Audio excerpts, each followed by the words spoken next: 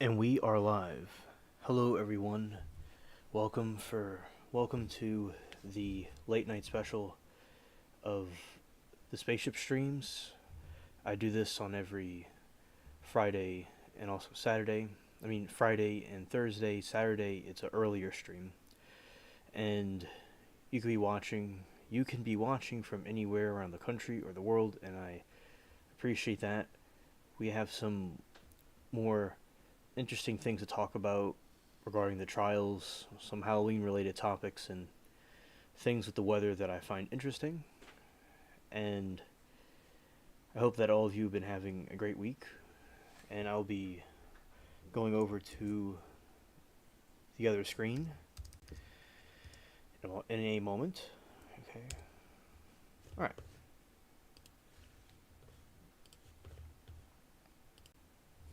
Alright, here I am. Hello, everybody. And I am here in this. I didn't mean to do that. Okay. So, basically, today with the trials is something that I've been focusing on, and it was some more cringe today with with the other son of the mother that was allegedly deleted her husband. That one was very cringe. He seems very selfish, and like he'll try to he did stuff with the farm animals and all these different things that he did around the area, but he, in my opinion, is saying that because he's trying to come off a certain way as a manipulation tactic. And hello, Matt. Good to see you. Welcome all Earthlings. We are live. And also, today, many in the chat, some people had different opinions, but many agree on the same principle that he was completely spoiled and fake, and that we believe that, in our opinion, that he and his brother had something to do with the death of the father. And hello, Dwayne, shout out to you. And also, happy Friday. Regarding the streams, people have confusion about the streams, and I go live late on Thursday and Friday. And also, I go live a little bit earlier on Saturday. Also, I'm going to. So, those are the three you all could, know officially. And hello, Primal, good to see you. And so, basically, what I do is I am going to do other streams, and y'all will hear about them through my posts I'll make. And there will be some Fridays where I might do it earlier. And there'll be new days I'll do it also. But as I said, Thursday and Friday late, and Saturday it's a little bit earlier. Alright. And also, I hope that all of you have been having a good week. Everything's been going good with y'all. And also, I'll be starting the game up and play the game and talk about the different topics and things like that.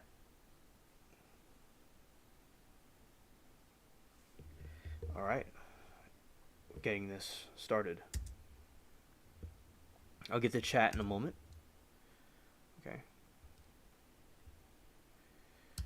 See how this game goes. And I'm excited for the spooky season.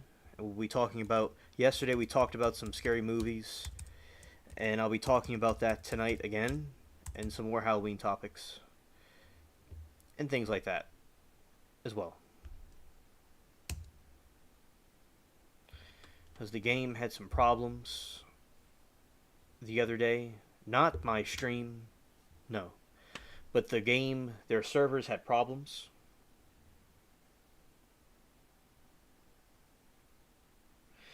And I had a big loot, and I lost all the loot, but thankfully I didn't lose my ship. So that was a good thing.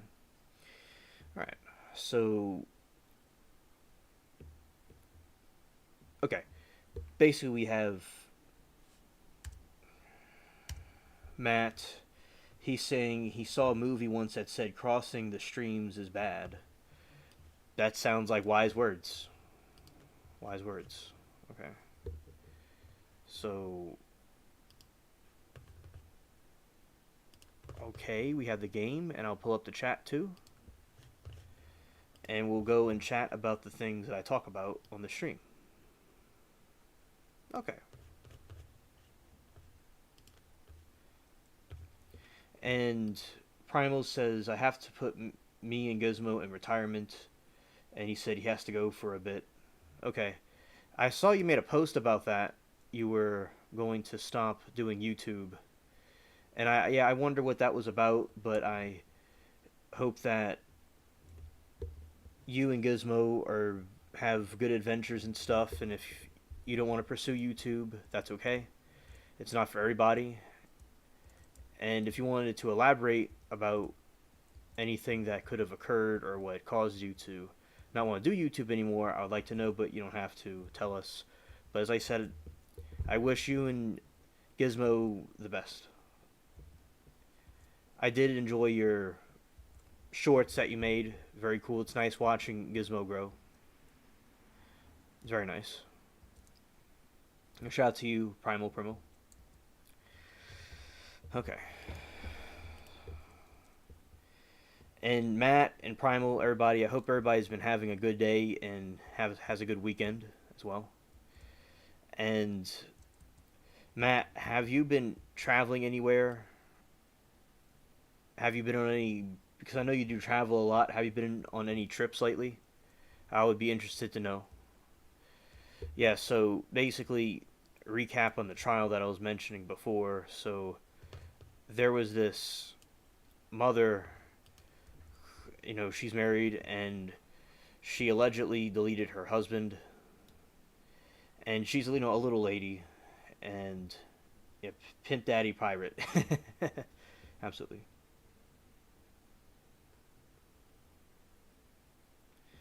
Okay. And also Primal says, I have decided not to do YouTube because I have been busy lately and it takes a lot of time to do YouTube. Okay. That's understandable. Life can be busy. And I know you were doing stuff with college, so I understand. Have a good night, Primal Primal. Thank you for telling us and stopping by.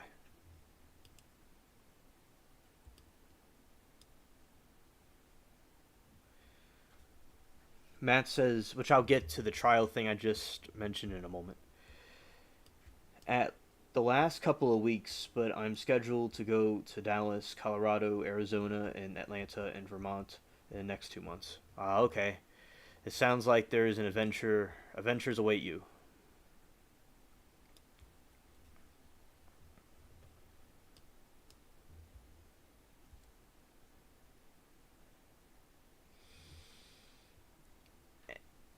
Also, so basically, she was deleting. They accused her of deleting her mother, and deleting her husband, and the two sons came on the stand and talked about the situation, what they did, and they're saying how they're innocent, but they're not on trial. They're just on the stand as witnesses. So then what happens next is they were one of the sons was really talking about the different stuff he did with the farm animals, things he did with managing the finances, well, basically just to give himself money, and how much he was reliant on his parents. And interestingly, the father said he wanted to cut off the two sons, and then he gets deleted. And they also showed the bullet that was on the floor, and basically inferencing that he had something to do with it, not the mother. And another thing, I understand the father, for this little older lady to pick up the husband and bring him to the fire pit. So the husband's corpse was burned in the fire pit, and there's no way this older lady is going to go and do that. Pick him up and all. She wouldn't be able to pick him up, so it was most likely that the sons did it, and they framed their mother for it because they're greedy and they wanted the money, and they're very self-reliant on their parents and not doing their own thing to make money.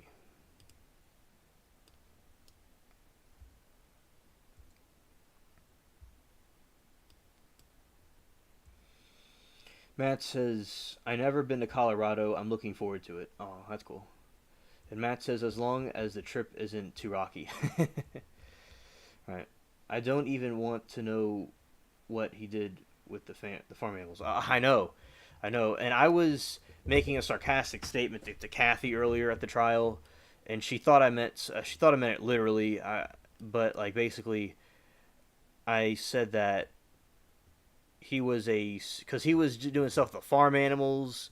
He did a lot of stuff around the area, and I'm just like, he's a multitasking superstar. I was being sarcastic, but I didn't put JK or anything, and she thought I was being like serious or admiring what he does for animals, which because I do stuff with cats, but that's not really actually what I was saying. But basically, she was saying that she understands because I help stray cats and stuff, and she was saying how Gandhi said to help the animals and stuff like that. And I said that's true, and I understand that, but I was just being sarcastic because he's trying to look like he does all the stuff with farm animals and doing stuff around for his family, but I do it because I actually mean it. And I like farm animals too. I don't have any of those yet, but I will get them at some point. I've just been very busy with YouTube and things like that. But basically, he's saying that stuff because he's trying to make himself look like he's a goody two shoes that can't do anything wrong. And the dude's neck is an abomination. I remember they always said if someone gets a beard strap, which if any of you have these kind of styles, I'm sure it looks good on you, and have to let me elaborate to finish my point. I'm just talking about this person specifically. So basically, there's a beard strap, which is a cool style. It was similar. It wasn't a beard strap exactly, but it was some variation of it. It's not exactly like that, but it was similar. And the whole neck was shaved, and he just looked real menacing looking and strange looking. And Kathy was agreeing with me, and that I was just basically saying his neck is an abomination, because they usually say that it's best to let hair under the neck when you have a certain style like that. But had I've had a similar beard style before, but it looked fine on me. But this dude, his whole neck was like shaved, and then he has the beard. He just looked like a giant, kind of like a tortoise or a turtle looking dude. And he has like a menacing look, like he could have some horns on his head. And the reason why I'm roasting him is because also what he was doing to seeing like he deleted his father, apparently, in my opinion, to get the family money and blaming his mother. That's just not nice. And he's not even that stylish looking either. So you have these factors, and yeah, he was just, they're showing different scenes of the bullet on the carpet. They were showing things like that. And I mean, I think that, to me, it's pretty, even if there's no way to, I think there's clear proof and evidence for it, in my opinion, but these people clearly did it, the two brothers. There needs to be a trial for them, because, the stuff they said about their mother for greed and money, in my opinion, is just really not nice. And the mother was very upset, the one on trial, because as I said, the father and them didn't get along as well as they were claiming, because he was saying that he was going to cut them off, but hey, they went and deleted him. So, yeah, greed and people that just don't care and lack empathy and all, they're really just things can turn out very ugly. And the greed and people that are like sociopathic, it's not a good combination.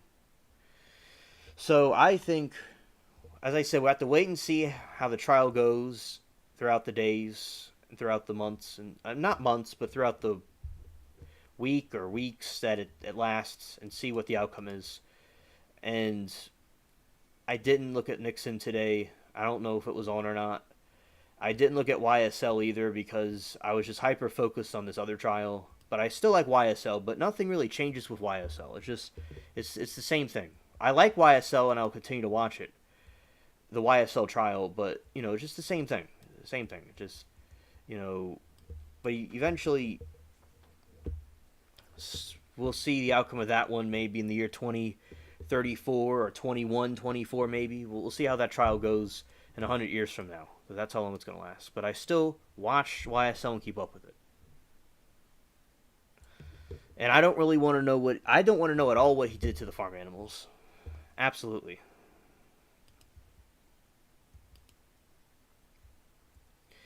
Matt, what's the weather like where you are? I'm curious. You know, down here, although to most of you up north, it wouldn't really be what you consider cool weather at all, but it's much cooler than it has been, and the cool front came in, and the weather is more pleasant now. And so it cooled off down here, and it's nice and getting close to fall weather, and that's what I like. I like October weather. It's nice when the weather finally gets like that here.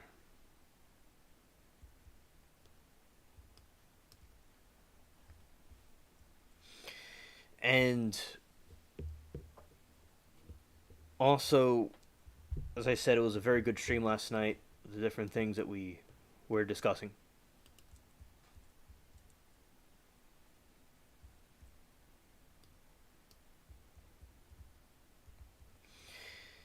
I think that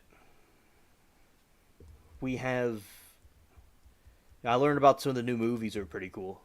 Some of the new horror movies. I liked it. Matt said 79, 80. Okay. But that's the highest it's been in weeks. Oh, yeah, yeah. It's much cooler up there. During the daytime, it's probably in the 80s, I guess. But I think it's been around. It fluctuates, but it's been around the 70s. And now it's in the mid 70s right now. And I think the other night it went into the 60s a little bit where I am.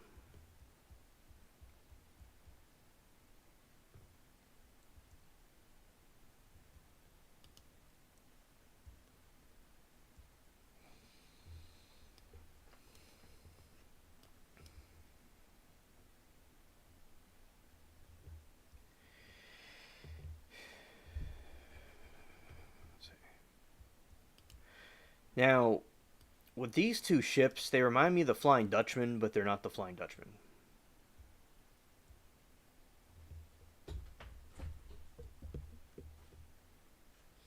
But extremely similar.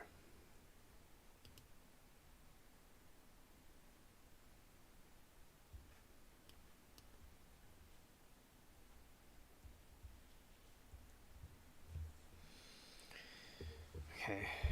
And we'll talk about. Yeah, because yesterday, Matt, we're talking about the movie, and it was based off of a cannibal from Scotland. But, it's in the desert, in the Mojave Desert. And what happens is this family goes out there and there's cannibals. So that is basically what it's about. And it was based off of the Scottish cannibal. And also it was based off of Hansel and Gretel. So that was pretty interesting to know.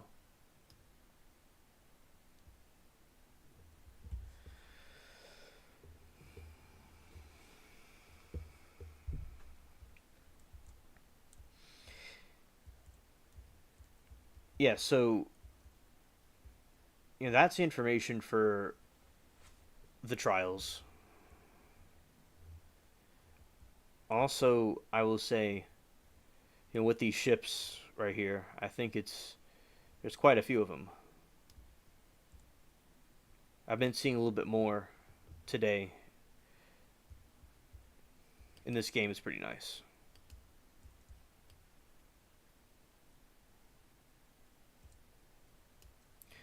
I'll say Halloween is one of my favorite seasons.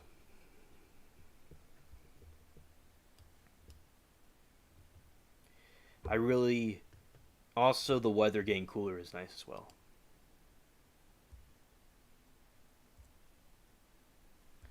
It's the ogre.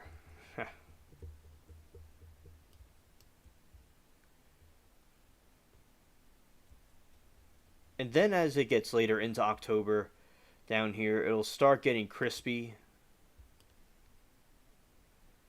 and cool. And that's really nice. I like it when it does that.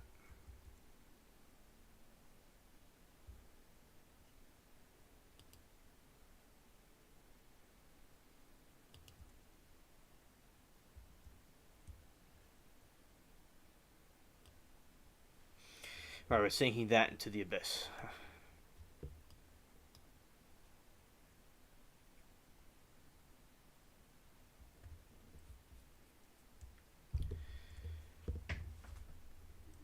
And I'm excited to see how the different things with the garden will turn out. Oh, my friend in the game's here. Not in the stream, but the other stream. Alright. And but as I said, basically, the fall garden will do good. Now the hurricane did some things with some of the sprouts that I had, but it's not a big deal. We're in the there's still time to grow the fall stuff. It's just that the hurricanes that hit my state way a month ago or so, that caused a bit of a problem because of excessive rain. Excessive rain. Hello, Stranded. Good to see you, fam. Good to see you. Stranded, I hope that you're having a good day and you're having a have a good weekend.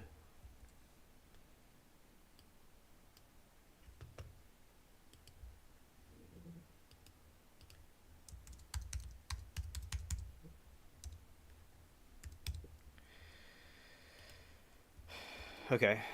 Also, possibly we could do the calls later. Also, if Stranded is up to it, and basically what I was doing was what we did, Stranded.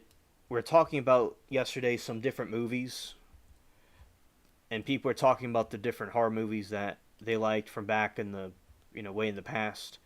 I learned some new things. There's this one about in the desert. It was pretty cool. And there's a cannibal. These cannibals that are in the desert, and this family goes in the desert to go camping, but there's cannibals there. And the story was based loosely off of Hansel and Gretel, and I thought that was really really nice.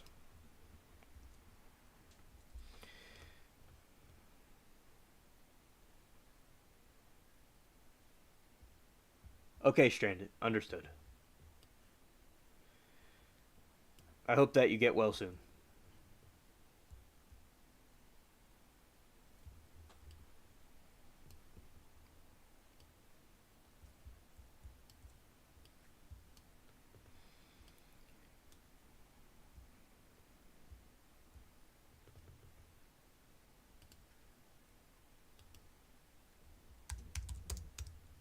All right.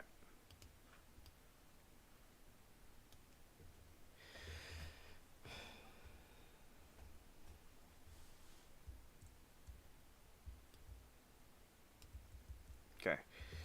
Yeah, and also I was talking yesterday, Stranded, about the FEMA cringe that they were doing and how they were causing, you know, how they want to focus on certain groups, but they're insulting the groups that they claim they're trying to help, and everybody gets affected by a hurricane. It's not just certain groups over other groups. It's a very silly way to think. Something that I was thinking about is very interesting. Something that fascinated about the Michael Myers movie Halloween was that there's the Curse of Thorn, and that was and it goes back to the ancient Celtic times in the story, and that's what caused him to do that. And there's a constellation, if I'm recalling correctly, that it's under, and I thought that was all very interesting to me.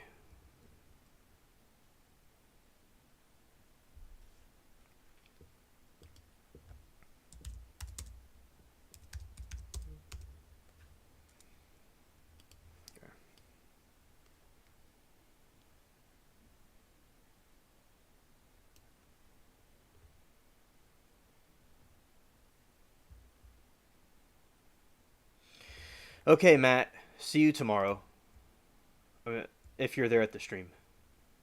The other streams, yeah. I'll see you at some point tomorrow. Yeah. All right.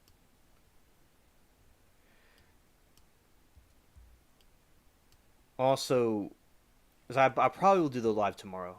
Yes.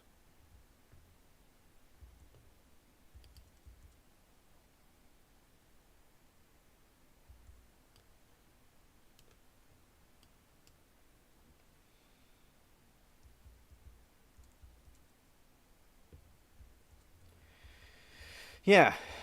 Also, another thing is that I think people, are very divided, and I think it's good for people to be united and come together.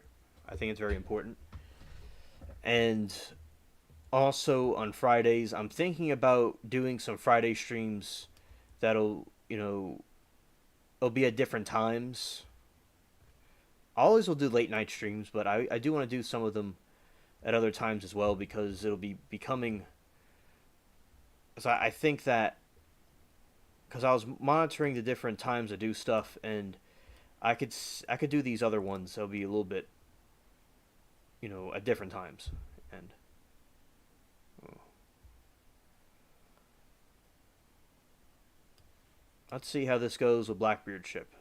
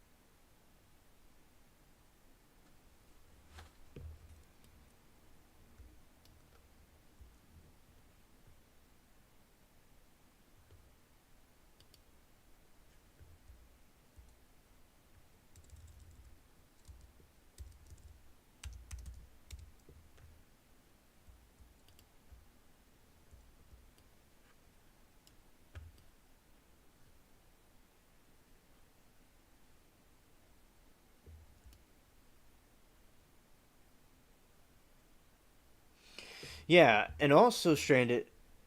Basically, the late streams are fine too because there are certain people that like the late streams. There's certain people that like to come to them, and also it's just the reasoning behind it in this modern time period is because let's see what's he saying.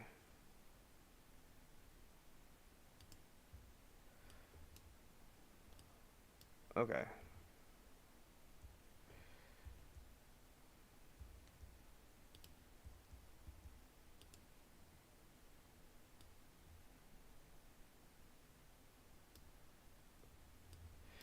Oh, I got distracted by the game for a second, Stranded. But it's basically that the night streams were for people a long time ago that liked liked the late night streams for various reasons. There was some people like the less people. Some people liked the the less people. There are certain people that were coming at that time, but as time has gone on, there's more people at the stream now, and it seems that doing some that are earlier more often because it seems that more people would be or prefer the earlier streams because there's certain people that I want to reach. But as I said, I always will do late night streams.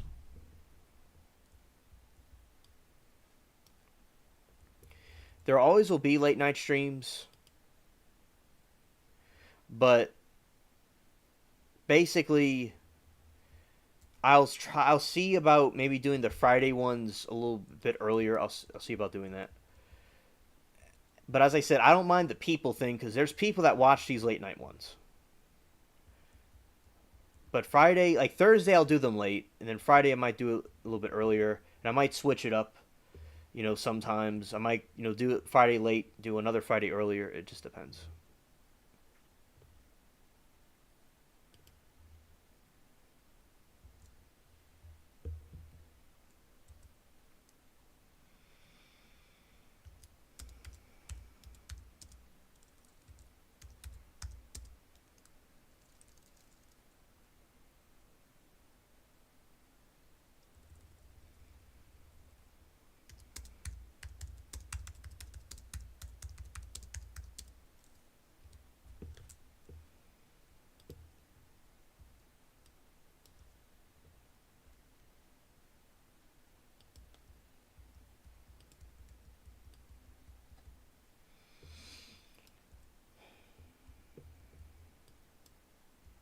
But tomorrow, Stranded, I'll be doing the Saturday one. I'll be doing the one Saturday.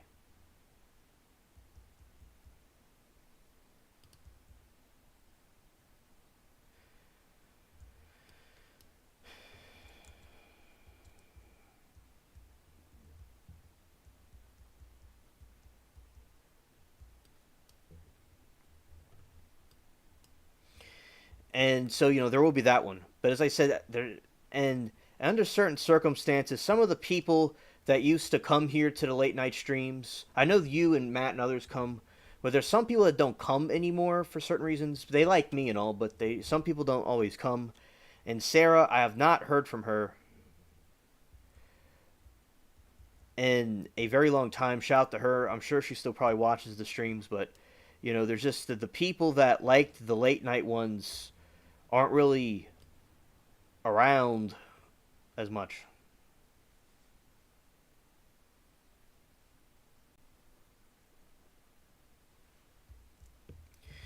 Yeah, yeah. So and Stranded says the late night streams are good, like you said, less people, but having some early ones will get more people and help the algorithm.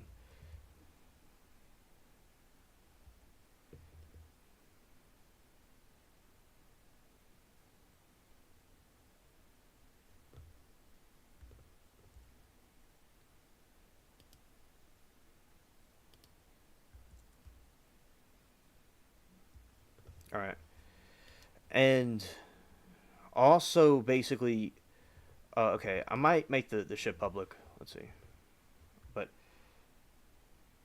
tomorrow I'm not too sure. I believe probably 5 to 6, something like that.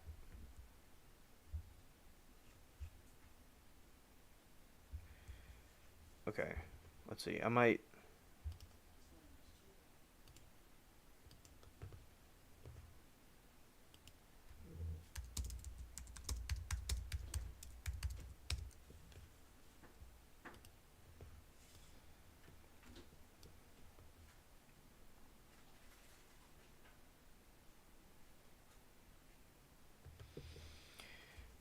All right.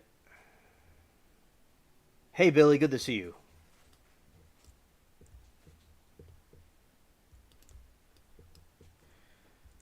No, no one dislikes you, Billy.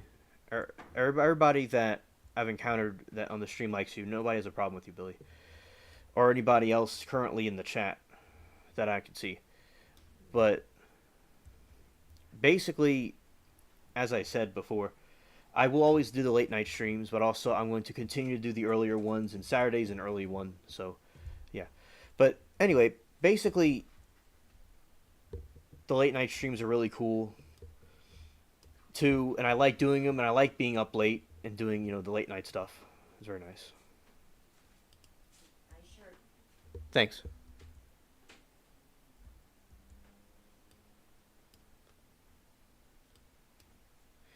Right. Yeah, understood, Stranded.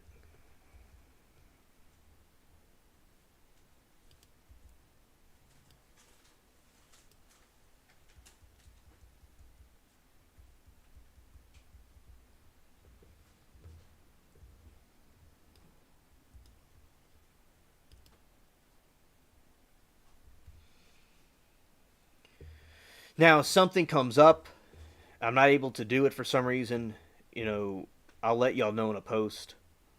But basically, I am going to, hopefully, as I said, everything goes well, we'll be live.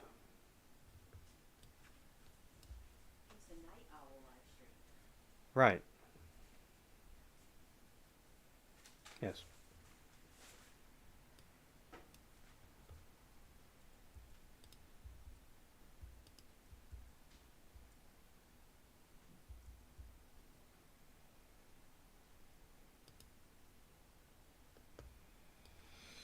And also, I'm a little bit focused on the ship, but yeah, there's a lot of lag in the game. Nothing with my stream. It's with the game servers.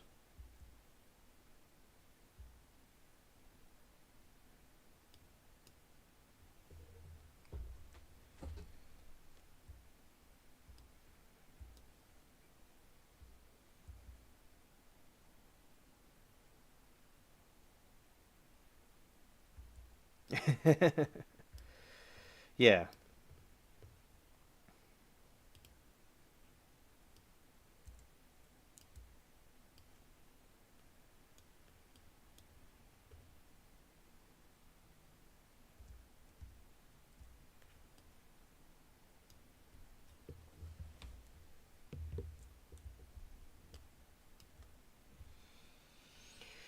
And her got SC got it into with a troll last week. Happens when I'm not here.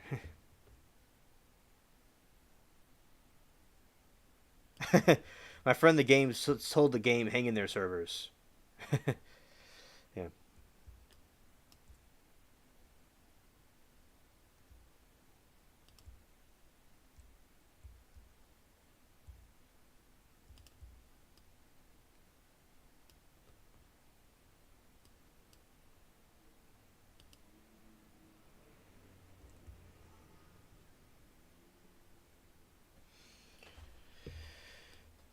And the server in this game is acting goofy. All right, we made it. Now we're gonna probably fight the navy now.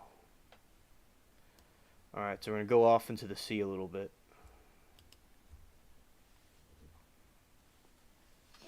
Yeah, and stranded. My weather over here has been cooler, and I really have been enjoying it.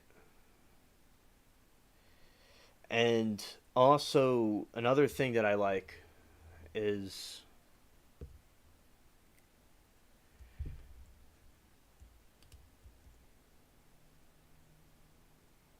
the weather. I got distracted with the game again. So yeah, the weather's been pretty cool, and I've been enjoying it. And it's nice, kind of getting close to October type weather. And also another thing that I like was the different on YouTube. There's Goosebumps. They're like airing it live, and I've been watching that. It's pretty. It's been pretty nice. And also Stranded. I was talking about the trial earlier, and it seems that the two sons were doing something that had something to do with the father being deleted, and they're blaming their mother for it because they wanted the money. That's what it seems like from watching the case. And yesterday, Stranded, I was talking about Roblox.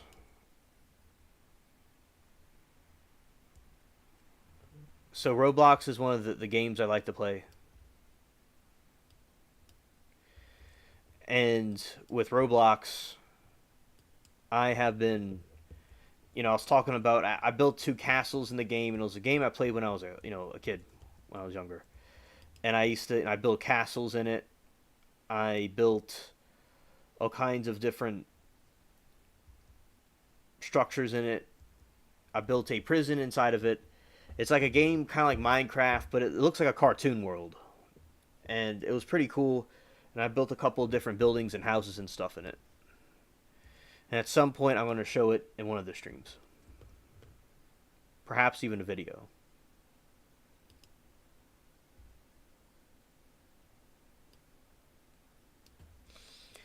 I don't know that the servers might be goofing again.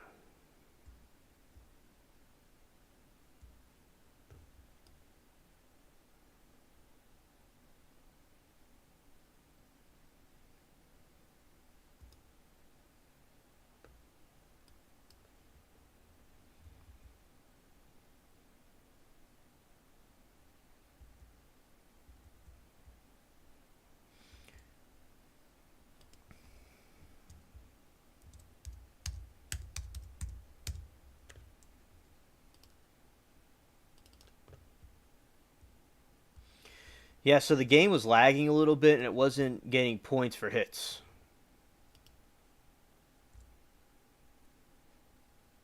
My friend in the game said that the servers are angry.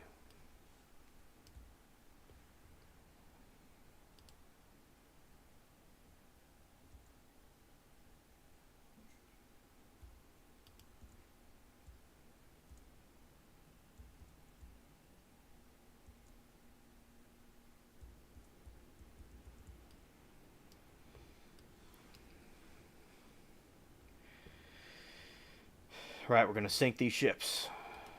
Yeah, so that was the trial. And then the guy was talking about on the stand about the farm animals and stuff he takes care of, but he was just saying that to, well, he has to say on oath what he does, but he's also tooting his horn, making himself look like he's goody two shoes.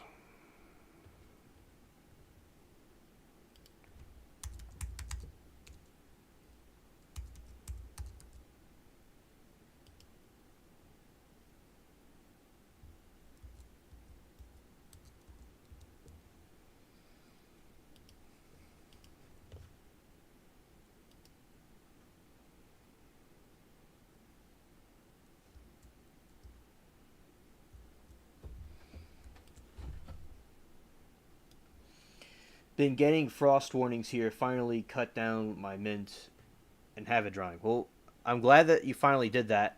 You got to do that, Stranded. And also, as I said, if you want to, you could get stuff to cover your plants when it gets when it freezes. If you're interested, or what you could do is you can get another one like later. You could just let it die and get one later, or you could bring it in briefly. It's up to you, but yeah, the frost will probably delete the plants.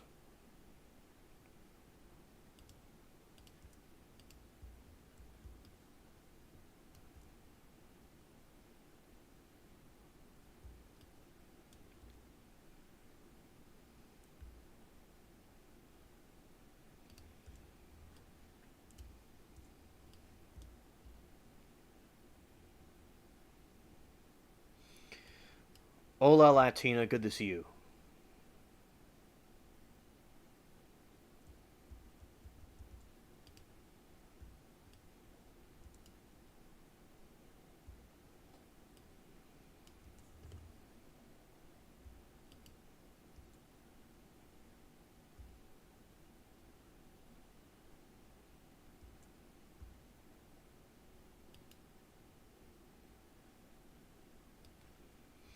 Looks like the lag is helping out, actually.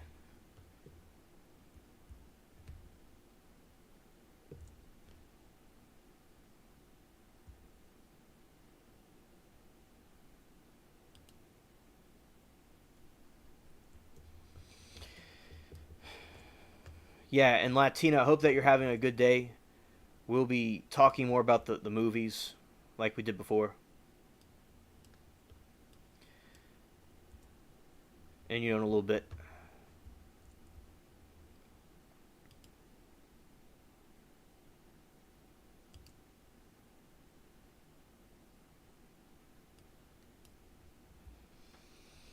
And it looks like the game servers are being goofy for a moment.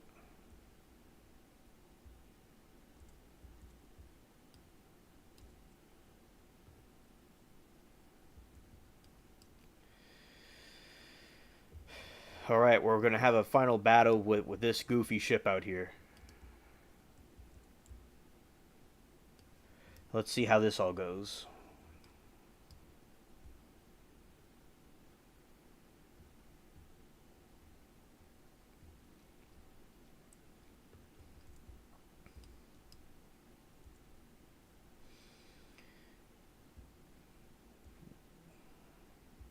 We will be reviewing more about what we were talking about yesterday. It'll be really nice. And also, it'll be interesting to see about, I'll be getting myself some Halloween stuff and I'll be decorating and things like that. I'll be, updating you all about that as time goes on. I like making little Halloween videos and stuff.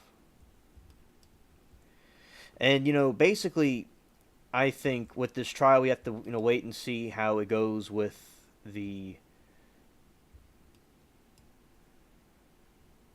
mother trial. And there's a holiday Monday, so there's gonna be no trials Monday. Yeah, I was reviewing some Bible study stuff. It was pretty cool. I liked it. We're gonna take this thing out, then I'm gonna go dock.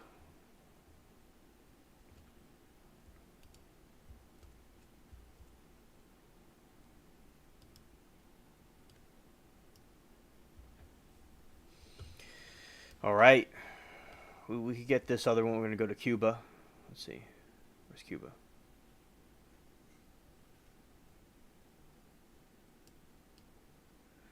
Cuba's on the other side of the world. All right. So I have to go on the other side of the world.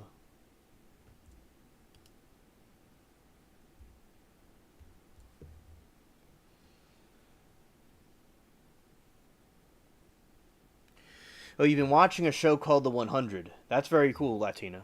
I'm glad to hear about that.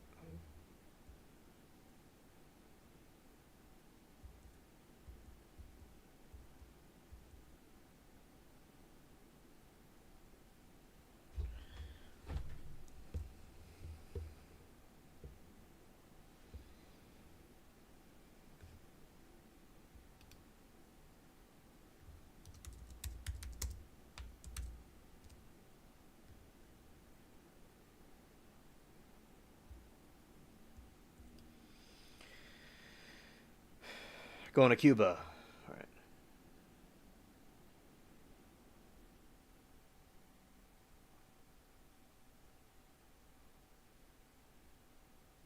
Okay, Stranded. That's understood. You're going to let them go for the year, and then you'll grow them back another time. Also, you could save some seeds. That'd be nice.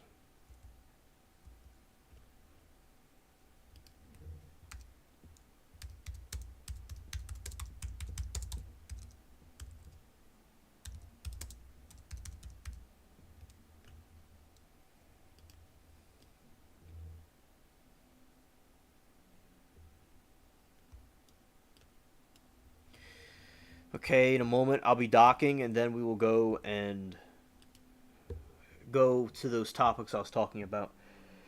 And yeah, I just have been.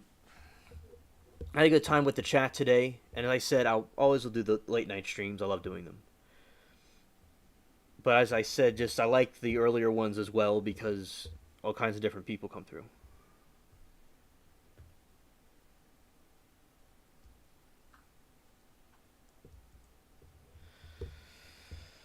All right, we're going towards Cuba.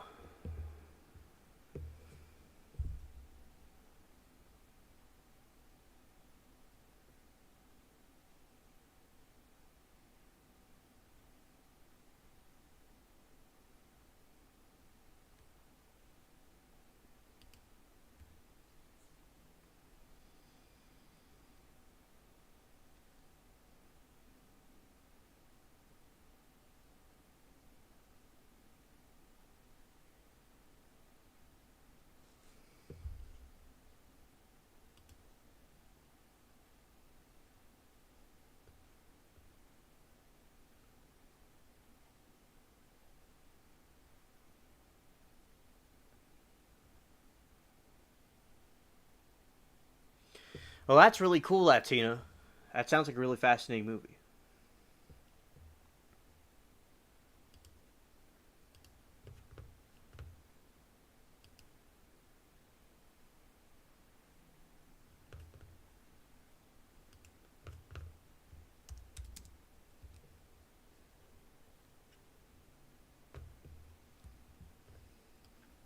Uh oh, this is the wrong port. Wrong port. I have to go all the way back around.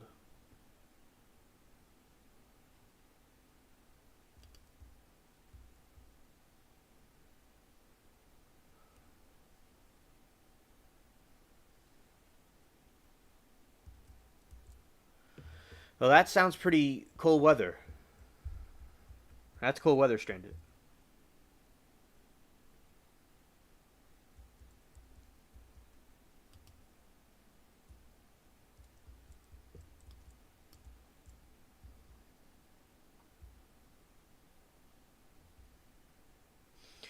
It gets cold down here, and there's also freezes here too. You know, and also in the game that I made on Roblox, it was like I liked how you could just go and create all kinds of different things. And I was able to, I created, as I said, the prison. And the prison had a bunch of stuff in it where you can go and, open a door and close a door and lock it. It was pretty cool.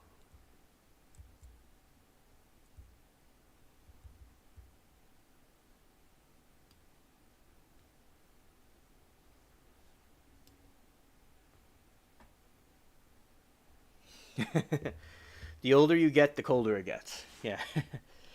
Yeah. And one thing I like about Halloween, I liked there was these spider webs I always thought was fascinating. It's like you get the spider webs in a thing and it works. And it comes in different colors. I always like that. It's very cool.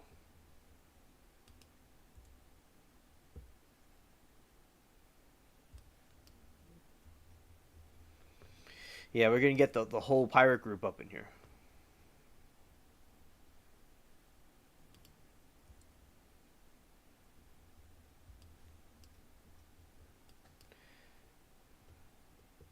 All right, we're getting a full war going on here.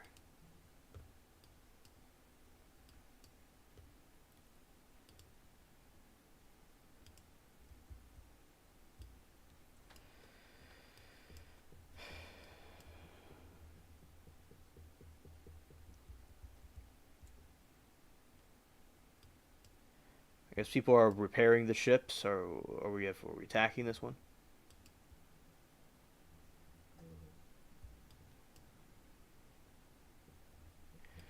All right, that's great.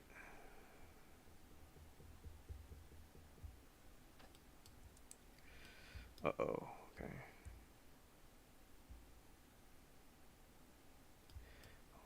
The game. So in the game, I'm attacking these ships, and I have to move up a little bit, or just fire right there.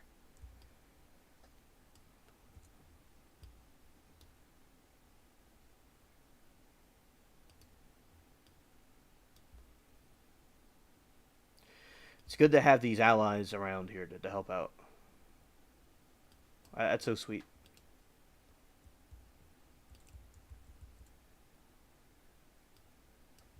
Well, that's good. I really appreciate the teamwork here. We have other ships helping us. Other players are helping us right now.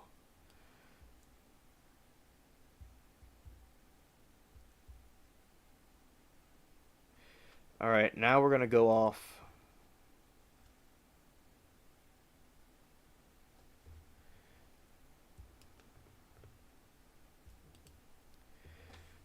We're gonna go right to land.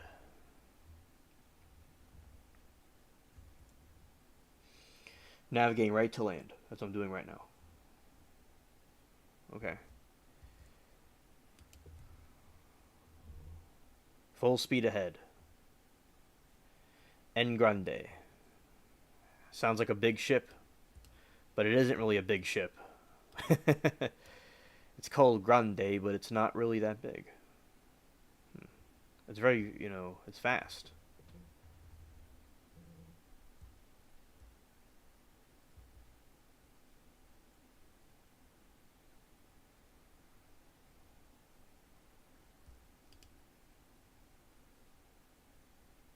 All right, it worked this time.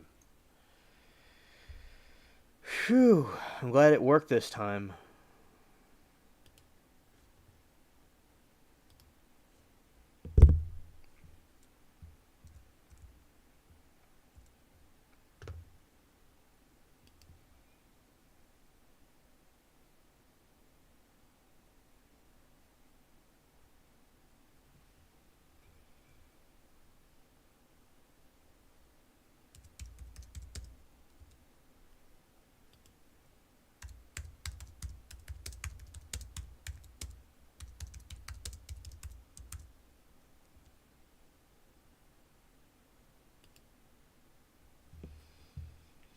I'm telling people in the game they did a great job helping me out.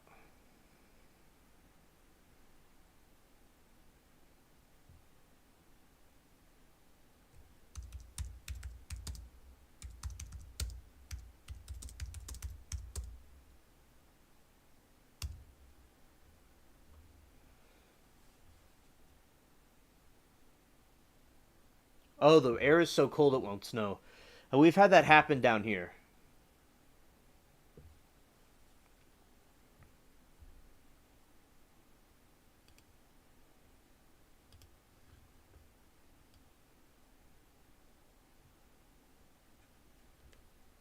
Yeah, so those are my friends in the game. Really cool. Let's see.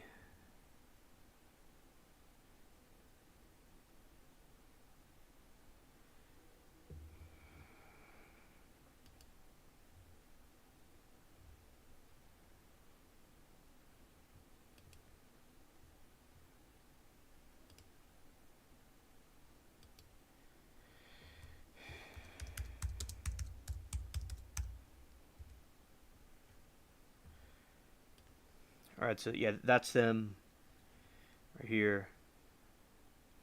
Yeah, that's us just chilling in the Caribbean right here. And that's me with the gangster outfit. All right. So what I'm going to do now is I'm going to go and I'm going to go and show you all something else in the stream. Devil's Anvil, okay.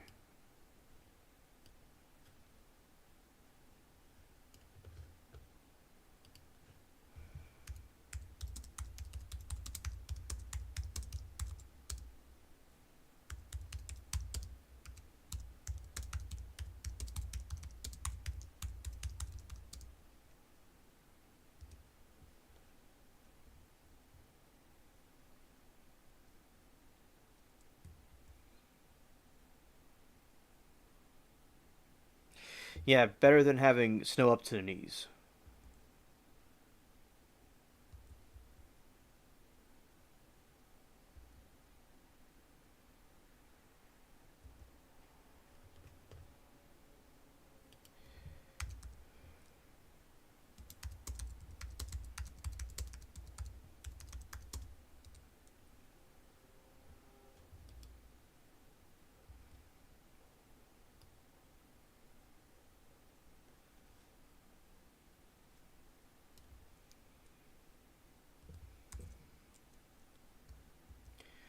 Let's see.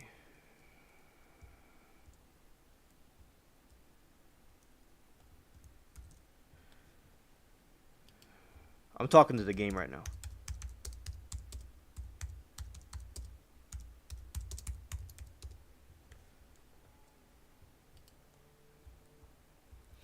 Last time we had a big snowstorm, we got over 20 feet in 24 hours.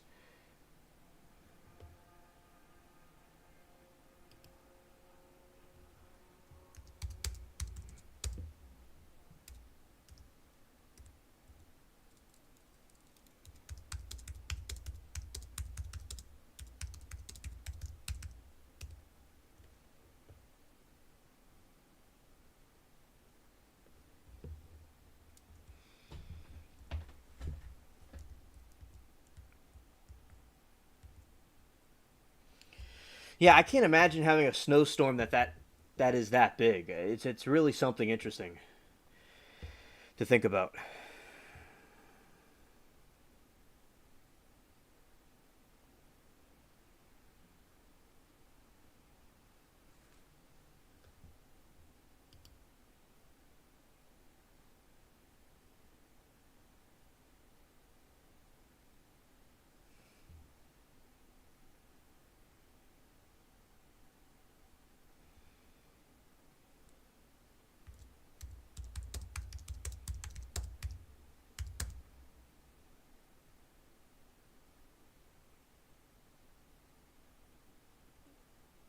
Let's see.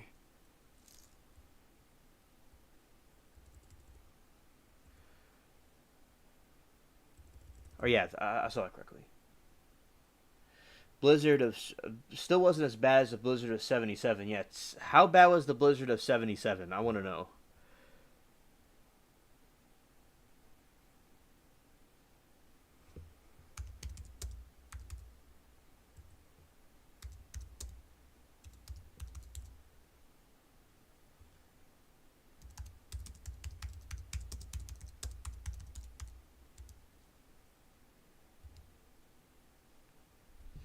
In the game, we're talking about the Northern Lights. Some of them saw the Northern Lights, and where I am, you can technically where I am. I either was out at the wrong time, or I didn't completely see it down here. I might have seen it a little bit here, but north of me, across the lake, they were able to see it pretty good. Whenever that happened.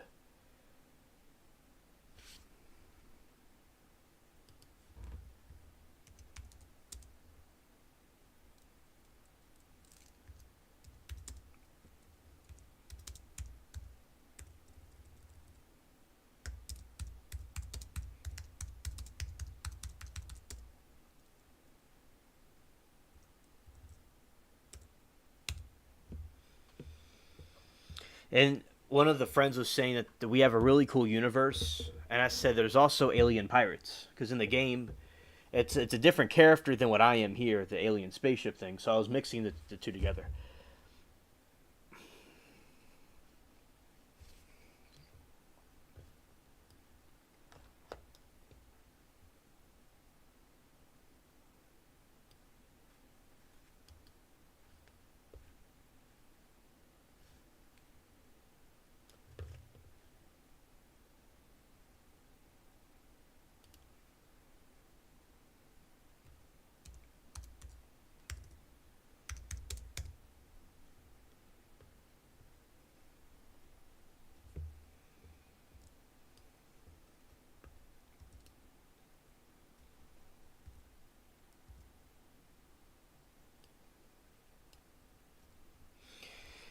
Yeah, and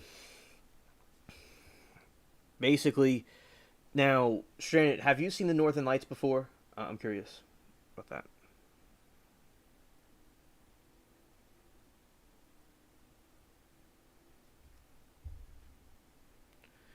Let's see.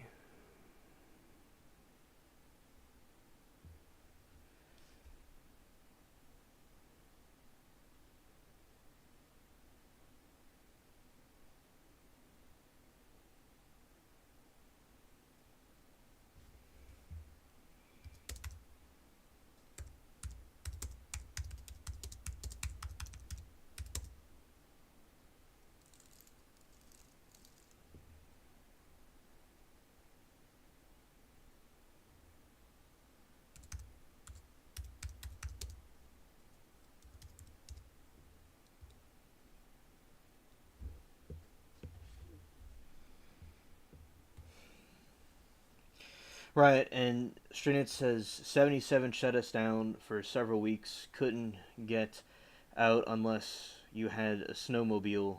They had to airdrop food and medical supplies. They couldn't get ambulances through. People need help.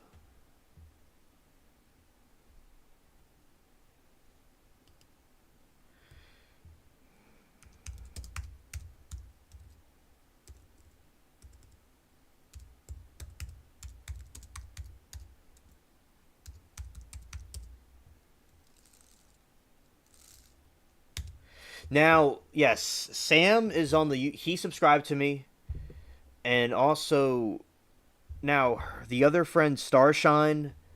I'll get her. I was telling her I was doing the stream, but I'll get her on the stream next time. Like not on the stream, but on the channel. But so basically, I was giving them like the other person doesn't know about the channel. I'll tell her more about the channel. She's another friend of mine on the game, but so far Sam is the one that's on the channel. He subscribed to me. Yeah. All right. So that was a cool friend. You know, she Starshine has not. I've done stuff with her in the game, but Sam's the one that usually comes with the philosophical clam. But yeah, but that philosophical clam and Starshine, I'll get them on the channel in the future. All right. Okay, now we'll be going to another segment of the game, of the stream. Okay. Let's see. Sharon says the Northern Lights. Yes, we get them down here from time to time, but all we see is green beans, bands. We don't get the full colors. Down here, it was like purple. It was like a purple hues.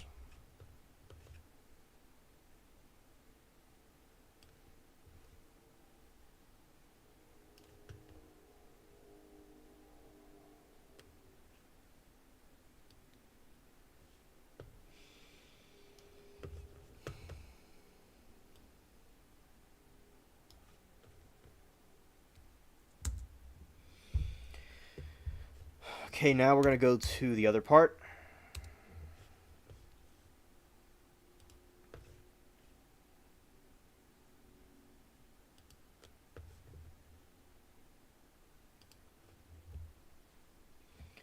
All right. So right now we are doing the other part of the show. We'll be talking about the some of the horror movie stuff and the Halloween things that I was discussing, and other things in the news and stuff like that. So shout out to all of you. I appreciate you all for joining us, and we'll be talking about this for a little bit. All right, here we go.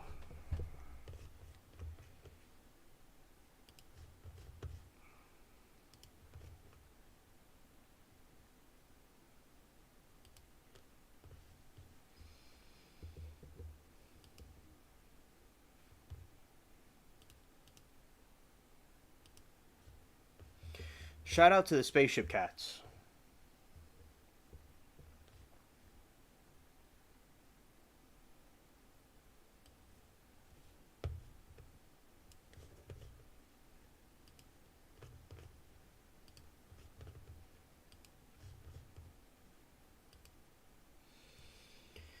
Hello, Mary Toodles. Good to see you.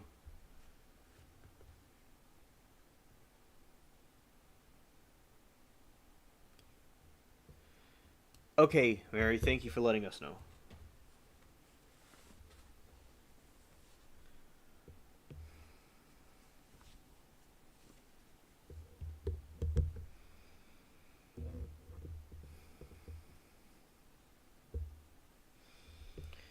All right, so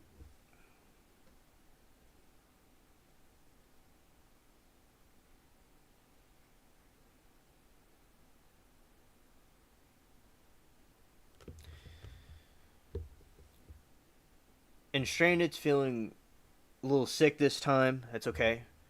I I'm going to talk about finish up what I was talking about yesterday. All right. So there's this movie that Shecky was telling us about. The Hills Have Eyes, and it's a little bit of a graphic horror movie.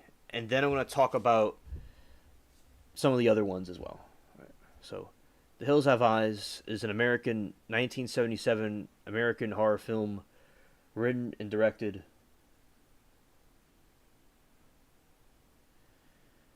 and edited by Wes Craven and starring Susan Lanier, Michael Berryman, and Dee Wallace.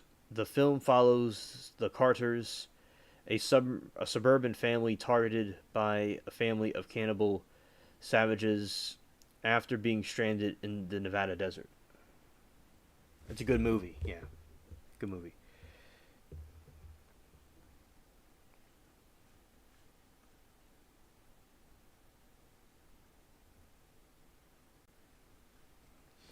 Yesterday we talked about the plot.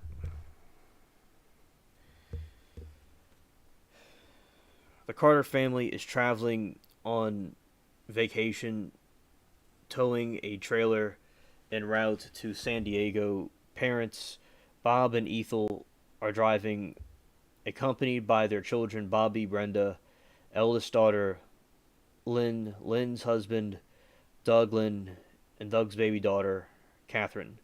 In Nevada, they stop at Fred's Oasis for fuel, where Fred reminds them to stay on the main road as they leave.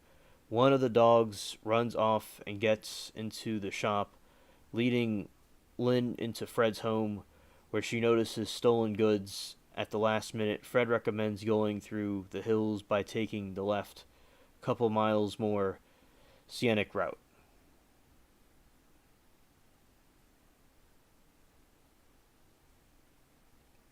Wes Craven did Nightmare on Elm Street also. Mary says he based Freddy on a guy who bullied him. I didn't know that. I thought it probably had to do with something like that. I saw Freddy.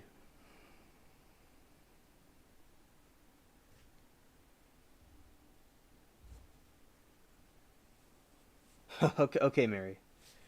Scared. The Carters decide to take the scenic route But due to the hidden spikes in the road, their tires pop, causing them to skid off the road and crash. The dogs are on alert, becoming anxious and barking at the hills.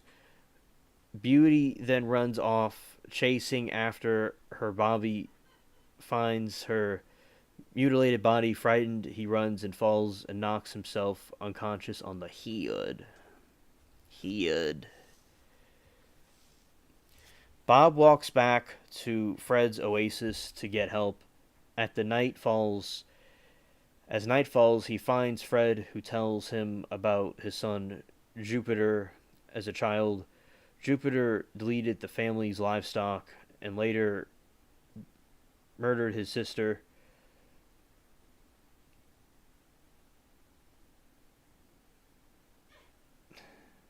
Halloween scary story time, right?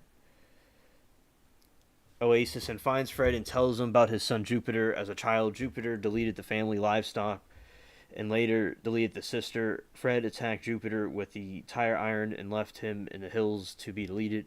However, Jupiter survived and said scared, and he was and survived and had hatred, and had children with a depraved alcoholic prostitute known as Mama. Together, they had three sons: Mars, Pluto, Mercury, and Vu's daughter Ruby. The family, led by Papa Jupiter, survives by cannibalizing travelers and stealing supplies. This had to do with a Scottish folklore about a dude that went and ate 1,000 people, 1,000 Sids, and he, I believe it was something like that. Also, it's based off of the Hansel and Gretel story. Papa Jupiter suddenly crashes through a window and says, scared? Just joking. And deletes Fred with a tire iron, takes Bob prisoner, and crucifies him. To just, put the cherry on top. Brenda finds Bobby still shaken up about Beauty, and the two return to the trailer.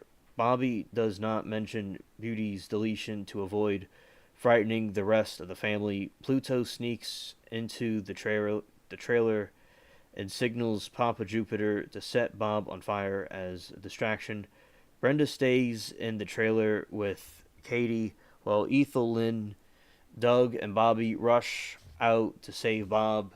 The Carters eventually extinguish the fire, but Bob is deleted shortly afterwards. As the Carters extinguish the fire, Pluto and Mars ransack the camper, and Mars grapes Brenda, scared. When Ethel and Lynn return, Mars shoots them both. Pluto abducts Katie and flees with Mars, intending for the family to eat her. Hearing their screams, Doug and Bobby rush back, only to find an empty Cadillac. I was joking. It was actually find Lynn deleted, Ethel morally wounded, and Brenda traumatized. I will look up Secret Window. Also, Stranded. That's how my stuffed animal talks. Torments and forces her to eat Beauty in punishment, and sympathizing with the Carters. The next morning, shortly after Ethel is deleted, Doug sets out to find Katie, while Papa Jupiter and Pluto set out to delete the remaining family members.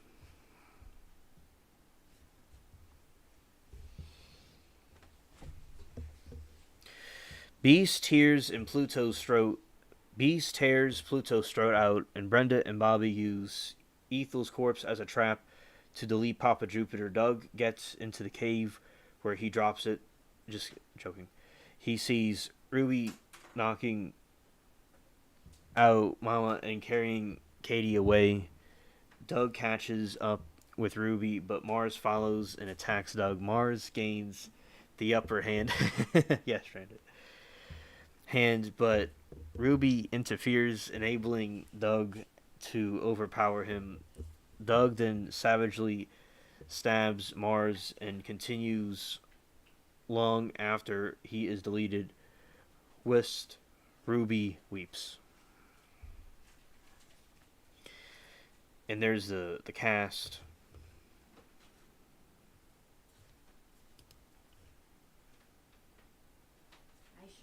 Thanks.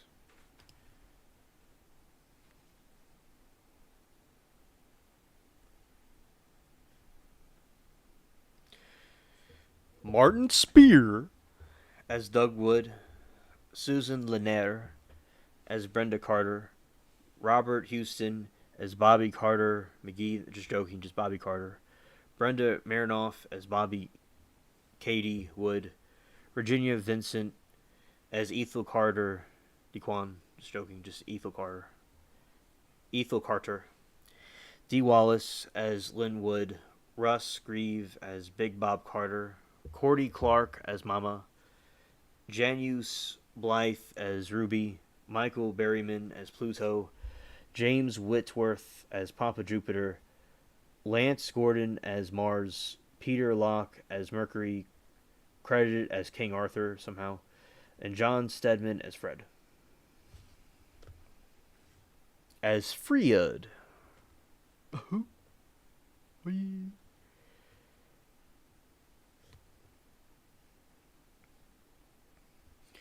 However, he could not find the producers interested in financing the project and did not feature the bloody violence.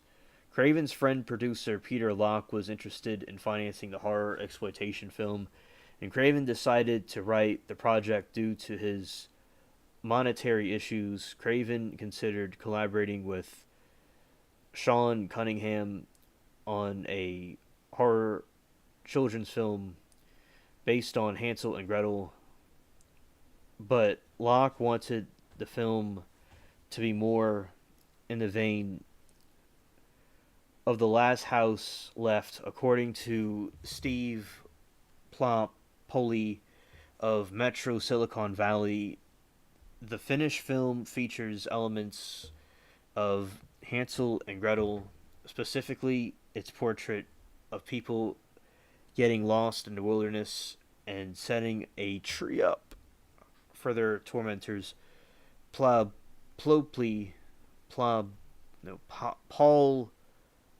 O'Polly also noted the witch from Hansel and Gretel and the villains from the hills both try to cannibalize children. In writing the project for Locke, Craven decided he wanted something more sophisticated than the last house the last house on the left. He added that he didn't want to feel uncomfortable again about making a statement about the human depravity.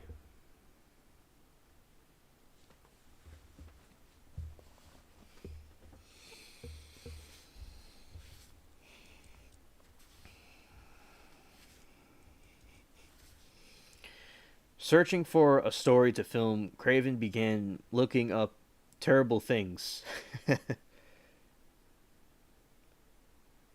Oh, Stranded, I just watched the 2013 Carrie movie. That's a very good one. I did not see the 1970s one yet, but I will watch it. But I saw the remake of it. Very well done. As I watched it just like a week or two ago, or three, or some, no, a week or two ago, and I was like, this was the perfect. Now this is the 2013 version, of course, but the other version's good too. I saw scenes of it, but the 2013 version, I'm just like, this is like the perfect Halloween movie. It's like the perfect Halloween movie for right to get ready for the season. I remember one time when I was over, my friend and I were watching Halloween movies. All right, so here we go. So I would say about 7 years ago this year, my friend and I, back in 2017, I remember we were watching on Netflix on his phone, was watching this Halloween movie. And it was probably either closer to Halloween or even could be this day 7 years ago. But basically, what happened was I was watching this about these people going to these haunted houses, and it was a group of people like in an RV or something like that, and they kept on going to these haunted houses, and they're real realistic, and they kept on getting followed.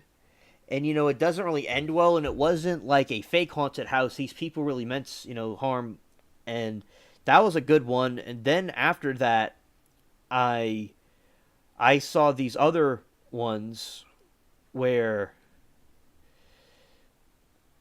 it was a like an I'm thinking of the word, that's why I paused. A couple of movies in one movie.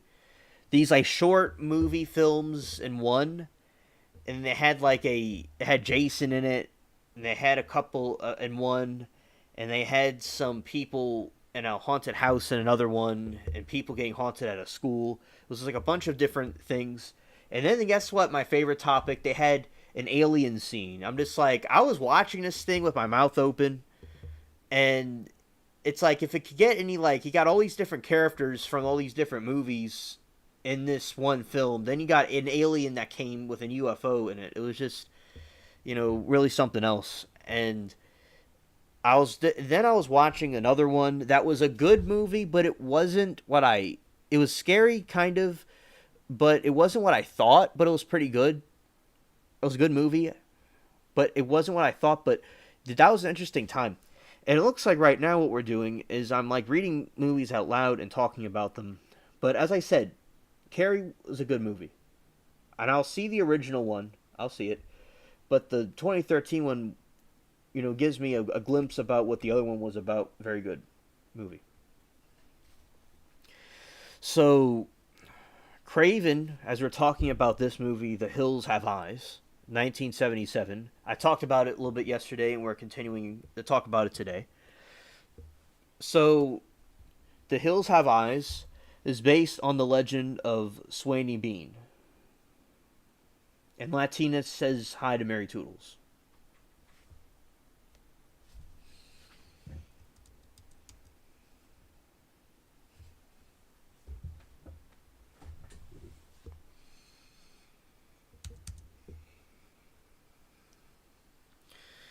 Searching for a story to film, Craven began looking up terrible things at the New York Public Library. While going through the library's forensics department, Craven learned the legend of Swanee Bean, the alleged head of a 48-person Scottish clan responsible for the deletion and cannibalization of more than 1,000 people. What interested Craven is the legend was how after the Beans clan was arrested, they were tortured, quarantined, no, tortured, quartered, burned, and hanged.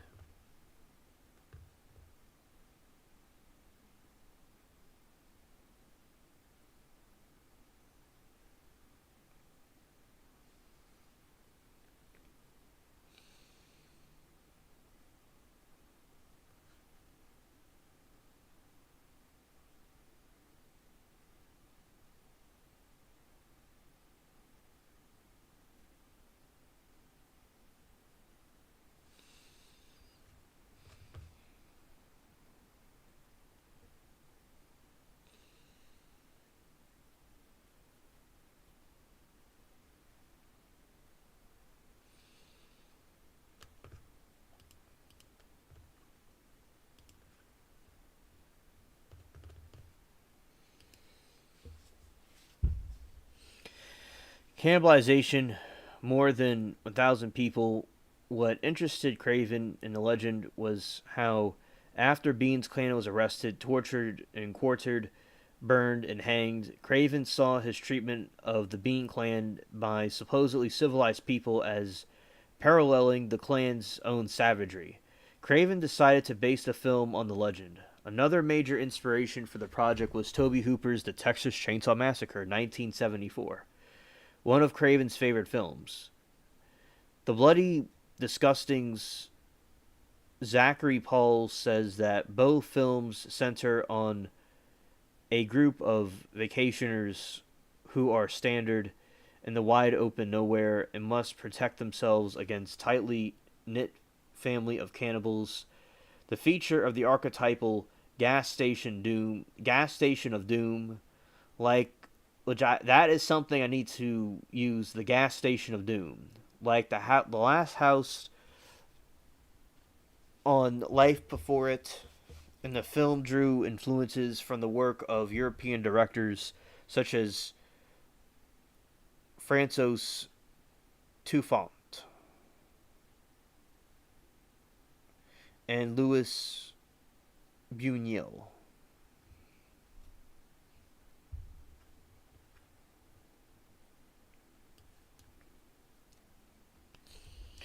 Latina says, stranded.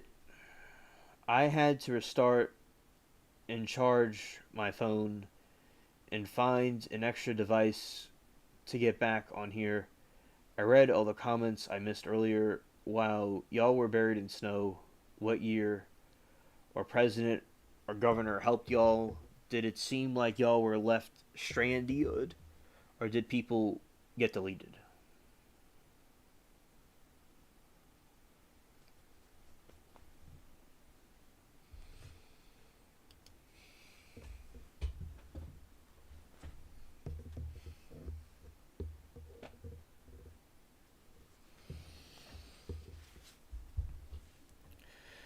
Other inspirations for The Hills Have Eyes were Craven's neighbors and family, on whom the Carters were modeled, and directors of Nightmare. John Ford's The Grape of Wrath. In 1940, the original script was titled Blood Relations, The Sun Wars, and set in New Jersey during 1984. Several years in the future, as Locke's girlfriend Liz Torres often performed Las Vegas. During the period Locke saw Hello Denisha, good to see you. Locke saw a lot of desert landscapes as the film being written and suggested that Craven set the film in the desert. Due to budgetary constraints, the film was written to have a few roles and set in a few locations. Originally, the film was to end with surviving members of the family reuniting at the trailer site, signifying that they could move on with their lives. Craven ultimately opted for ending where Doug stabs Mars as disgusted Ruby watches, as he liked to roll reversal, and an ending credited. Craven also wanted the two families in the story to be the mirror image of each other, believing that each would allow them to explore different sides of the human personality. Latina says, I am going to assume he wouldn't tattle on himself. For all we know, all those Holly weirdo freaks are probably the ones that are bullies. Some of them so rich they delete people just for fun. Yeah, yeah. I completely understand what you're meaning, Latina. And also, Denisha says there's many weirdos, and so many people in Hollywood have been calling him out. Corey Fieldman, Orlando Baxter, but people look at them like they're crazy. You know, with a lot of different conspiracy theories and stuff, like you'll see in the beginning they'll say that they look stupid or whatever, but in the long run, maybe not with all of conspiracy theories in history, but with a lot of conspiracy theories, they'll find out later that they were truth, or they had some truth to them, or there was a good reason behind what people were thinking. Like, surprisingly, like Bitcoin at one time was seen as something people shouldn't be getting, and same thing with other stuff. But people were found out that they were right later.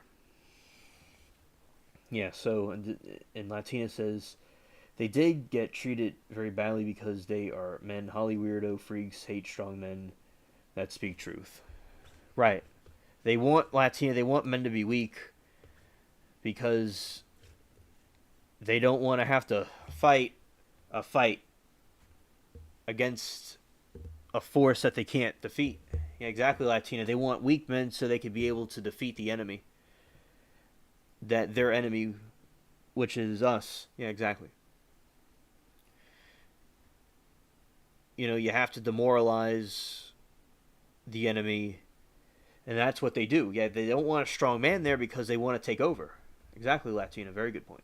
Indonesia. Both of you have very good points. Casting. Michael Berryman, who has 20 different birth defects, won the role of Pluto. He was elected by. All is good. All is good. Who. Michael, who won the role of Pluto, he was elected to be cast in a horror film due to his love of the Mummy Curse in 1944 and other black and white Universal classic monster films. The character of Ruby needed to be played by an actress who was a fast runner, so all the actresses who auditioned for the part were required to race each other. Janus Blythe won the part partially because she outran all other auditioning actresses. Locke wanted to make a cameo appearance in the film and was given the role Mercury, who appears briefly in the film. Locke was credited for the role under the name King Arthur. Gunnar Hansen, who played Leatherface in Texas Chainsaw Massacre, was offered a part in the film and rejected it, and that he could move to Maine and focus on his literary career. He later came to regret not appearing in the film.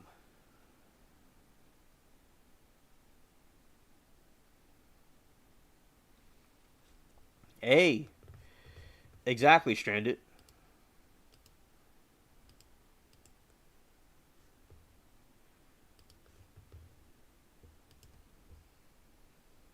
Some people don't like to hear the truth. People like to hear things they want to hear. And they don't want to hear something that makes them uncomfortable. And people don't want to hear something that, say people are doing something nefarious. They don't want themselves to be exposed. So exactly, Stranded. And that's how you can tell that, they always say to know yourself and know the enemy. In war tactics, that's very important, to know yourself, how you are, and know your enemy. So it's good, Stranded, when these things happen, we know who our friends are and who our enemies are. That's very important. Because if he didn't do that, we wouldn't know who's who. So you got to know who's on your side and who isn't on your side. You got to know, it's like, even if you're an alien or an earthling, logic, or a ghost, logic applies either way. Even if you're a piece of toast.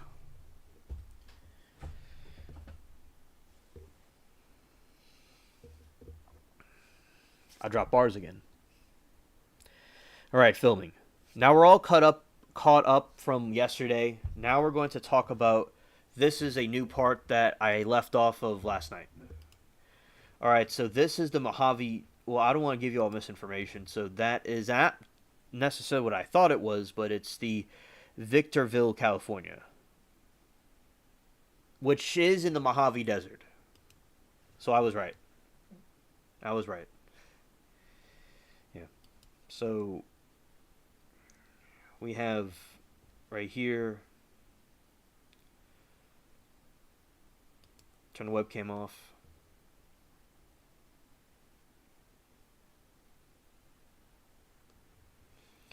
Yeah, so that is where this was filmed at. Very, a lot of wilderness, a lot of landscape there. The Mojave Desert. The Mac had an operating system called Mojave at one time.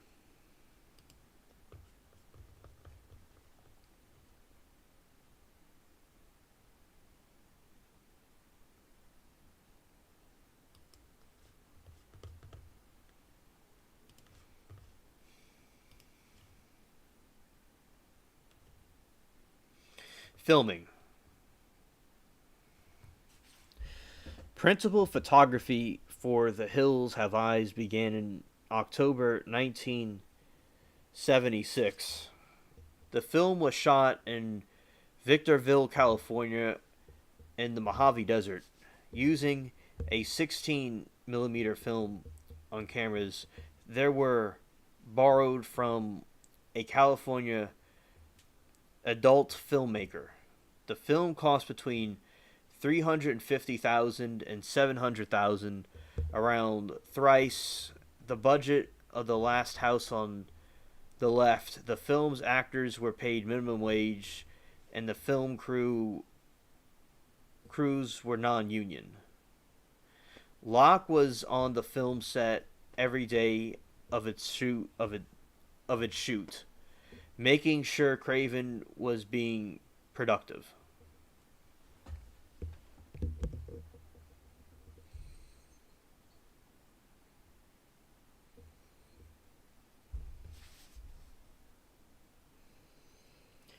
The shot was unpleasant for the actors due to daytime temperatures over 112 degrees Fahrenheit, 49 degrees Celsius, which dropped around 30 degrees, 100 negative degrees 30 degrees Celsius. Oh, around 30 degrees or negative 1 degree Celsius during the night, as well as the fact that they played physically taxing roles 12 to 14 hours a day, 16 days a week. As Berryman lacks sweat glands, the heat was particularly hazardous for his health, and he had to be attended to after the filming of the film's action scenes.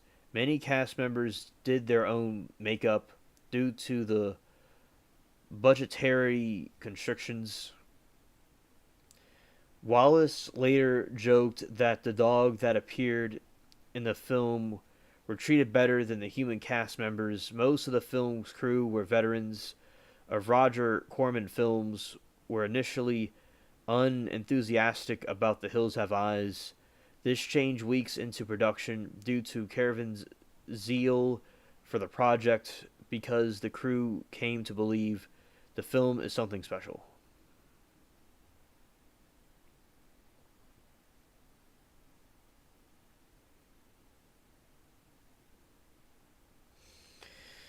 Stranded, Latina, they don't like him for a lot of reasons. It's just maybe one of the reasons they don't like him, but there's many reasons why they don't like him. And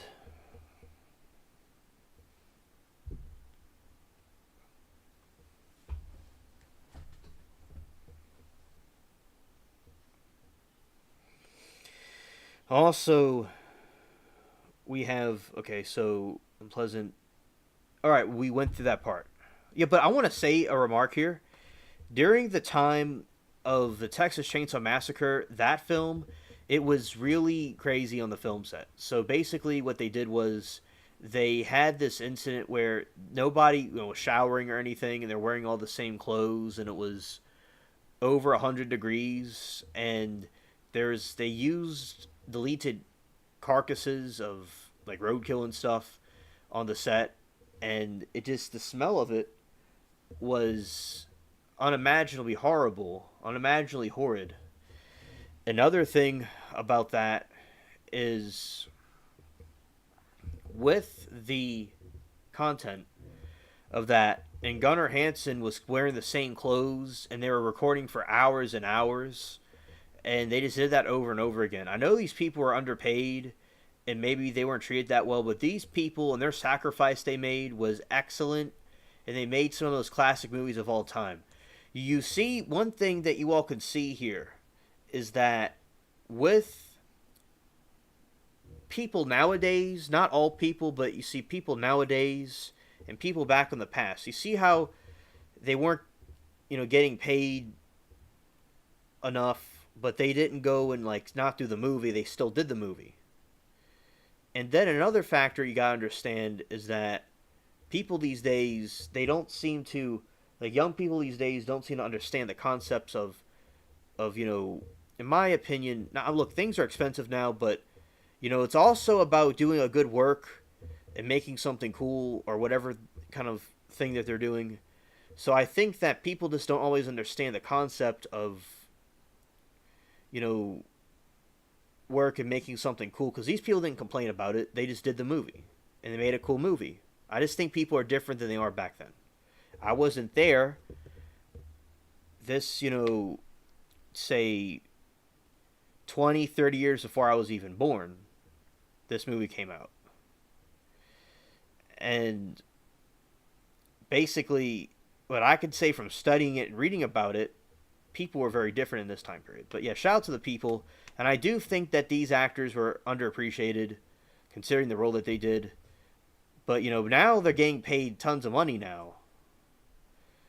Actors and stuff. It's pretty, things have changed. And I think in some ways some actors could be spoiled. Some of them could be, not all of them. There's cool actors that are good people. But some people might be, sports, people in sports or actors, maybe some YouTubers, etc. Some people, they let the fame and the wealth get to their head, and they just get spoiled and not act correctly. But these people, see how these are totally different people, and the other actors in this time period, not just this movie, but other actors in this time period, they were very different than some people today. I like the old westerns. Those are very good movies. I like them. And also, I think, as I said, it's a lot of things are different back then, but they made classics. And chat is saying some interesting stuff. Latina says they should make movies called Politician Lies, Political X-Files, Political Zombie Politocalypse. That's funny, Latina. Yeah, shout out to Clint Eastwood. Also, his kids are in movies, and they're very good at movies.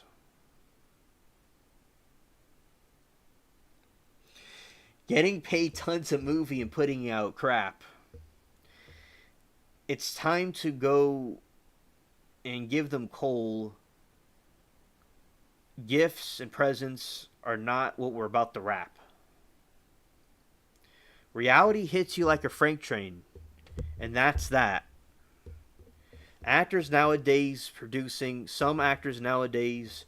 producing nonsense. End of story. Put on the cap.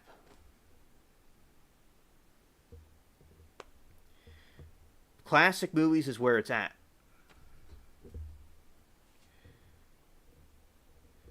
Actors nowadays get offended at a joke and start to slap. People in their feelings so deep, it's sinking society downhill.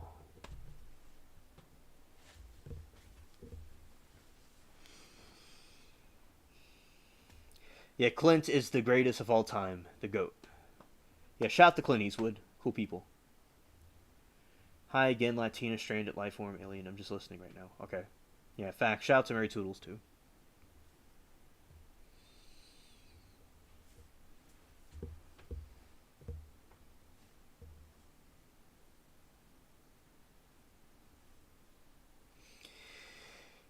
Latina says, stranded. I'll have to Google because I've never heard any of that. Alright. Yeah, boom, mic drop. I'm dropping bars. Yeah, and I like cinema. Both sides of my family like that stuff, and I like the cinema and entertainment, and I just really admire these movies from that time period. And I know the Texas Chainsaw Massacre is maybe disturbing to some individuals, but I think that's a good example of, horror and the way they did things creatively back then. And like I watch Creature over at Creature Feature, they'll show the movies, and basically you see, and I'm like watching it with other groups of people, and you see how it was done with no special effects to it. It was just done correctly. and they may have still made it creepy and scary without all the modern computers and stuff. It's good we have that, and it's good that we have movies that are like that, but we don't have any more movies that are actually authentic like this. But as I said, just shout out to the people in this time period that were able to make scary movies without all the nonsense and without all the computers and stuff that really and CGI. Now it's widely accepted by many critics on YouTube, just YouTubers like us, that Pirates of the Caribbean Dead Man's Chest was the best CGI that was ever done, and it looked extremely realistic. And I'm sure Stranded would agree with me, and Mary Toodles would, and Latina, if she saw the movie, she would agree with me. But basically, with Pirates of the Caribbean Dead Man's Chest, Davy Jones and his crew looked realistic. The people that don't, but now the modern CGI movies, the people don't look realistic at all. And that's just showing society about the fall. It's like, stop messing around and let's play ball.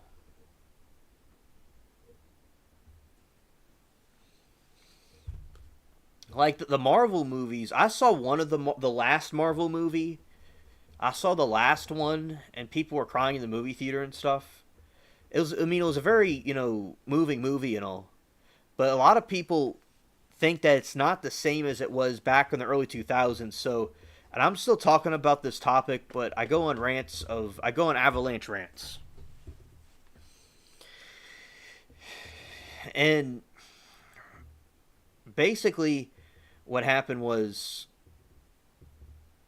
they would go and do these movies, and I saw now the Spider-Man movies. I kind of thought maybe I could have seen them or I should have seen them, but at the time, the reason why I didn't see the more modern Spider-Man movies was because I was triggered about. Oh, okay, Latina, that's good. I'm glad that you enjoyed it. Yeah, so you agree with me. Okay, facts. So basically, they didn't have my favorite actor for Spider-Man, Tobey Maguire, in it for some reason. But I did see the most recent Spider-Man movie with all three of them, and I have seen, not in a movie theater, but I've seen offline. I've seen the modern Spider-Man movies. I do like them. I think they're good. I do think the Spider-Man are pretty cool. So some of those I did see. But I really liked the cool Spider-Man movie they did with all three of them in it. I really enjoyed that. It was from a couple years ago. And basically, but movies were different in the early 2000s, I think. And I think a lot of the animations they had and the CGI they did was poor quality. Some of these movies were kind of politically motivated and not written well. Some movies were good that they did. The Marvel type movies, some of them were good. Some of them were not that good at all. But as I said, I think that the people that were doing stuff with, I did see some of them. At school, in different places like that, I did see some of these Marvel movies. Well, I don't really care. This thing could just go hang off. I don't care.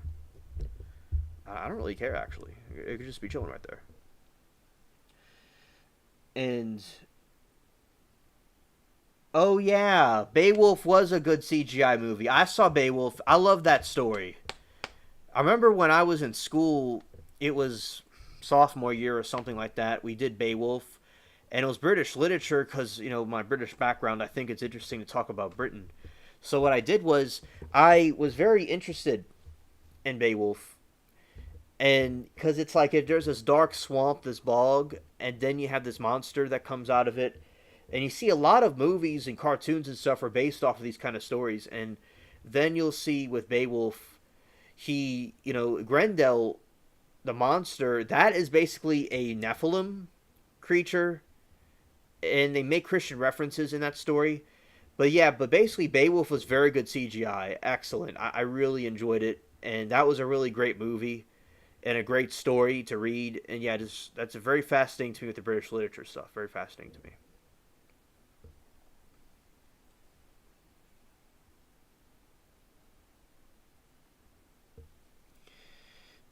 and so good to forget it was CGI. Oh yeah, it was so. I agree. It was so good you would forget it's CGI. I totally agree about that. And Latina says, I don't know anything about CGI thing. I do wonder if some of the rum scenes are real when unknown characters get deleted.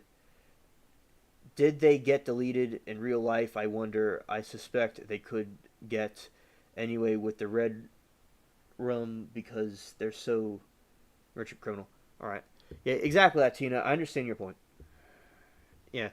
So, but I would have like going back now. I would have seen the other Spider-Man movies, even if he wasn't in it. I would have still seen them. But I think they're good. They're very well done. And it was nice seeing when all three of them were in it. That was nice to see Tobey Maguire back in it. Because when I was growing up, it was early 2000s, before Hurricane Katrina, and the 90s just ended. And yeah, I remember seeing Spider-Man. It was really good. But then a couple of years later, things got kind of weird with movies. Everything just kind of got weird. Like I don't remember things being political. I remember they emphasized patriotism in America, but they never really emphasized anything political. It's kind of goofy in my opinion. Like we're not like these other countries. We don't need to have all these political nonsense going on with, trying to turn people on each other and stuff like that. That's what I mean. And y'all know what I mean, and y'all agree with me. But basically, now we're going to go down the list and continue. Yeah, the list of films directed and produced by Roger Corman. Yeah, Roger Corman, I'm just seeing this right now, and you see on the screen The Raven, Vincent Price, Peter Lorre, and Boris Karloff in these different movies. Yeah, that was a very good movie when I was coming up, because Mary Toodles got me the DVD of the Vincent Price movie, so we got another situation going on. So basically, what happened was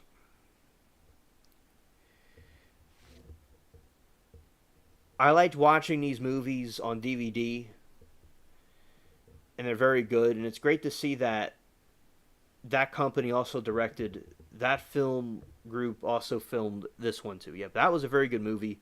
Because back in school, they're talking about the Pit and the Pendulum on Halloween. Back in literature class, they would do Halloween stories.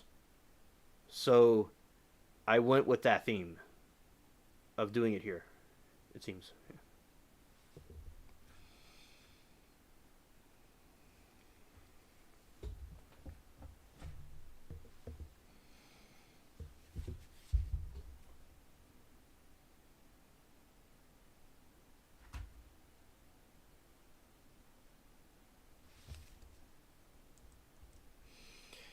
Robert Burns, the production designer of the Texas Chainsaw Massacre, also served as the production designer for the film. He reused many of the props from the Texas Chainsaw Massacre to decorate the Cannibal Clan's lair, including the animal hides and bones sequence.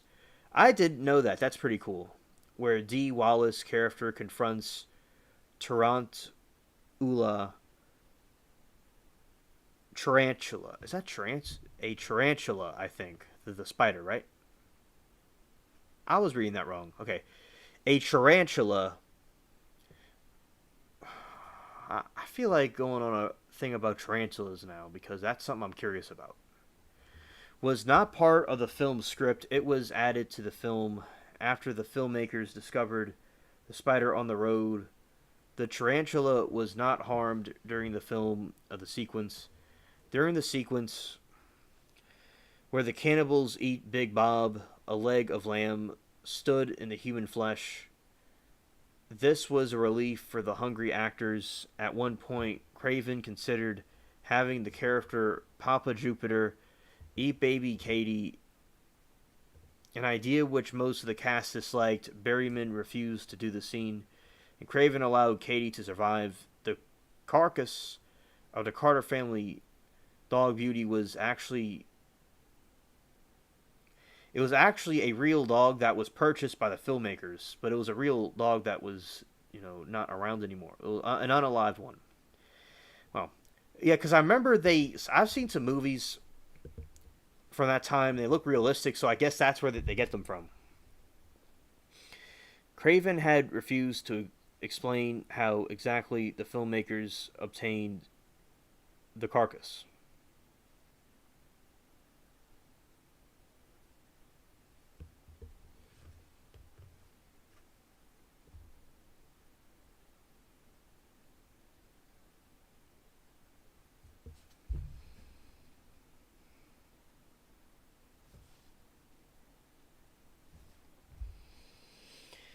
Post production. The film was initially given an X rating by MPAA due to graphic violence. Due to this, significant material was removed from Fred's death scene sequence where Mars and Pluto attack the trailer and last confrontation with Papa Jupiter. Out the 100 possible titles of the film, Hills Have Eyes was chosen. It tested well with audiences, though Craven did not like it. Prints of the film were made by Metro Goldwyn Mayer.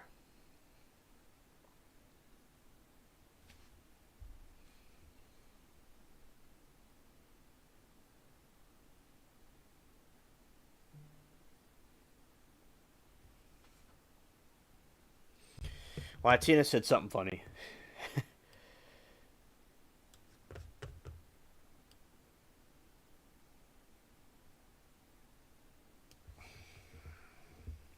It says most of the film's crew were veterans of Roger Corman's films. Why do they say veterans? Maybe that means they were in a cult or gang. And they got their, do they get Latina? Did they get veteran better? Did they get benefits for being a cult veteran? Hey, bro, my dog, SE. Good to see you, man. I'm glad you're able to make it. SE says hello to Stranded in Latina. SE Wolverines.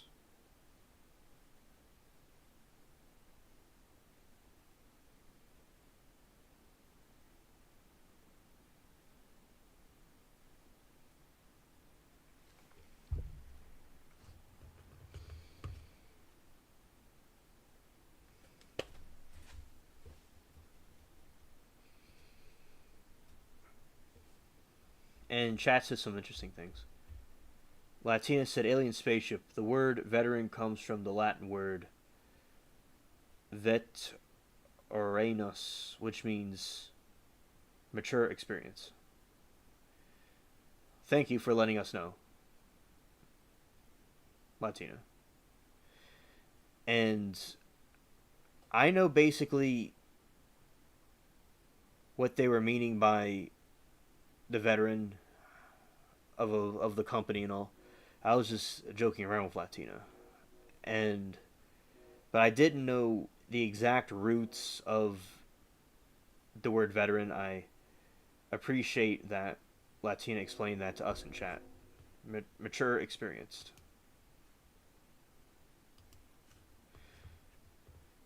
And when they say a veteran of a company, they were for the company for a long time. I knew that already, but I didn't know exactly what veteran origins were in Latin, or that it meant mature, experienced. I never really knew exactly that. So thank you, Latina, for telling me.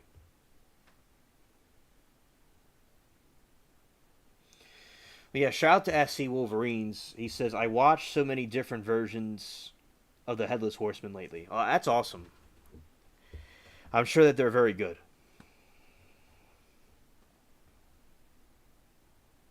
A lot are on YouTube. Well, thank you. I'll surely go and check them out. Post production. The film was initially given an X rating by the MPAA due to its graphic violence. Due to this, significant material was removed from Fred's deletion scene. The sequence where Mars and Pluto attack the trailer, and the last confrontation with Papa Jupiter out hundreds of possible titles for the film. The Hills Have Eyes was chosen. Test it well with audiences, though Craven did not like it. Prints of the film were made by Metro Goldwyn Mayer. SC, I love the story too, and I'm going to watch again The Headless Horseman. And we're going to be talking about that also with the Halloween stuff. Oh, guess what? Halloween's on a Thursday. So Halloween will be on one. Although I go live on Halloween, it's a Halloween day.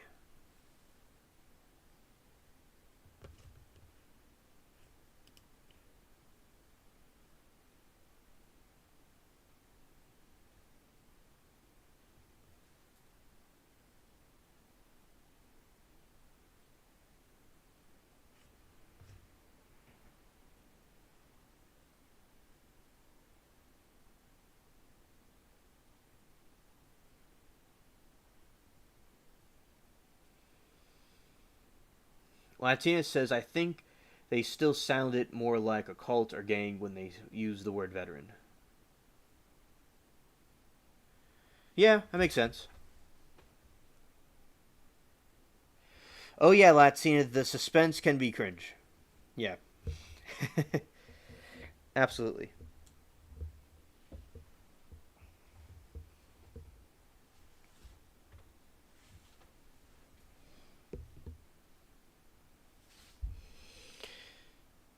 Essie says, cool, didn't know it was Thursday. I'll try to catch I'll try to call in on Halloween, get the party started. All right, thank you, Essie. I appreciate that. Marketing.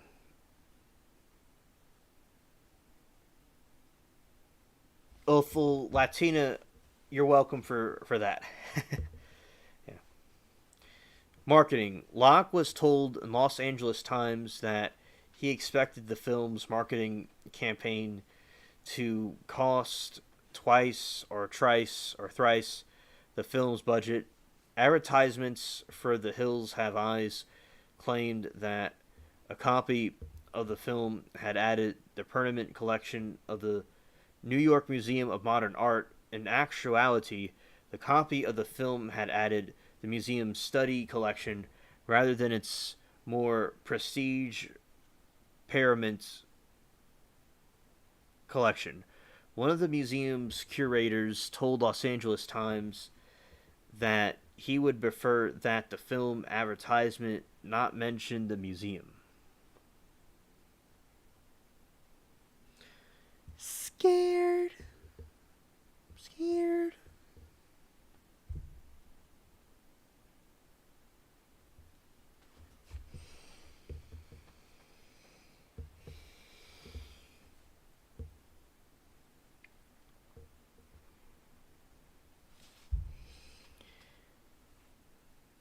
Box office. The film premiered on July 29, 1977 in Tucson, Arizona, where it earned 2 million by October 1977. The same month, the film gained a wide a wider release. The Hills Have Eyes ultimately earned 25 million and was a greater box office success than the last.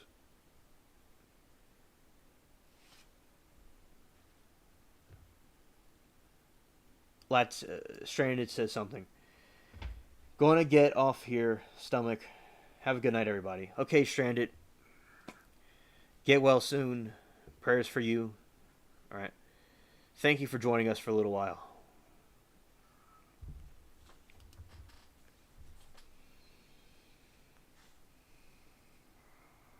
The film premiered on July 22, 1977 in Tucson, Arizona, which earned 2 million by October 77. The same month, the film gained a wider release. Hills Have Eyes ultimately earned 25 million and was greater box office success that The Last House on the Left. Craven noted that the film managed to break box office records at some of the individual theaters that it opened in. Film's gross was impeded by the financial success. The Burt Reynolds film Smokey the Bandit, Locke characterized the film as neither huge hit nor box office bomb, was pleased with the amount of money it generated.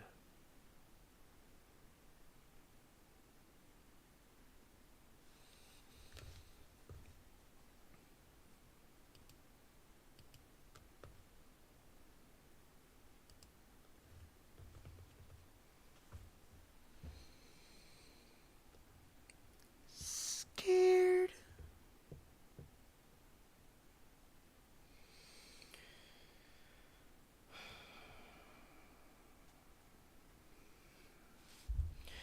Critical response.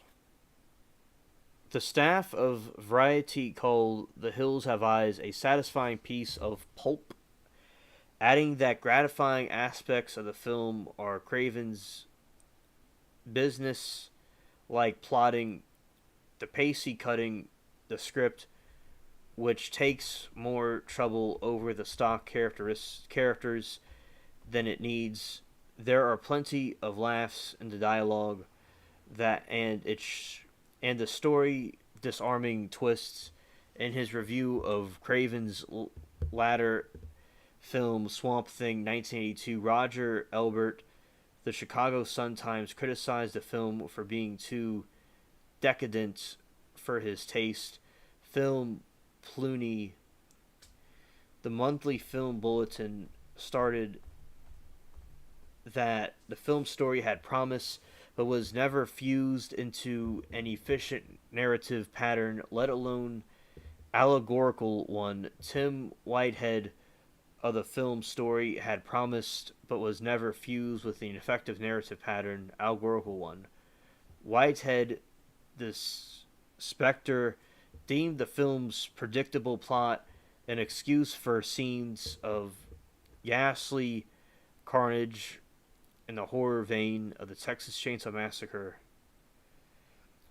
And the Texas Chainsaw Spectre demand the film's predictable plot an excuse for scenes of ghastly carnage of horror vein of the Texas Chainsaw Massacre opening, that Craven maintains the tensions throughout, the occasionally manages the relief of the horror elements of the ridiculous. Whitehead stated that he simply found himself looking away from the endless stabbings, gougings, and burnings.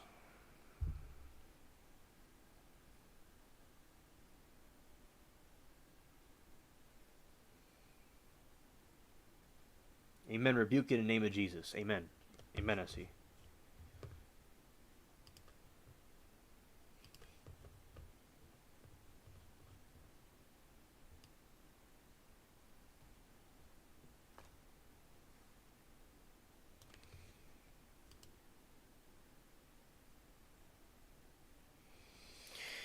Retrospective.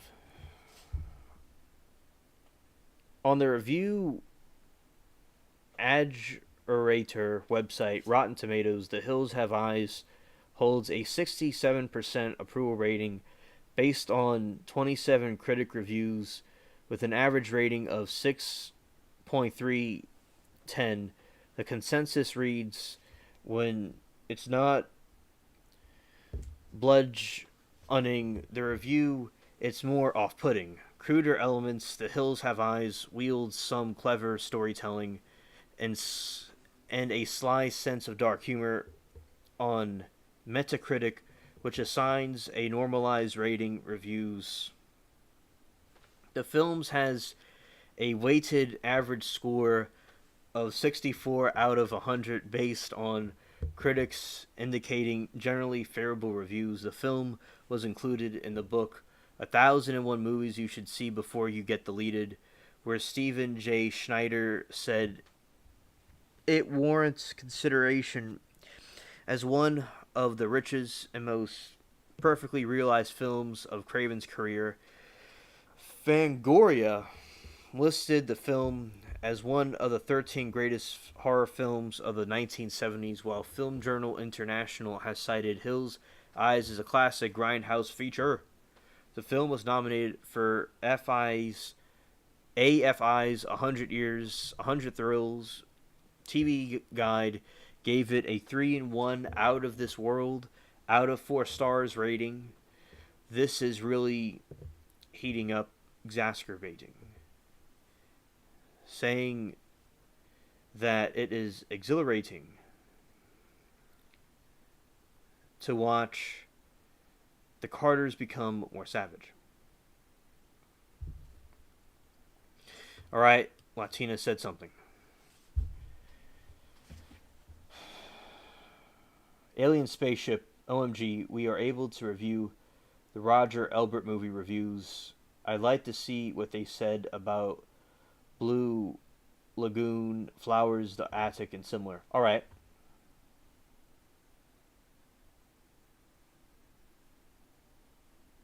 Okay, Latino, we'll look into it.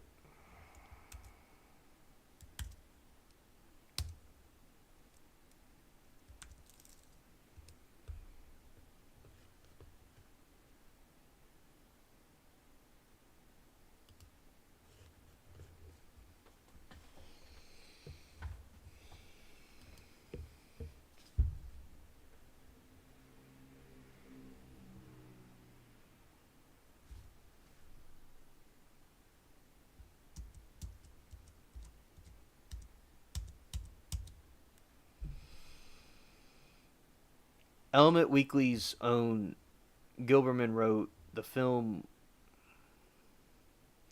is more imaginative than horror films made by major studios. For San Francisco Chronicle, Walter Andigo said that The Hills Have Eyes is the scariest movie he has seen and described it as the last house of left 1972 as a turning point in horror. Suddenly, earlier horror like Universal classic Frankenstein and Roger Corman's Poe films seemed like weak tea comparing The Hills Have Eyes to the Texas Chainsaw Massacre. Zachary Paul of Blood Disgusting found the former superior and praised the overwhelming tension.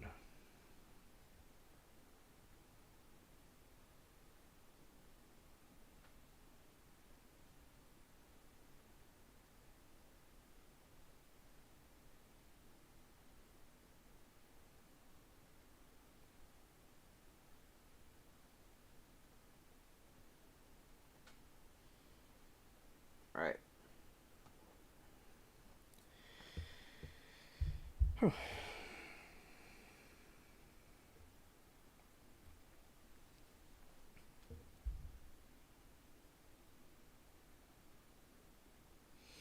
I'll look into it, Latina. Or if he wants to say something, SC, he can in the chat.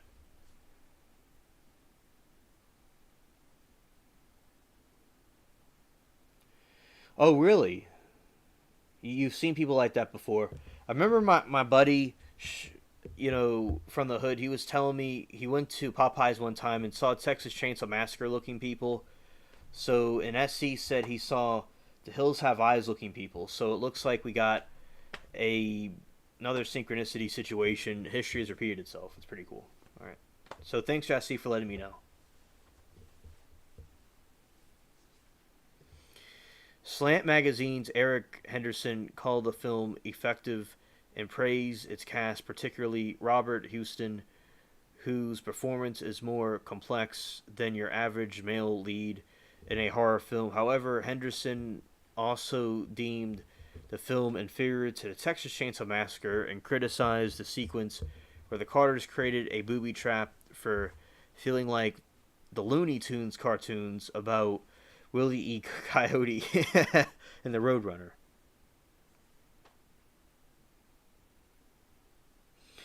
Absolutely. Absolutely, Latina. Absolutely.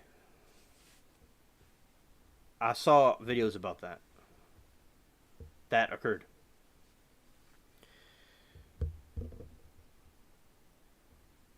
Also, Drake from Drake and Josh.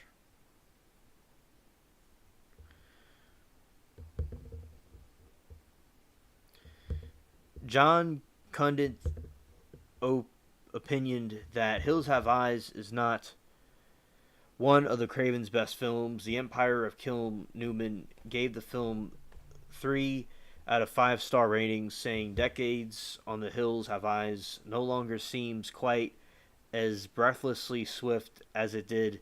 A critic of IndieWire dismissed the film as middling.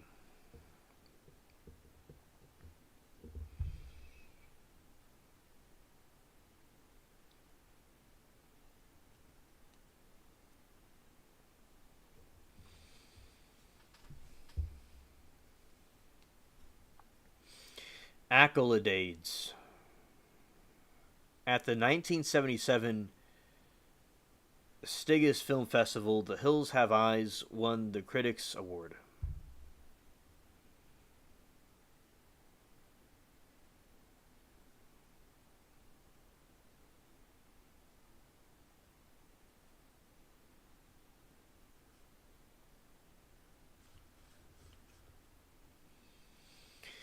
The Hills Have Eyes was released on VHS in 1981. It was released the first time on DVD by Lionsgate Home Entertainment.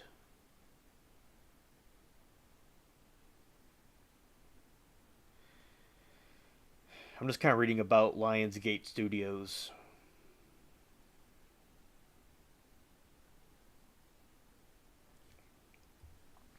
On September 23rd, 2003, as a 2-disc special edition. On September 29, the same year, it was released on Anchor Bay Entertainment. Anchor Bay would release the film again in 2006. The film made its Blu-ray debut on September 6, 2011, by Image Entertainment. Also released the film on DVD the same day in 2013. Anchor Bay released the film on Blu-ray as a double feature with Reanimator 1985 and on DVD as part of the 4-disc set, which also includes Reanimator, Sleepwalkers 1992, and Darkness Falls 2003. Film had its Canadian release on both DVD and Blu-ray by E1 Entertainment on January 10, 2013. The film was later released on Blu-ray by Arrow Video on October 11, 2016, and again on October 30th, 2018.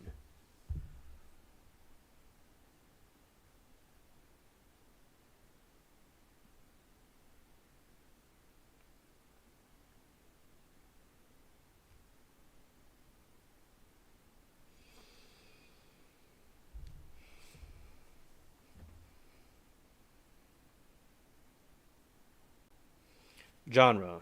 In Men, Women, and Chainsaws, Carol J. Clover characterizes The Hills Have Eyes as a grape and revenge film. Stephen J. Schneider classifies the film as hybrid horror film, road movie, siege film, and western. Christopher Charette of Film Quarterly sees the film as more akin to an anti-western. Moral themes. According to Stephen J. Schneider in Senses of Cinema, the sequence where Big Bob is crucified symbolizes the utter redupilation of Judeo-Christian ethics. Schneider also views everyone in the film as guilty in some way. Slant Magazine's Ed Gonzalez characterized the film as morally inconsequential, commenting that with the film's ending, Craven seemingly believes he's saying something about our instructional need to delete our pleasure. Blue Lagoon.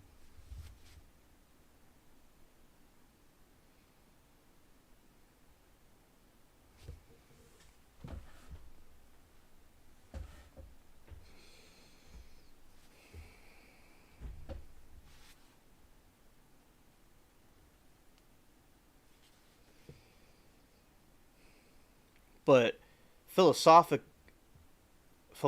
doesn't hold water considering the context of Doug's situation.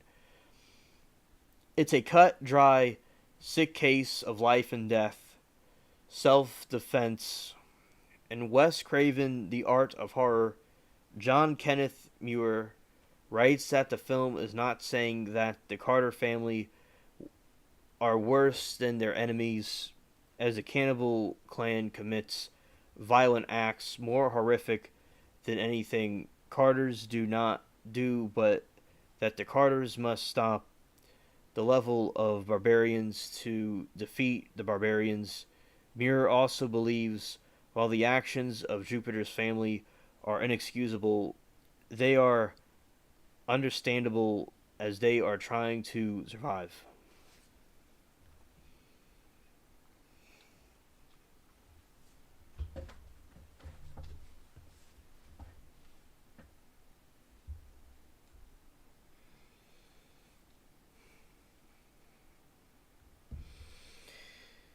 Political themes.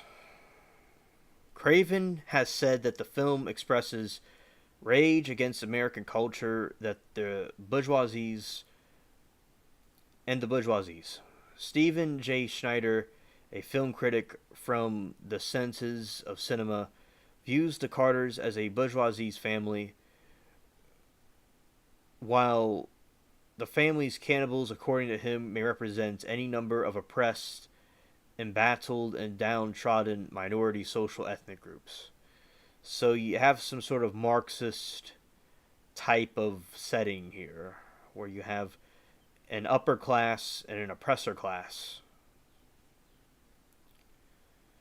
John Kenneth Muir views the Carters as representing the United States, and while The Hills Have Eyes has all has and can be interpreted as an allegory about the Vietnam War. This complicated by the fact that the Carters defeat their enemies. Unlike the American forces in Vietnam, Muir instead sees the film as being about the class divide in America, with the Carters symbolizing the wealthy and Papa Jupiter's family representing the poor. He supports the theory, noting that the Carters and the cannibals are both from America.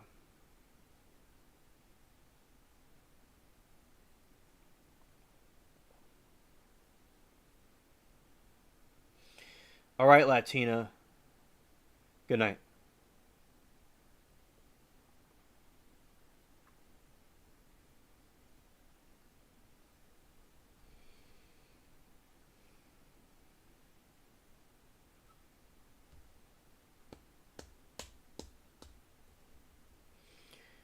Franchise.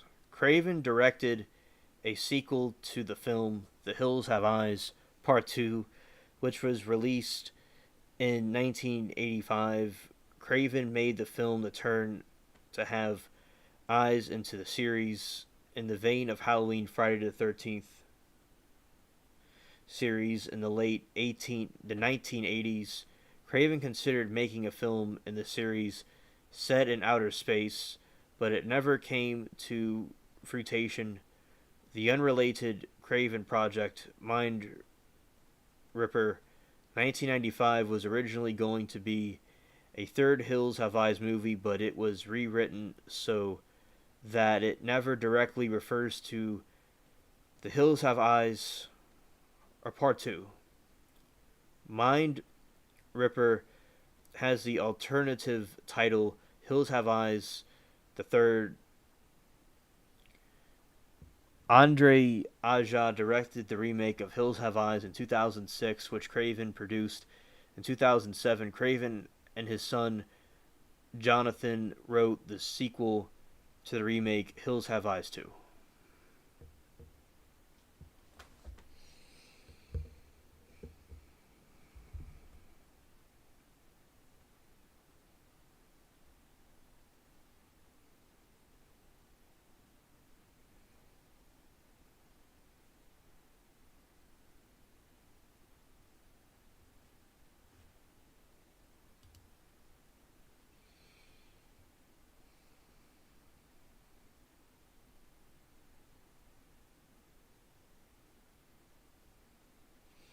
You've seen Part 2.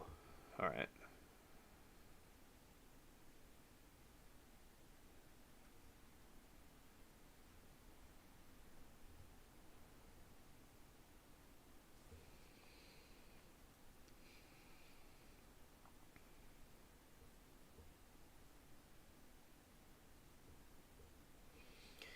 Yeah, so it sounds like a pretty, spooky movie. Legacy. Multiple critics have deemed The Hills Have Eyes as a cult classic, with Zachary Paul of Bloody Disgust of Disgusting saying, quote, in the 40 years since the film was released, The Hills Have Eyes has amassed quite the large following. It's hard to throw a rock at any decent horror convention without clocking someone involved with the film's production in the head. Both Berryman and his character Pluto have become horror icons due to the film. Dee Wallace became known as the Scream Queen due to her roles in The Hills Have Eyes, The Howling 1985, and Cujo 1983. John Kenneth Ewer writes The Hills Have Eyes was seen as a turning point to the horror genre. The inspired humorous, visceral horror films that were accomplished on a technical level, including Halloween 1978, Friday the 13th, and Prom Night 1980. You never seen the older one. And that's the actor right there. We'll click on him. Yeah, that's the actor who he's kind of like some defect, but he did the movie and he did it very well. And shout out to him.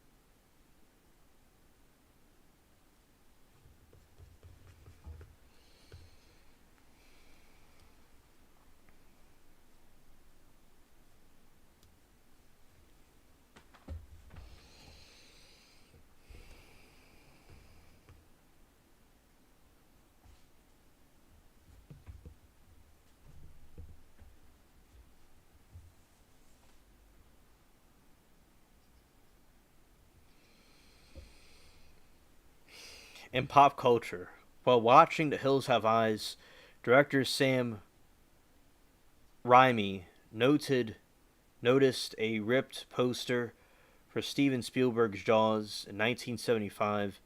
In a scene of the film, he took it to mean that Wes Craven was saying Jaws was just popular horror. What I have here is real horror. This inspired Raimi to include a ripped The Hills Have Eyes poster in his film The Evil Dead 1981 as a humorous way of telling Craven, quote, no, this is the real horror, pal. Craven reacted to this by having Nancy Thompson fall asleep while watching The Evil Dead in his film A Nightmare on Elm Street 1984. Raimi responded to that by including Freddy Krueger's glove in a scene Evil Dead 2. 1987, later Craven would have characters in his film Scream 1996 choose to watch a VHS Halloween 1978 instead of the VHS of Evil Dead 1981. They had Evil Dead's good. All right. Let's see.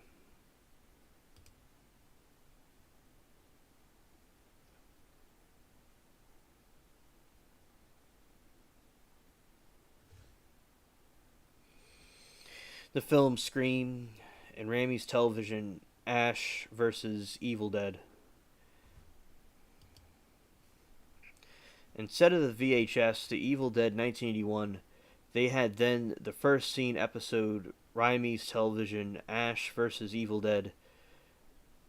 Krueger's glove can be glimpsed within the poster of The Hills Have Eyes, can be seen outside the movie theater in an episode of the show's second season after Craven's deletion in 2015, home a 1996 episode of The X Files is an homage to both The Hills Have Eyes and the Texas Chainsaw Massacre. The title and the lyrics of the Weeknd's song "The Hills" refers to Craven's film. Oh my goodness, we got some synchronicity.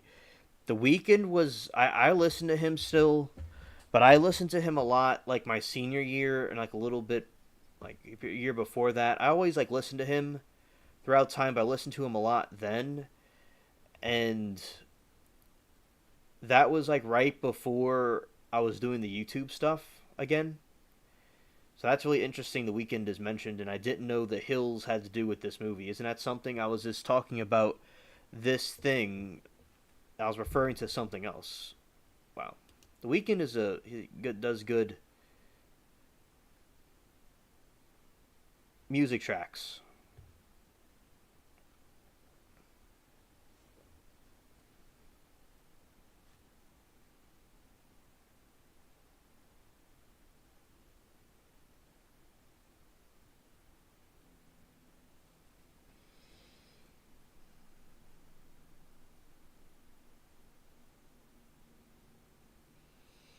Essie Essie says, "In the Mouth of Madness" is by John Carpenter. The movie is awesome. Oh wow, didn't know that.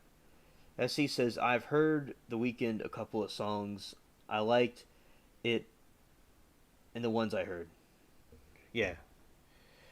Party Monster I was listening to, and also Starboy, that was pretty good. Starboy has to do with him coming back to Christianity or having conflicts with his faith. And there's a giant neon religious thing in there. It's interesting to check out. I'd recommend it. And also, you know, and then on YouTube I got alien parties on YouTube. So that was pretty, interesting to hear that before this. But yeah, shout out to him.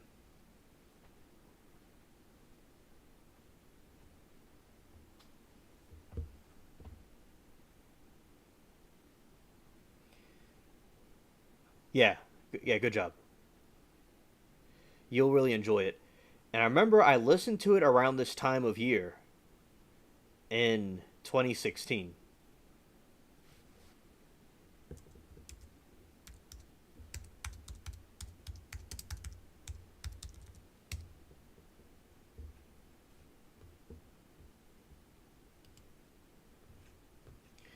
It came out September 2016.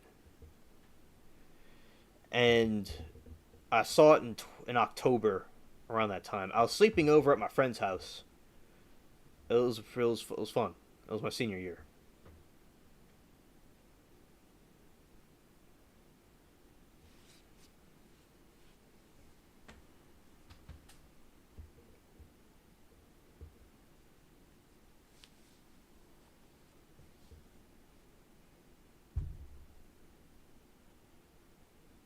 You saw the old one.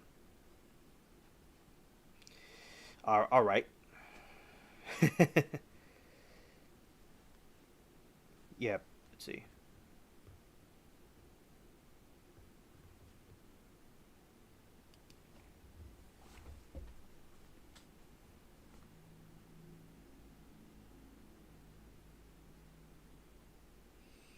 Essie says, "I remember the guy on there. I watched a lot of scary movies. All right. I've seen one and part two. Okay. Thanks for letting us know, Essie."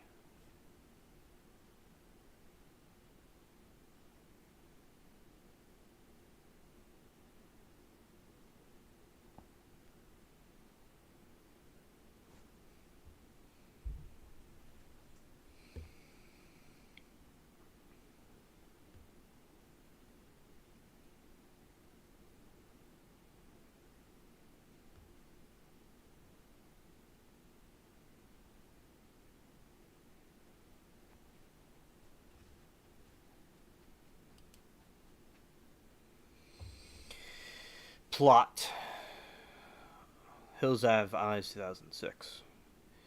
Retired detective Big Bob Carter and his wife Ethel are traveling from Cleveland to San Diego through New Mexico desert for their silver wedding anniversary. With them are their children, Lynn, Brenda, and Bobby Lynn's husband, Doug, and their baby daughter, Catherine, and their two German shepherds, Beauty and the Beast. They stop at gas station where the elderly attendant suggests a different route through the hills, claiming it will save them for a few hours. Not long after, their tires are punctured by a hidden spike strip, causing their car, which is towing a trailer, to crash. Bob, Doug set off in opposite directions to find help while the rest of the family stays by. The trailer Beauty escapes, and Bob when Bobby chases her into the hills, she finds her butchered. Horrified, he flees back to the trailer, but falls off the hill, knocking himself unconscious. A timid yet kind-hearted girl named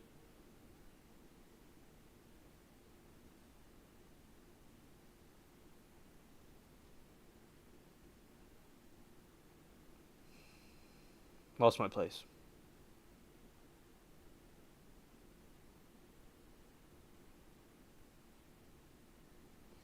Ruby protects. So Ruby is the name. Him from her brother, Goggle. Meanwhile, Bob arrives back at the gas station where he finds newspaper clippings detailing various disappearances in the area after recent nuclear tests at the mining town by the U.S. government that caused the mutants' deformities, as well as a bag of what he deduces to be the valuable of missing victims. He confronts the attendant, who then commits self-deletion. Bob attempts to flee in an abandoned car, but is subdued by the mutant leader, Papa Jupiter.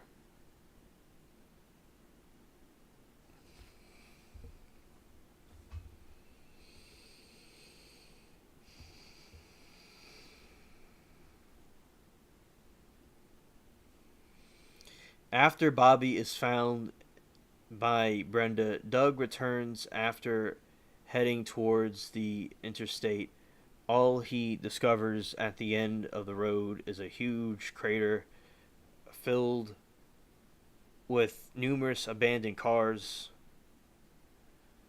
and other belongings. When being pursued by Papa Jupiter, Bobby confesses his story to Doug and Lynn. Just as Pluto and Lizard infiltrate the trailer, they attack and grape Brenda, who has stayed in the trailer with Catherine, while using a distraction to immolating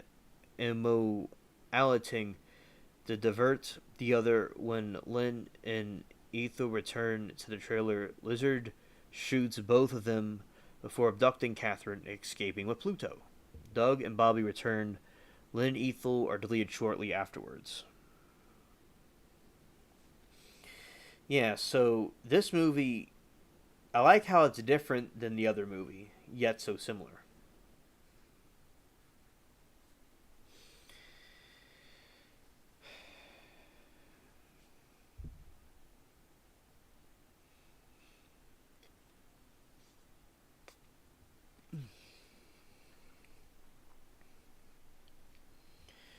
The next morning, Doug, along with Beast, sets out to rescue Catherine. He comes across an abandoned nuclear testing village through the minor town's cave system, but is knocked unconscious by Big Mama.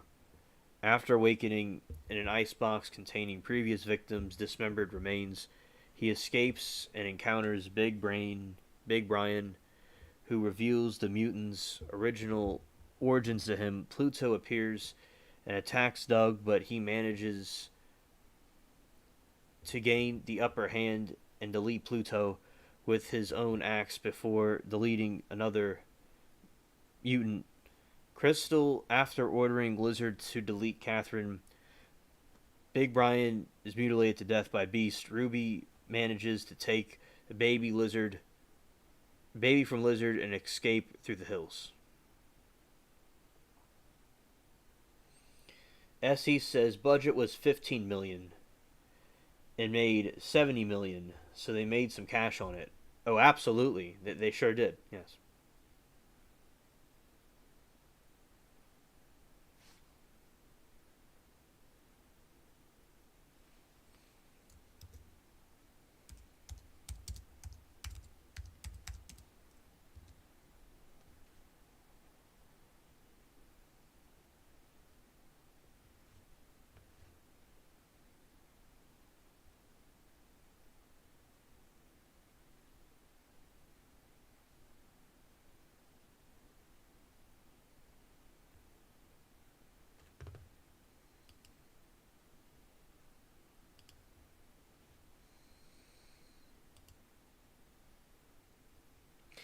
What I'm doing is I'm looking up what a box. I know what the box office has to do with movies, but I never completely understood what that was. But it has to do with like a place where like the tickets are sold. Like those old theaters, they would have these boxes where they would sell tickets. That's why it's called a box office. Doi. Okay.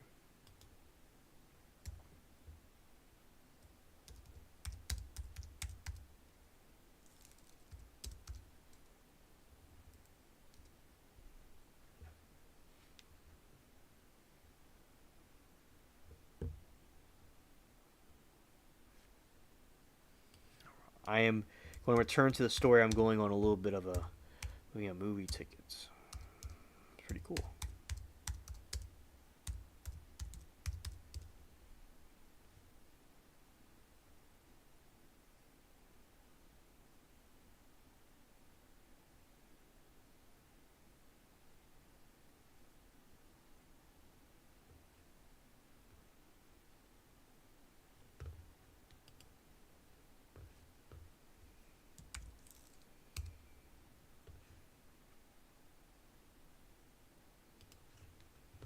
All right, I'm back.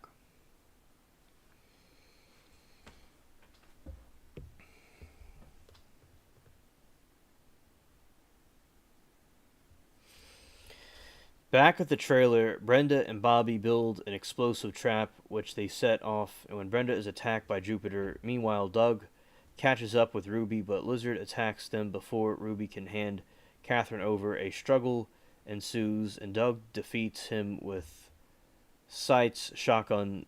Ruby gives Doug his daughter back. Lizard, still alive, aims the shotgun at Doug, but Ruby tackles Lizard off a cliff, sending them both falling to their deletion.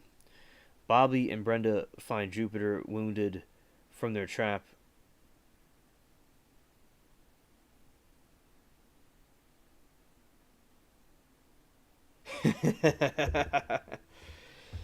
Guess who's back? Back again. Attacked, and Doug catches with Ruby, but Lizard attacks them before Ruby can hand Catherine over. A struggle ensues, and Doug defeats him with side shotgun. Ruby then gives Doug his daughter back. Lizard, still alive, aims the shotgun at Doug, by Ruby tackles Lizard off a cliff, sending them both falling to their deletion. Bobby and Brenda find Jupiter wounded from their trap. Brenda deletes him with a pickaxe. The siblings are reunited with Doug, Catherine, and Beast as survivors embrace as unknown mutant watches them from afar through binoculars.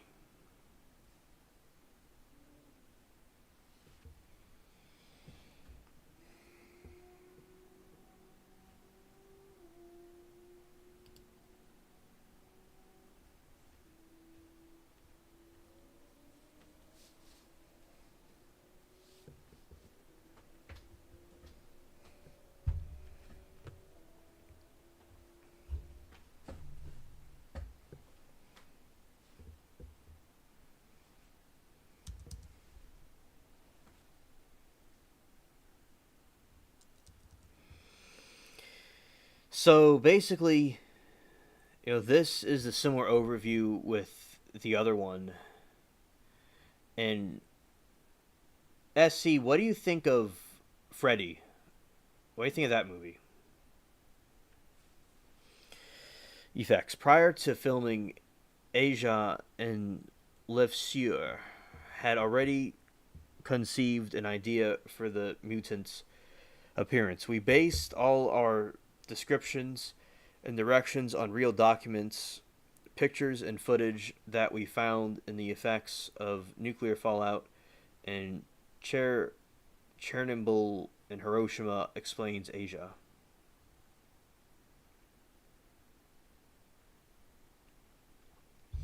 High tensions was crazy.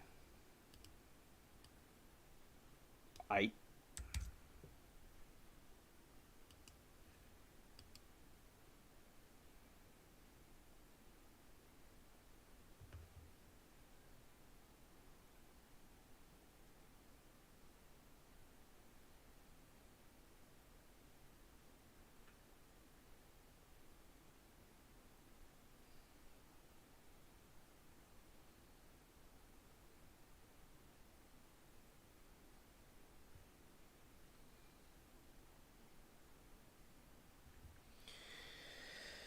I've seen. Yes, I've seen Freddy versus Jason. Yes.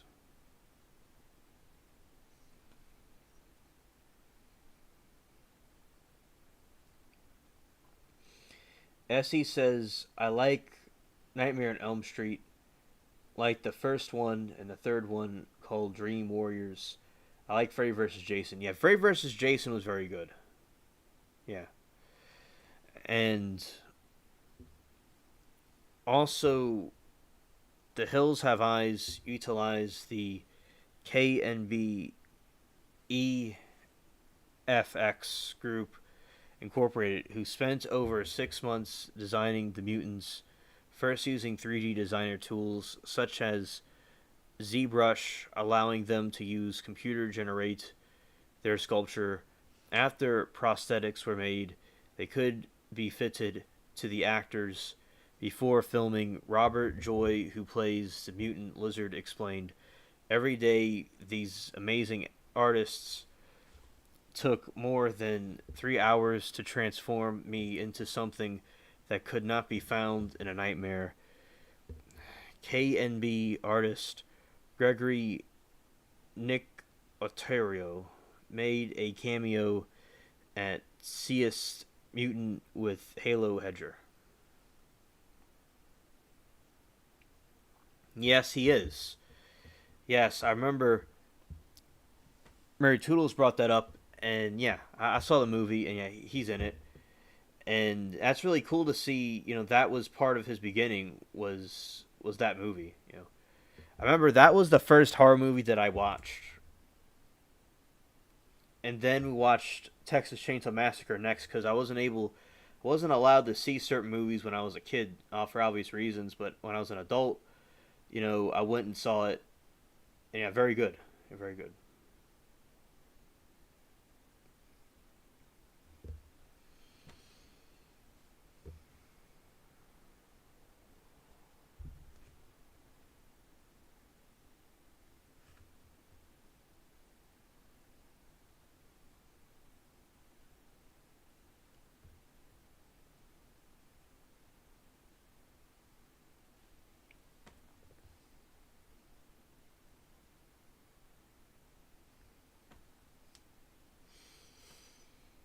I don't know about this. Let's see what this is about. ZBrush.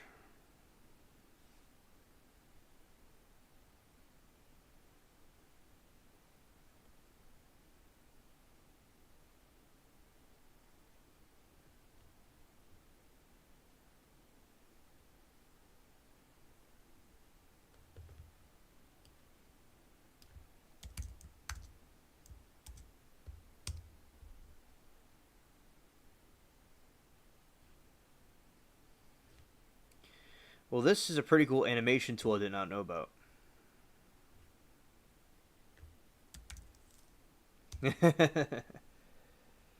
Part one is creepy, absolutely. Bubbles Goes to Outer Space was scary too. Yeah.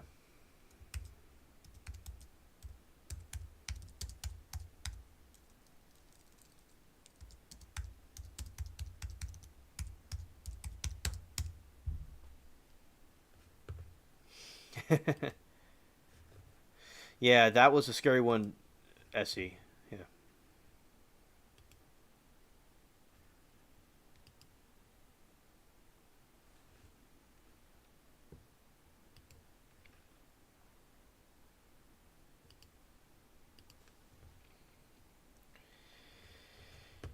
Okay. And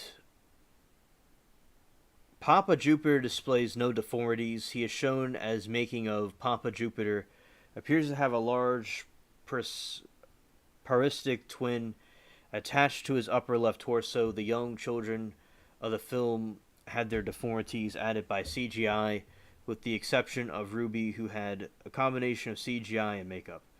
Yeah, you see, but in this time period, CGI was way better back in this time period. It wasn't like the way things are now, because with CGI, they don't really people they don't really try to care anymore. They just go and do their stupid things, because now with movies they don't really put a lot of effort and money into it. They don't go try to go and create a product that will work. They want to just get it out off the press very quickly.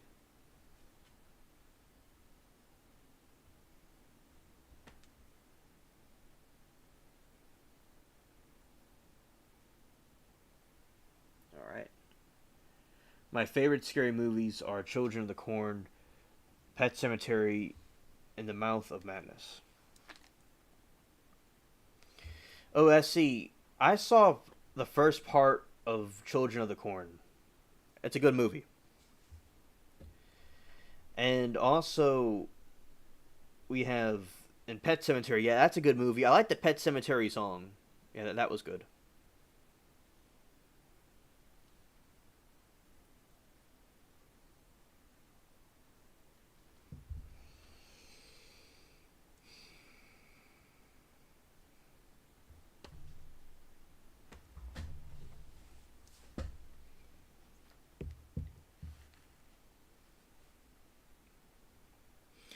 Yeah, Children of the Corn is good.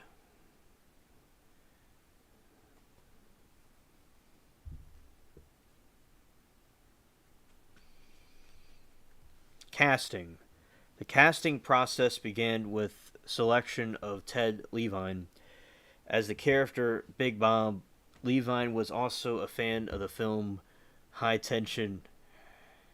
Afterward, Kathleen Quinlan was cast as Ethel in her first lead role in the horror film, although appeared in the horror films The Twilight Zone movie 1983. That was a good movie. And Event Horizon 1997.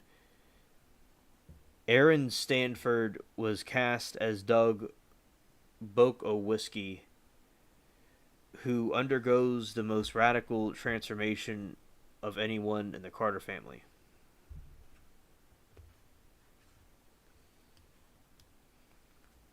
Haven't seen the newest Children of the Corn, the little girl.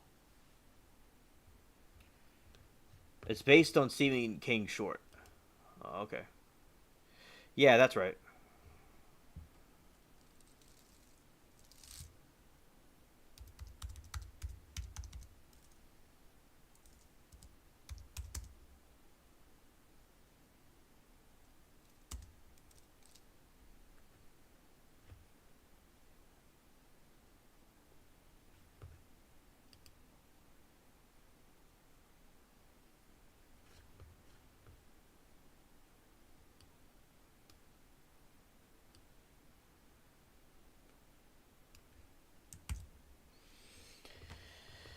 Event on Horizon. Yeah, I've not seen it. I'll certainly see that. That sounds like something I certainly would like to see. Yeah, for sure. I really appreciate that because that kind of movie because it has to do with the space stuff that I'm interested in. Oh yeah, absolutely.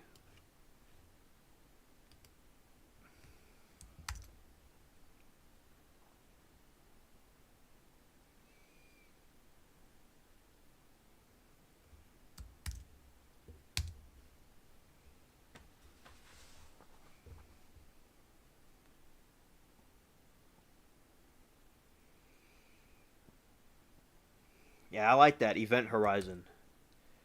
I'll look at that.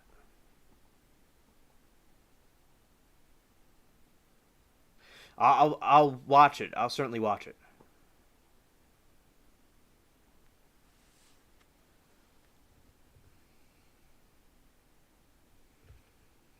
Thank you for telling me about it.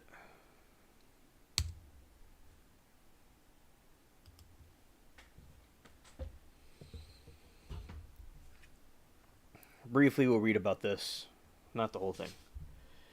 Nightmare on Elm Street is a 1984 American supernatural slasher film written, directed by Wes Craven, and produced by Robert Shea. It is the first installment a Nightmare on Elm Street franchise and stars Heather Langenkamp, John Saxon Roney, Blankley, Robert Englund, and Freddy as Freddy Krueger. I've not seen this dude as in his other form. Yeah, oh, come on. Oh yeah, and Johnny Depp in his film debut. Film's plot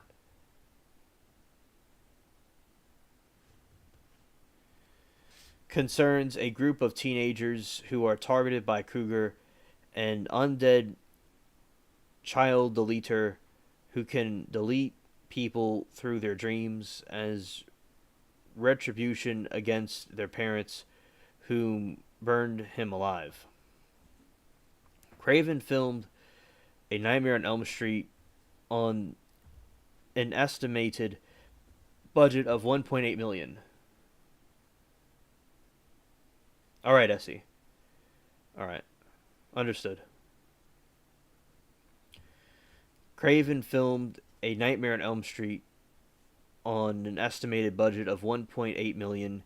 The film was released on November 9, 1984 in limited theaters until its nationwide theatrical release on November 16, 1984 and grossed 57.1 million worldwide. The film received critical acclaim opened its release and has since been considered to be one of the greatest horror films ever made.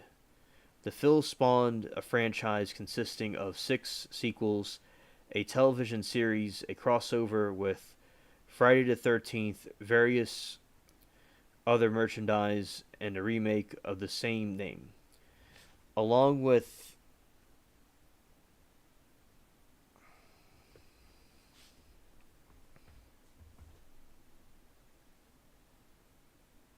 yeah,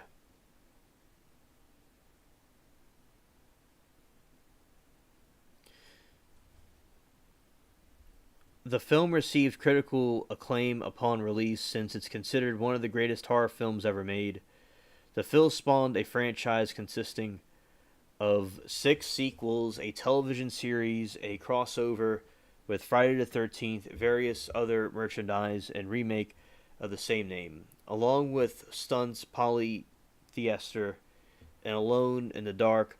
It was one of the first films produced by New Line Cinema, who by that point mostly disturbed films, leading to the company to become a successful mini major film studio and earning its nickname The House That Freddy Built.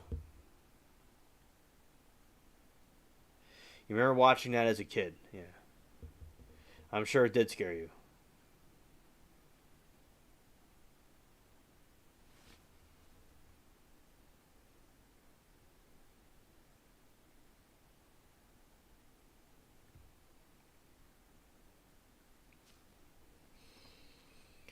The film is credited with carrying on many tropes found in low budget horror films of the 1970s and 1980s, originated in John Carpenter's 1978 horror film Halloween, including the morality play that revolves around promiscuity in teenagers, resulting in the eventful death, leading to the term slasher film. Criticals and film historians state that the film's premise is the struggle to define the distinction between dreams and reality, manifested by the lives and dreams of the teens in the film. Later critics praise the film's ability to transgress the boundaries between the imaginary and real, toying with the audience perceptions. The film was followed by A Nightmare on Elm Street 2: Freddy's Revenge.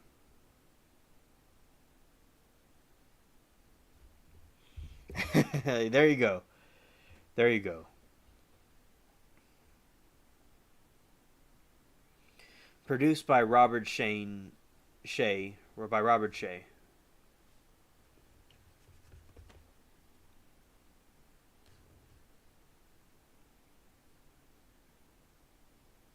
John Saxon, Johnny Depp, Robert Englund.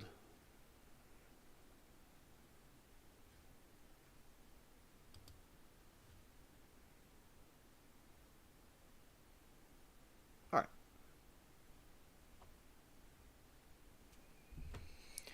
Plot: teenager Tina Gray awakens from a terrifying nightmare in which disfigured man wearing a blade glove attacks her in a boiler room. Her mother points out the mysterious slashes at her night. Okay. Teenager Tina Gray awakens from a terrifying nightmare in which a disfigured man wearing a blade glove attacks her in the boiler room. Her mother points out the mysterious slashes on her nightgown. Tina's best friend, Nancy Thompson, and Nancy's boyfriend, Glenn Lance, reveal that they too had nightmares about the same disfigured man during a sleepover at Tina's house. Tina's boyfriend, Rod Lane, arrives and they have intercourse. When Tina falls asleep, she dreams of the disfigured man who attacks her. In real life, Rod sees her fatally slashed by an unseen force, forcing him to flee. Nancy and Glenn find the Tina bloodied and deleted.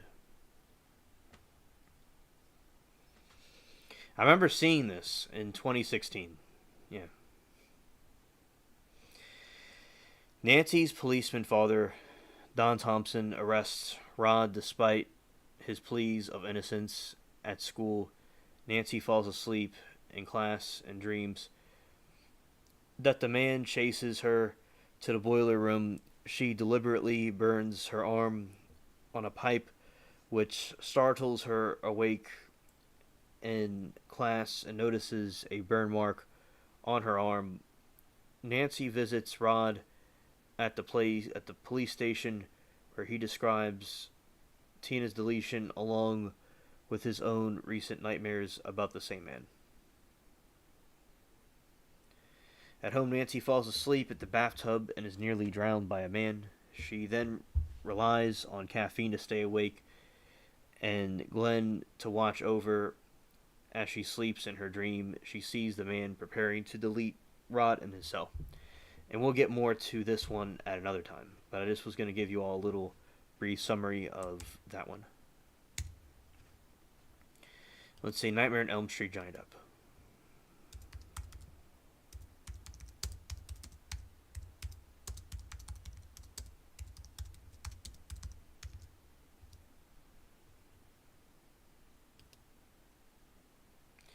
Yeah, that's him when he was in the movie.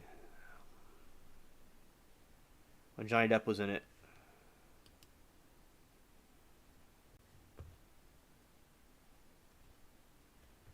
Yep.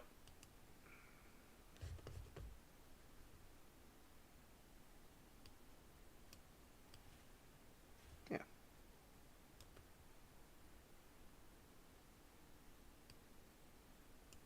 Okay. So, yeah, and that Elm Street, and they have the claw.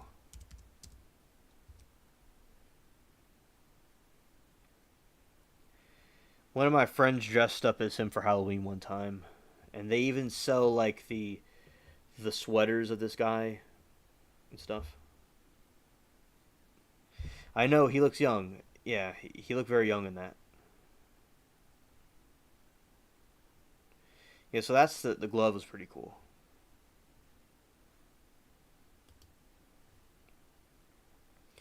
Yeah, he looks my age in this. As I was looking for a second to see if y'all could see him, and yeah, he looks about my age.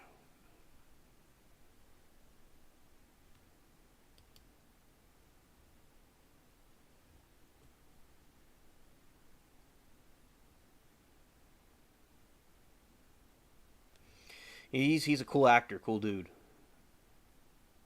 You know the way you start out and you keep on going. Look how famous he is now, and he was in so many big movies.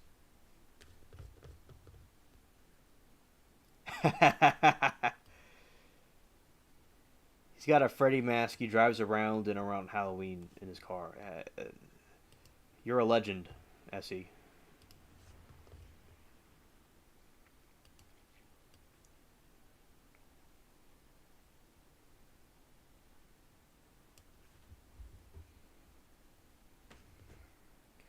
Some of the other actors, yeah, those are the actors. Yeah, they all look real young. It looks that's a funny picture of them. Yeah, yeah.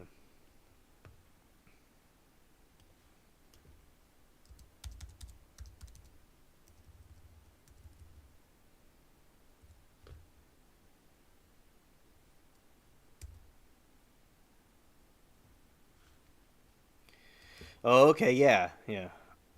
I'm 26, but yeah, I have a baby face, but basically, yeah. So he looks around my age. Yeah, thanks, Essie.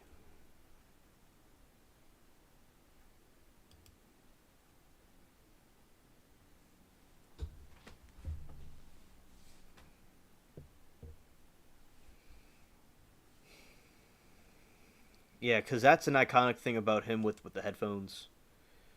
Yeah, because as I said, I have this screen, and I'm like looking at it. I'm looking at myself. Like he could be. It's like him and I go to the same school, although 20s are too old for school, but still, yeah, I could definitely see that. And basically, I think he did very good in that movie. He did very good, and that's a close up of him back then. That's him chilling in his room. I love the way the '80s rooms looked, and I like a pretty cool time period. Time period, and also yeah, the room and like the phone and all. Now we got these smartphones and stuff like that. Tony the Night Owl, she was saying that she likes she has the vintage phones, so that's pretty cool.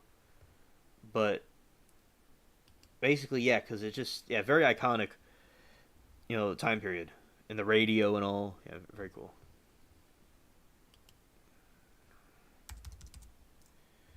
All right, yeah, that's Freddy. His messed up face. Yeah, absolutely, Essie. Yes. Also, when he was on 21 Jump Street, he was good, and he was in the 21 Jump Street movie. Johnny Depp.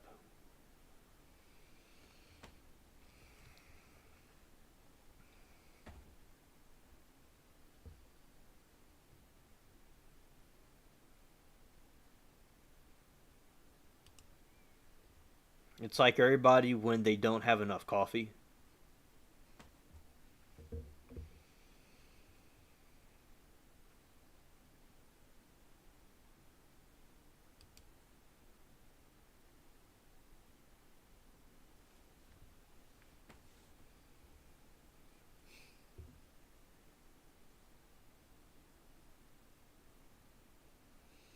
Essie says, I just remember getting in trouble all the time for calling long distance because we used to get charged for it. My dad would get pissed. Oh, yeah, absolutely. I could see that. I'm sure that he threw the he let you have it. Yeah, because now what you could do is, the long distance stuff, you have to set it up a certain way to get that. But yeah, the long distance, you have to pay more. Yeah, yeah. Freddy's a cool character. When I was with, one time, I went to the Spirit Halloween and I saw the Freddy sweater, and I was like, "What? They sell those? That's really interesting."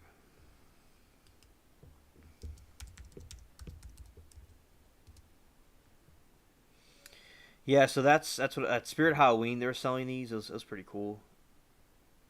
I like how they sell the it's a sweater. It's just a sweater with stripes on it. I mean, it's a interesting costume, but it could just be worn just casually. That's what I like about these things. Like you could just wear it casually.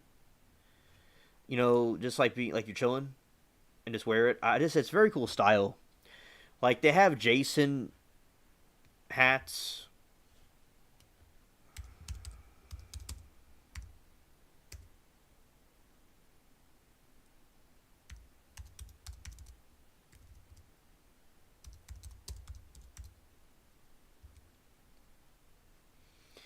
Yeah, so like see like these Jason ones, you could wear these like Jason hats. That's very cool. Like these winter hats. I always thought that was fascinating to me. How they sell these where people could just express the movie they like to see. I like that.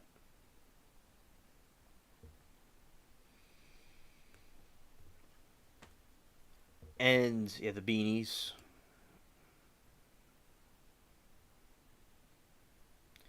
Yeah, so I like the merch. The merch is really cool.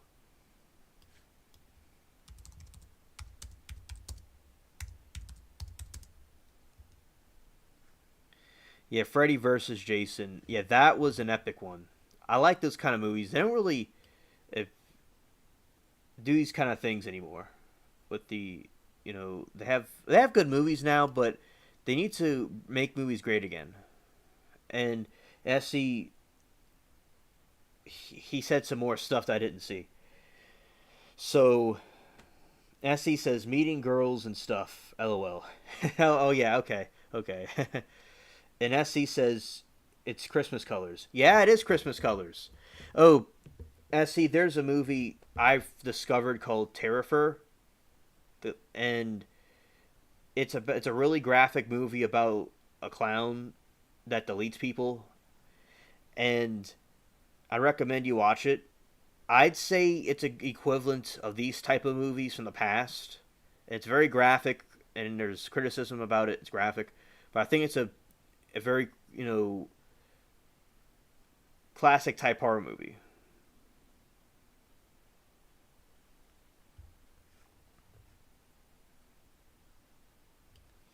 They have a new Terrifer coming out. Yeah, it's an evil clown that does really really like graphic things. That's bad.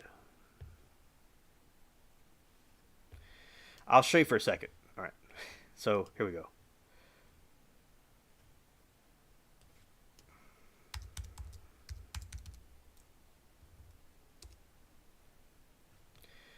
All right, be kind of graphic, but there's three movies that were made, and remember, everybody, this is extremely graphic, and it depicts very graphic people being deleted in a very graphic way. Okay, very graphic. It's called. I'll get it for you, Essie. Let's see.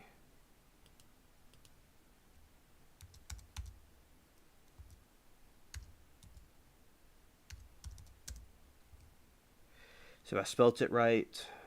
Tear. If I spelled it right, yeah. But it's about this. I saw like recently there is something about it on the Amazon movies, and I saw it. It said very graphic, but it was an very interesting story. Yeah, as I would compare it to the classic horror movies like Freddy and Jason. I compare it. It's a movie like that, but in our modern times.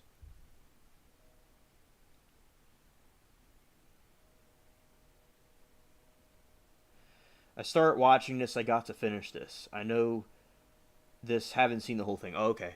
Yeah, because I saw the second one, but I didn't see the first one. The third one is coming out, or it might be out already. Like it came out yesterday, I think. Also, there's a comet passing by today. By the way, like later tonight. Okay, Essie. You're welcome, Essie. And shout out to the spaceship cats. Yeah, I like the horror movies. They're very cool. I like all kinds of different movies, and they're so well written, and there's all kinds of cool stuff behind them as well. And also, it teaches you what not to do in a situation. Like if something sketchy, like I was seeing earlier people that were in the woods that were camping, and there was creeps that I know you like to do camping. Yeah, a lot of people hate clowns, but I saw these like camping videos that didn't go well. But the people didn't. Some people did fine with the situations. Other people did kind of like not the best. But you would do fine in a situation. But as I said, these people were just camping and stuff didn't go right. And yeah, but you would handle yourself correctly though.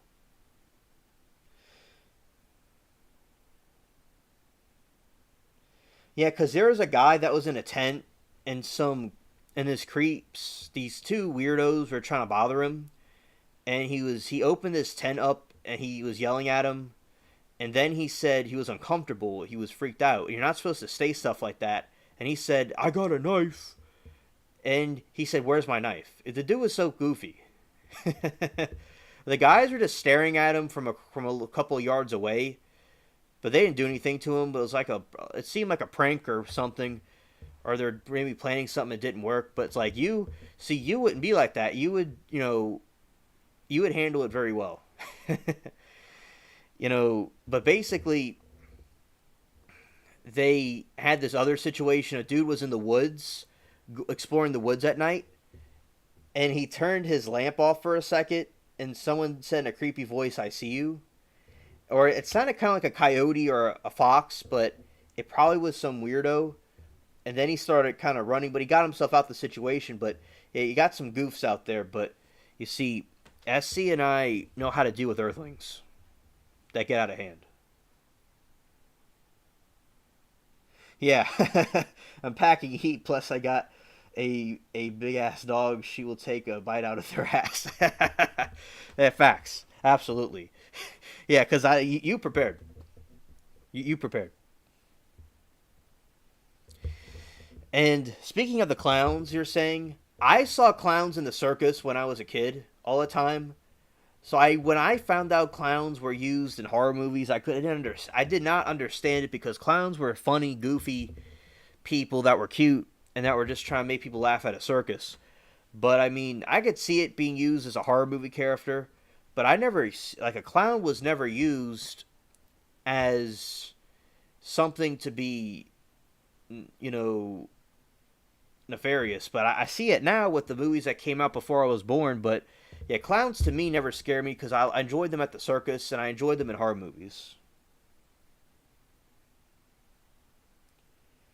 And she is mean to strangers. Yeah, yeah. I can understand, and it's good to have a guard dog with you that'll defend you.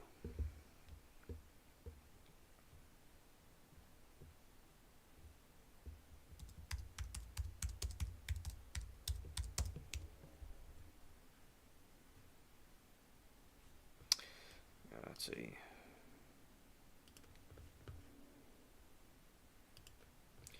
Well, a lot of people have fears of clowns.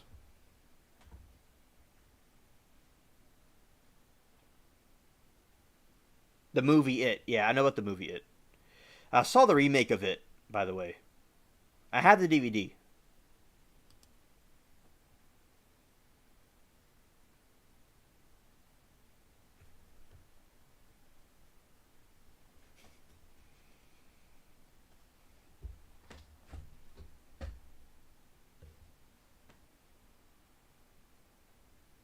Yeah, the movie was kind of scurry.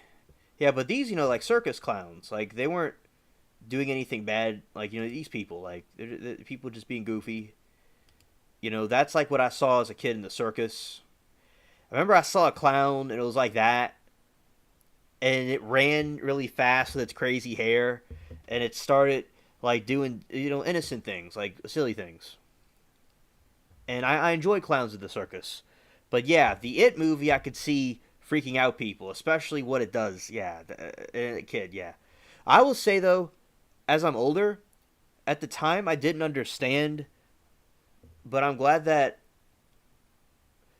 Mary Toodles didn't let me see those horror movies when I was a kid. Yeah, I think it's best for people to see those movies when they're. It's best for people to see those movies when they're older, in my opinion. But I saw a lot of classic horror movies and a lot of old TV shows and stuff.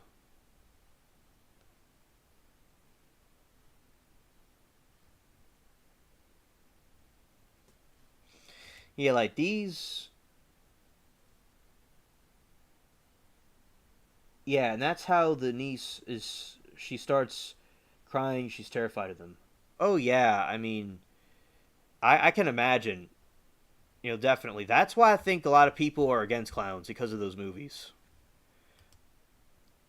Like I had no problem with them. I like and I appreciate the horror movie clowns, but I never had anything against clowns.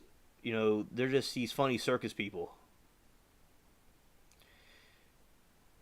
Those clowns never did anything evil. The ones I saw.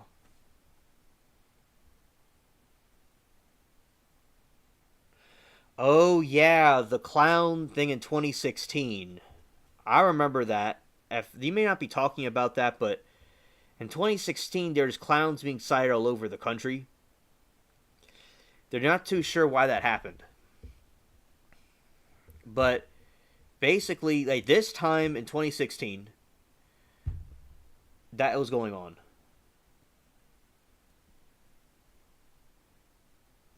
Well, remember those clowns in France, people in the wilderness seeing those clowns? Oh, yeah, absolutely. Skrrr. Scared.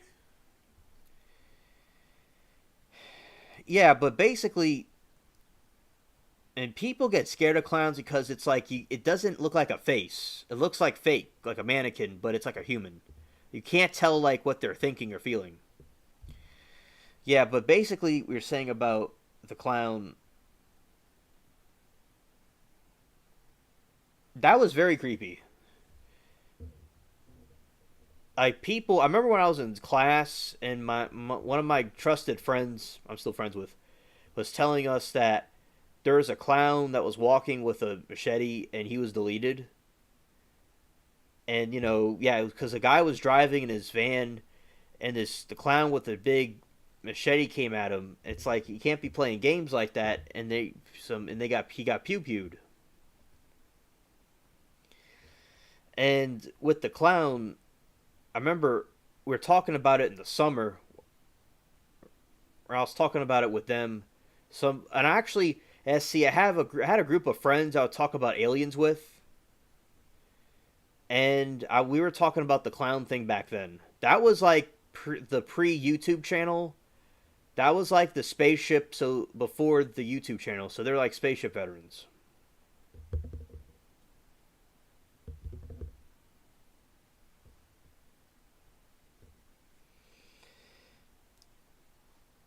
If I was on a dark road in the middle of nowhere and came to stop sign and seen a clown on the side of the road, that's weird. Yeah, I agree that's weird. That's creepy and that should never happen. But that's how people get deleted. Yeah. Yeah, you mess around and find out. You can't be playing games with people. And I remember that happened all over the place. See, the Clown 2016.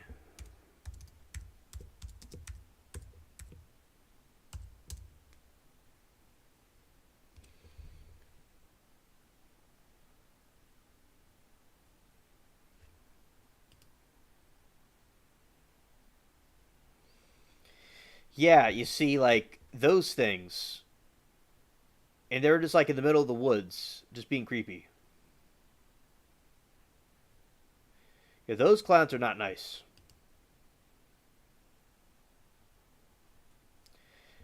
You know, that they're taking something. I'll look it up, SE, where it started. Yeah, and they're taking something from a circus and distorting it.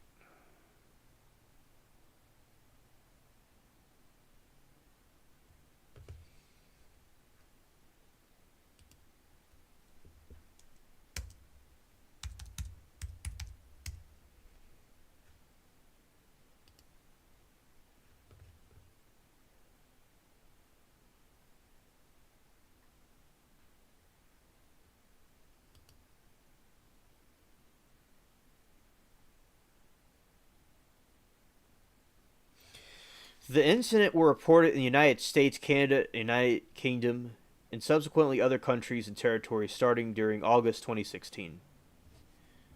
Let's see. First clown sighting in 2016.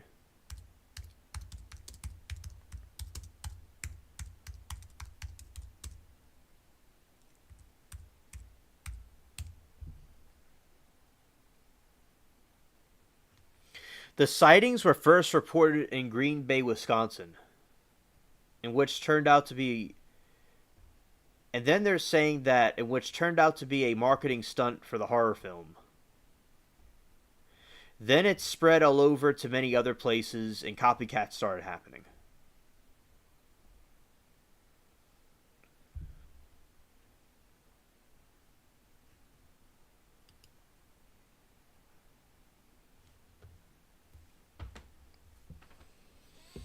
I'll give you this brief little statement about it. The the 2016 clown sightings were reports of people disguised as evil clowns in congruous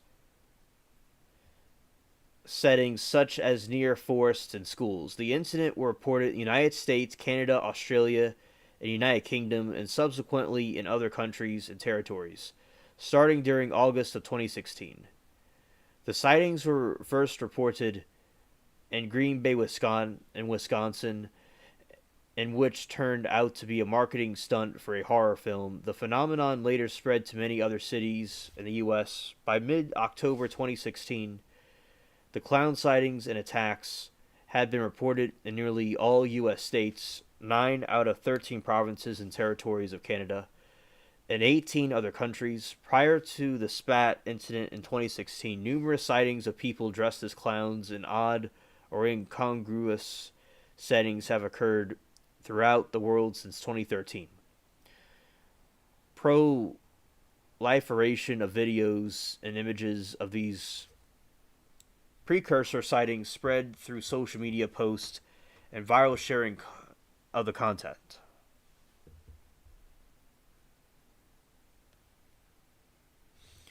One possible precursor event was 2013 sightings of a creepy clown in Northampton, England.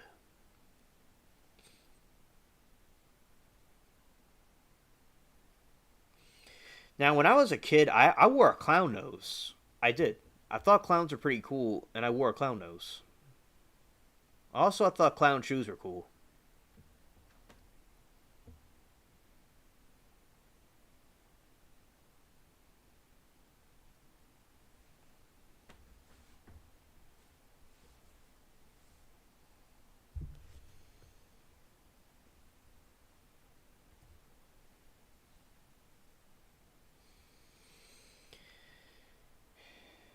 Okay. So, Northampton. The local filmmakers Alex Powell and Elliot Simpson and Luke Lubinsky, the clowns shared similar looks to Pennywise the Dancing Clown from Stephen King, not Steven Spielberg, Stephen King's book It. The trio started the Facebook page so-called Northampton Clown and was using appearances to drive traffic to the page.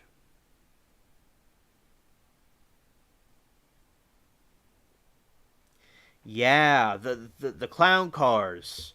I remember the clown cars when like hundreds of them would come out of it. Just like today you'll have criminals and stuff. They'll come out the car. Yeah, clown car. I remember that.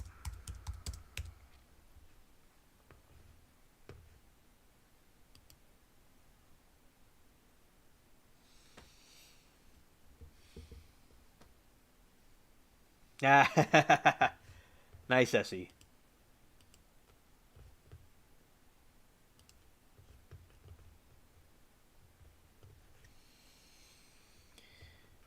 Yeah, that's the clown car right there.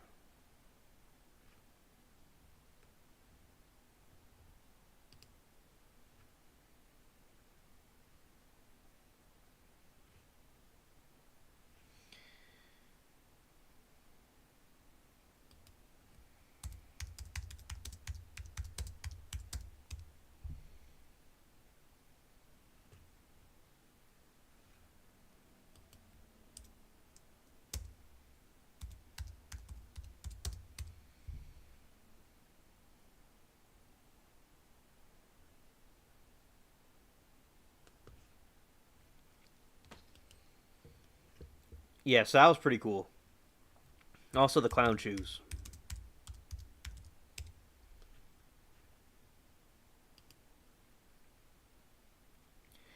Yeah, clown shoes are so funny because it's so goofy looking and exaggerated. I liked it. It was kind of like like a cartoon. That was pretty cool.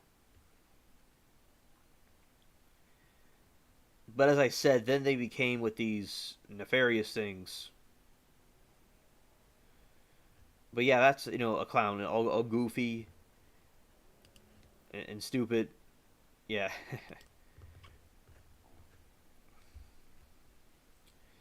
yeah. So it's because of the It movie, and then they had copycats, and then they started doing bad things. I'm gonna see when the clown crisis ended.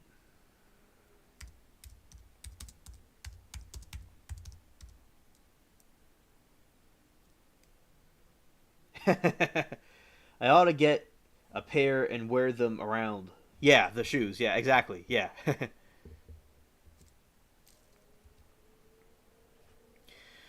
The contemporary evil clown archetype developed in the 1980s. So the clown being scary was from the 1980s, notably popularized by Stephen King's It and perhaps influenced by John Wayne Gacy, the serial killer.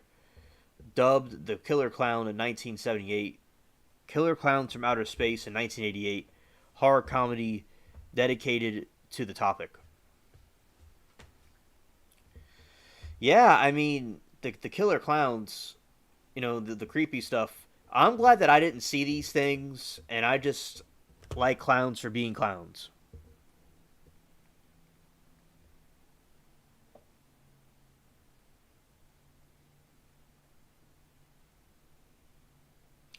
SC, I agree with you. That I am against evil clowns. I despise evil clowns. Okay? Those things are bad and they're real. Only the circus clowns are cool. Shout out to the circus clowns. They wouldn't hurt a fly. Very nice.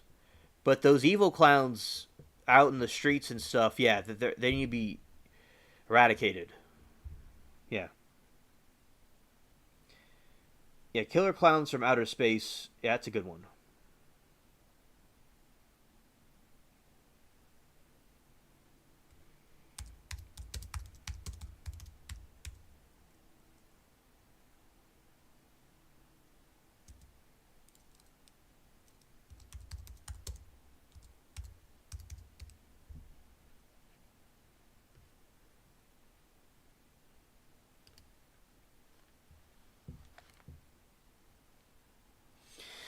That's why they retired Ronald McDonald. In 2016, McDonald's officially retired Ronald after the series of creepy clown sightings. popped up across the United States as they escalated from harmless sightings to reports of carrying weapons. It became awful time to be a clown. And I miss Ronald McDonald. McDonald's is not the same. Not anymore.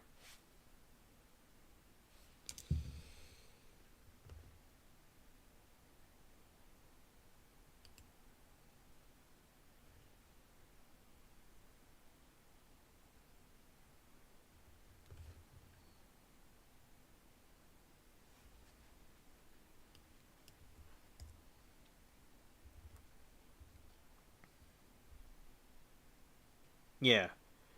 Yeah, free Ronald McDonald.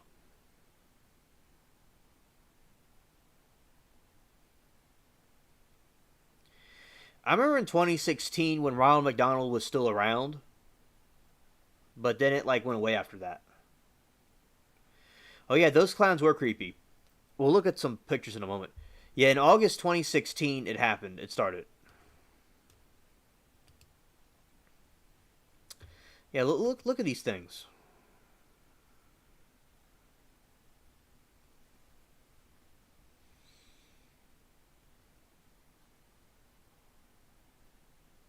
Yeah, those are some other ones. You know, this is the creepy clown thing. Yeah, that was extremely creepy for sure.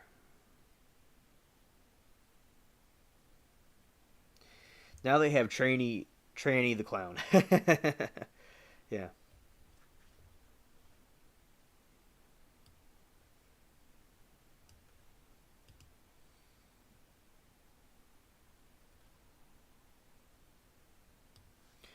That's why with certain clown costumes and stuff is not advisable to wear because of this.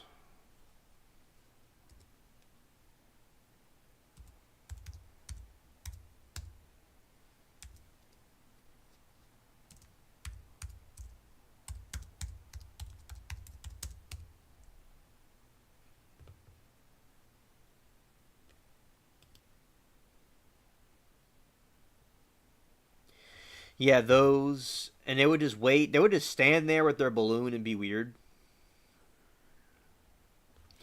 You see, that's one being arrested.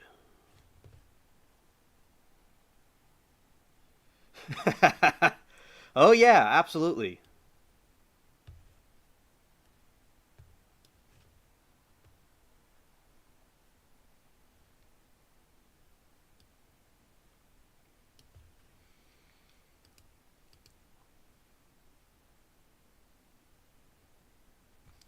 Oh yeah, the dog's gonna bite him. Facts. You see, SC, you don't play. You don't play.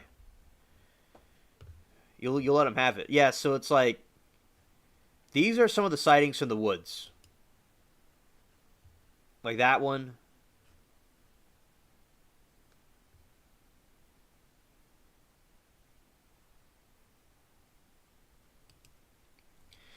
Also in 2016, my buddy and I we watched The Purge. So that was crazy during this. After seeing The Purge and then this was happening, that was crazy.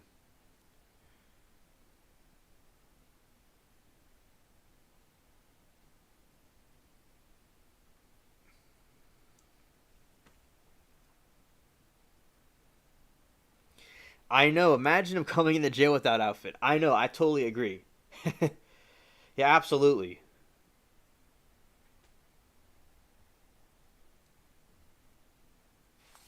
Yeah, cause it's like, you know, other people get all freaked out and stuff, but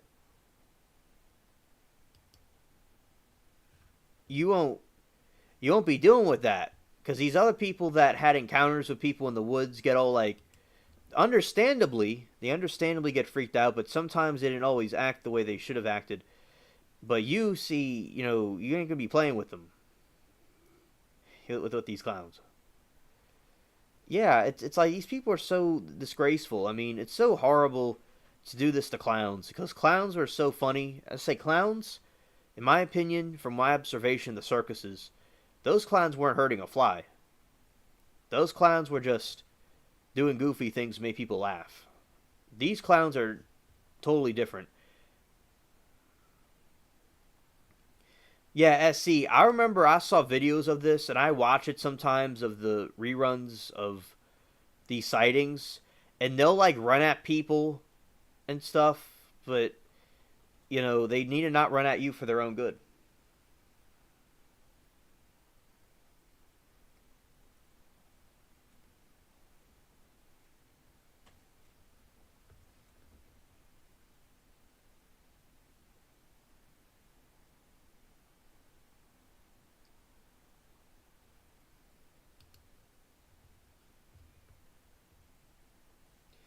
I'm not here for fun and games. There's a person under that makeup, and my dog is going to bite your eos.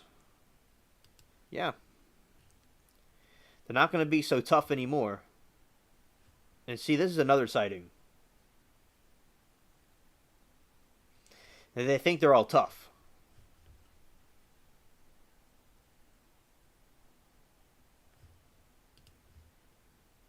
That's another one.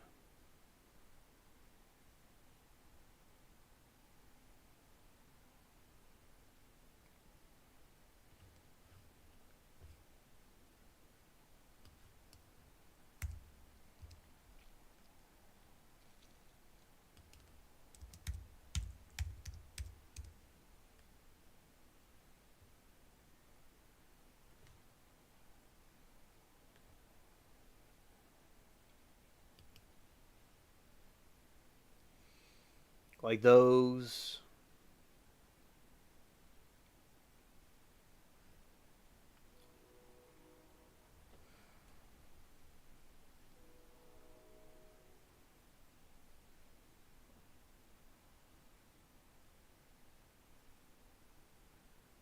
They are creepy. Yeah, some of them are creepy. Especially the makeup and stuff. Like, the human mind gets kind of confused sometimes when they look at clowns.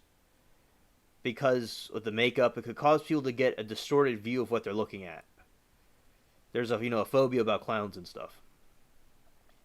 Like, I was never scared about the clowns I saw at the circus. But they were, kind of, you say, strange looking. But, there's a certain way to make something look more sinister than it has to be.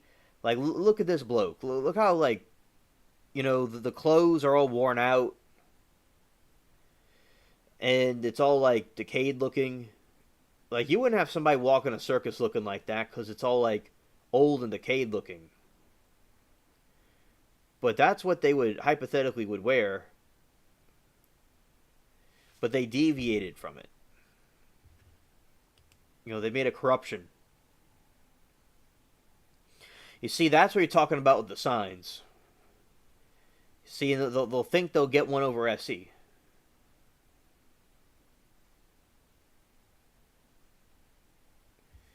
Oh, the ones in the woods.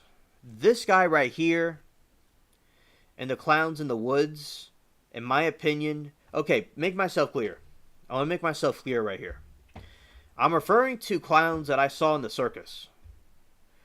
I'm not referring to the clowns in the woods, or the clowns that are doing terror, or Pennywise. Totally different thing. They look totally different. But basically, the clowns in the woods and the clowns doing the 2016 apocalypse of clowns, that was extremely creepy and demonic looking. They looked evil and creepy. That's what I think of those clowns. Nothing like what I ever saw.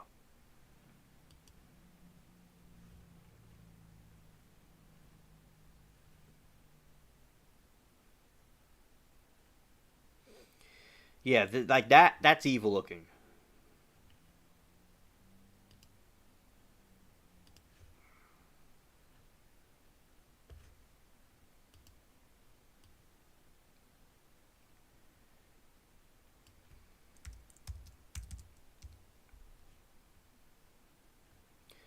Yeah, I told you, these clowns in the woods look, as I said, they look demonic.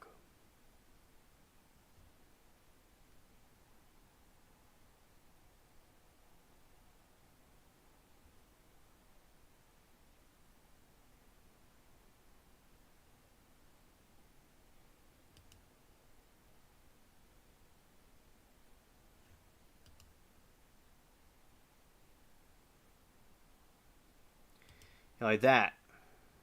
Also that one too.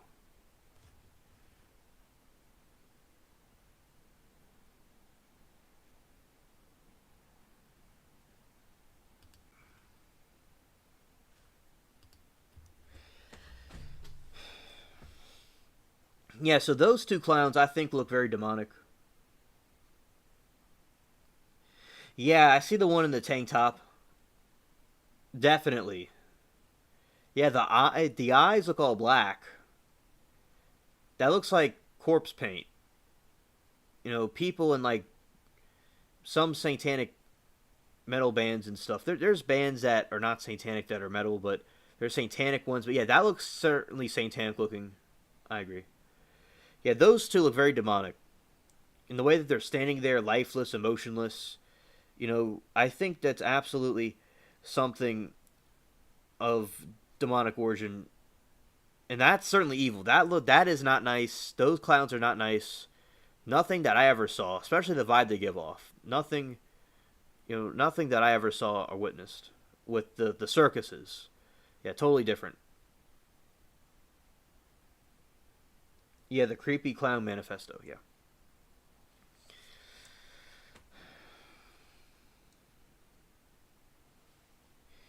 Oh yeah, the one in the red looks really creepy. Especially it looks like a mattress. In the head, he's just kind of slumped over. Yeah, absolutely. I think that one doesn't look nice either. It looks very sinister looking. It looks very nefarious and demonic. Just looks like lifeless, evil beings. Certainly.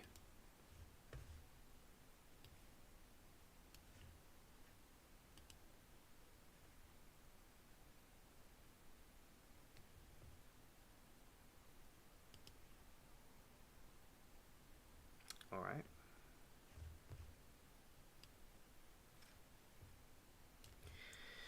And eventually, I think in November, these things stopped. Back at school, my friends and I, we used to kind of joke around with each other, and one of them we nicknamed. We all had like stupid nicknames for each other, and like we used to kind of playfully mess with each other. And one of them we called Mattress. So yeah, he looks like Mattress. As I said, it looks like the battery was taken out of it.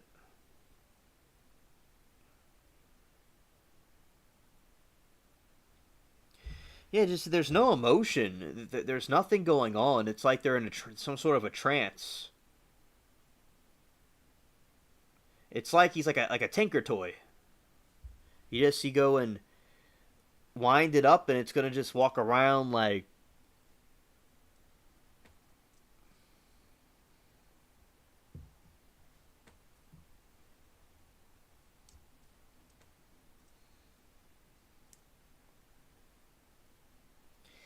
I don't think people see them around anymore.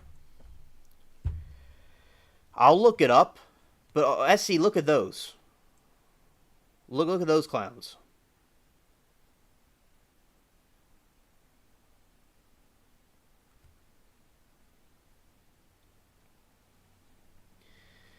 Danny comes later. If I were to stay up really like till like 4 or 5, he would come through. But yeah, SC, I will have Danny on one of the shows in the tomorrow or wherever, and whenever he's around again, I'll ask him about it on the show. Like at a circus, you wouldn't have somebody looking like that. It's all like worn out and beat up looking. It looks like a homeless clown.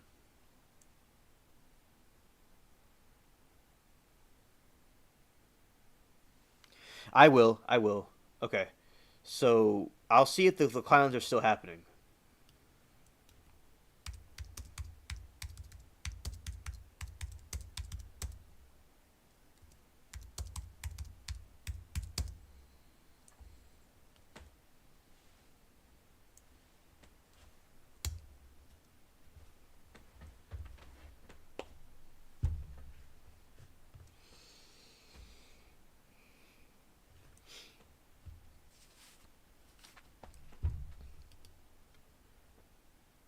Uh, okay.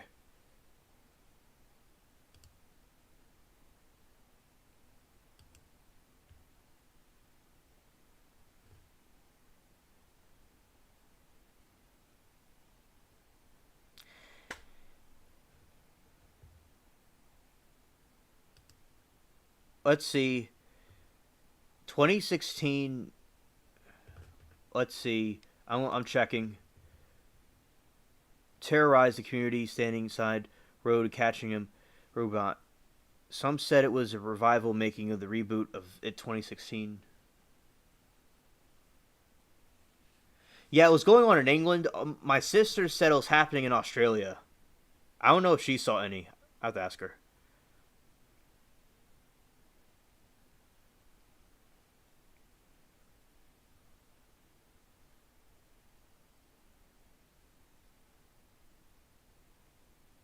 Okay.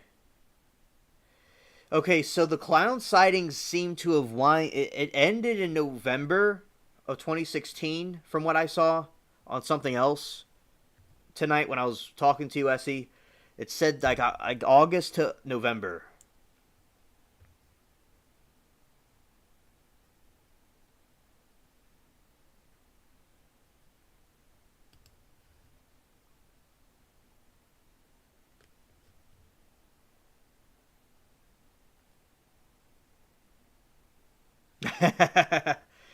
Right on, Essie. Yeah.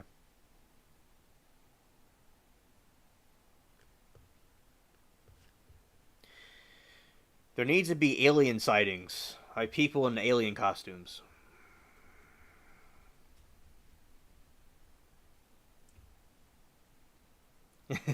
I know you're kidding, Essie. I'm also kidding myself. Yeah, I know you're kidding. It was a joke. There needs to be alien sightings, people in alien costumes.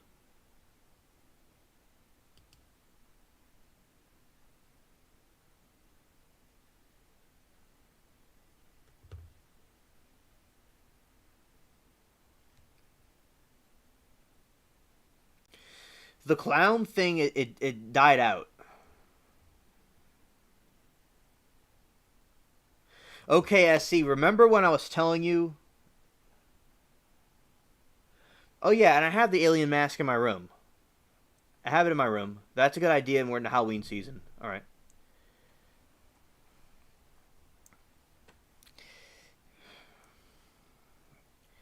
And also, you had. So a dude got shot, and after the guy got shot, they stopped doing the clown stuff. It says a dude shot one of the people dressed as a clown. Everyone pretty much stopped after that.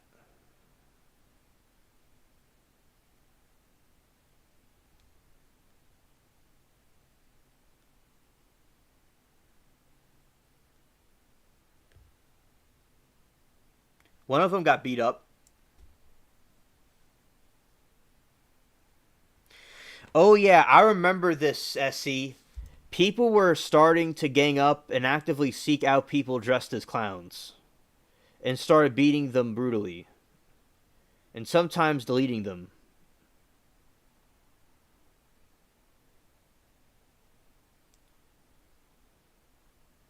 And also, I remember there was videos of the college campuses. It was my senior year of school, but I remember there's videos of college campuses, and they were like going on these mobs hunting the clowns, sort of like the Frankenstein monster.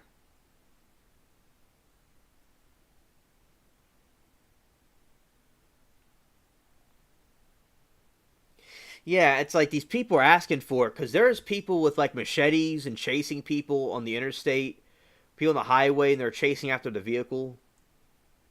Yeah, it's not so much fun after that, no. And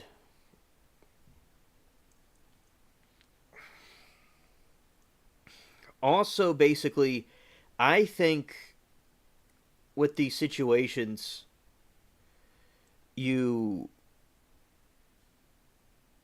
that's what caused it to die out when people started to attack them. After people get their butts kicked, it's not that funny anymore. No.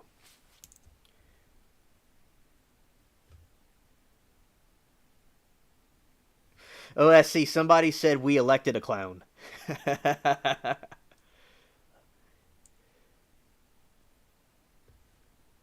The clown hunters.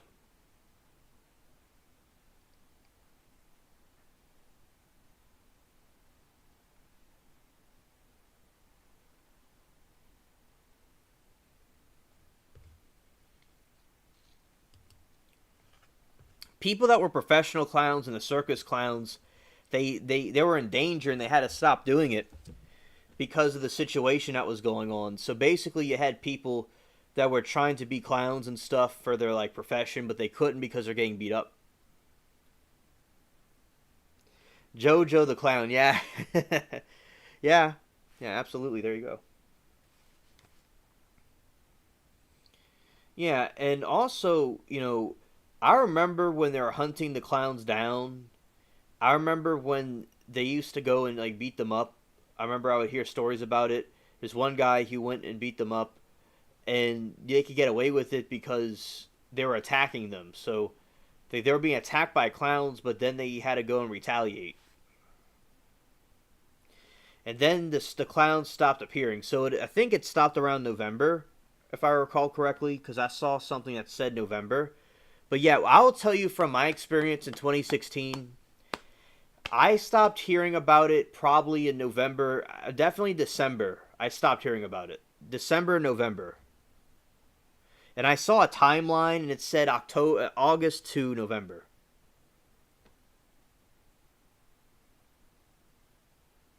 I know, SC. I know. It's like who would ever want to be who would ever want to be king, so to speak.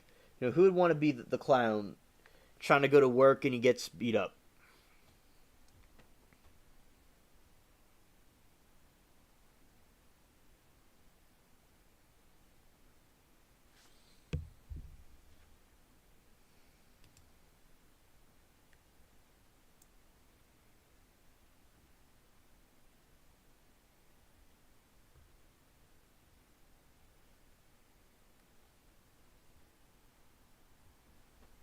Yeah, right after Halloween it ended. Right.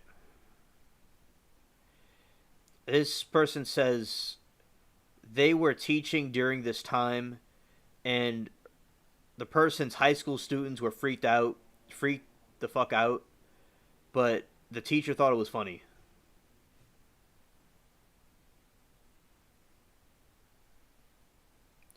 And clown was like a curse word. Like they thought that people shouldn't, like if you say clown back then people would get freaked out. And this led to the demise of Ronald McDonald, and they felt they didn't him to lumped with these hysteria scaring children and hurting scales. So it was hurting sales like McDonald's, and it was a shame that the demise of Ronald McDonald.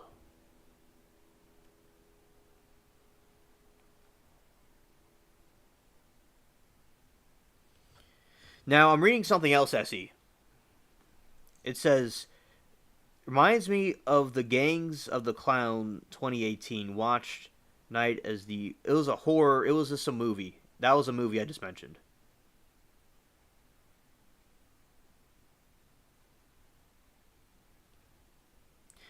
So as I said, there's a movie called Gangs the Clown, the Gags the Clown.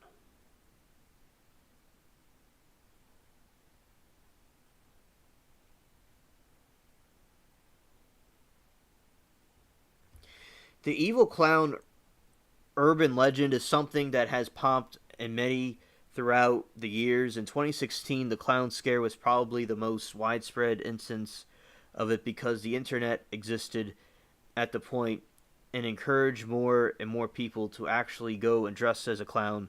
Before that, there were instances in the 70s and 80s of individual neighborhoods being terrorized by similar sightings.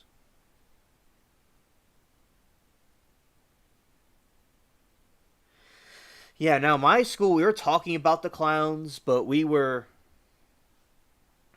kind of on edge about the clowns. We all kind of wondered if we were going to see one. I was with my friends in the hood at the time, Essie, and we were just kind of like, keeping our eyes open. We never saw anything, thankfully, but we were looking out if one were to try to mess with us. We would go and get the spaceship on them.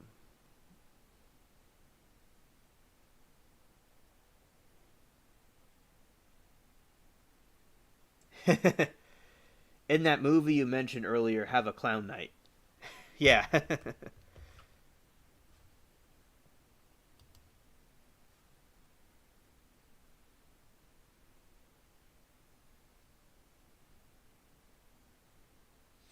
No one did it at the school. No way. My school is a very, you know, they don't deal with nonsense over there.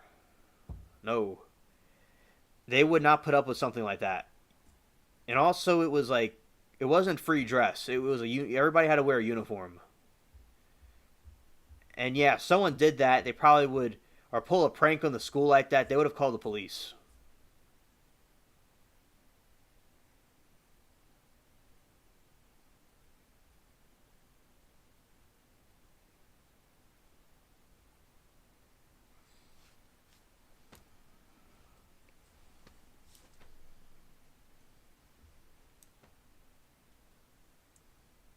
Yeah.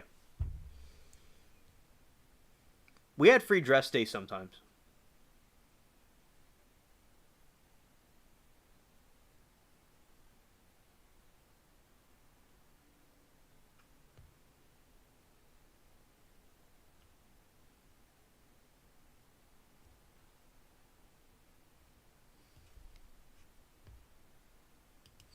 Let's see what they say here.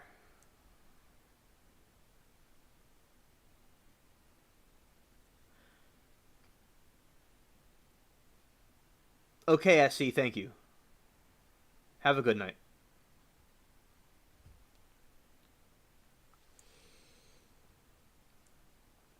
On October 12th, the Russian embassy in London issued a warning to Russian and British citizens because of the clown scare.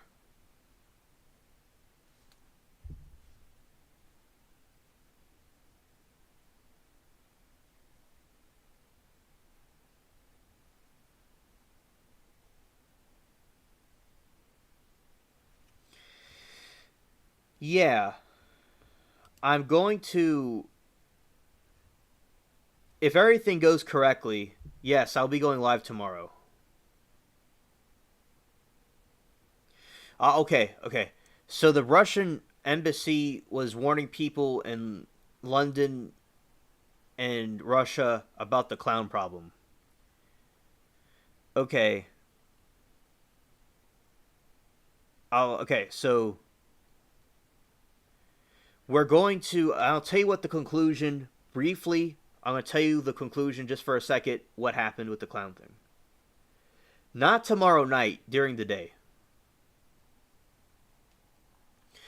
Several New Zealand shops withdrew clown costumes from their shelves. The United States and East Side Union High School District, West Milford School District, Ohio School District, Spring Borrowed Community Schools issued a blanket ban on all clown costumes and clown masks. In addition to previously existing policies and restrictions, Target pulled clowns from the website and stores resulting of the scare, as did Canadian Tire. The village of Mermamcook, New Brunswick, asked residents to not dress up as clowns for Halloween. Employees of the theme parks were instructed to remove any horror costumes and makeup before leaving work. Threatened clown purge and aftermath. By October 25, several news outlets reported on alleged clown-initiated purge or attack, which supposedly was to take place on Halloween Eve on 2016. While there were no widespread purge attacks as threatened, a family from Florida was attacked on 31 October 2016 by a group of approximately 20 people in clown masks. Like the Purge movie, no arrests were made. Students in Pennsylvania, Michigan University were involved in mobs that searched for clowns on campus after reported sightings. Rumors clown attacks floated around the campground. Okay, SC, and it ended in like November. So that is the conclusion, SC, of the clown, and you could go to bed. All right, so yeah, that is the conclusion, SC, of the clown problem.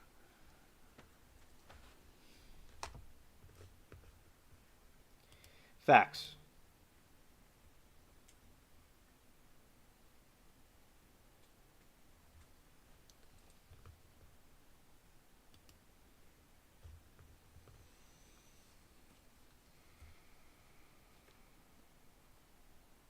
Thanks, SE.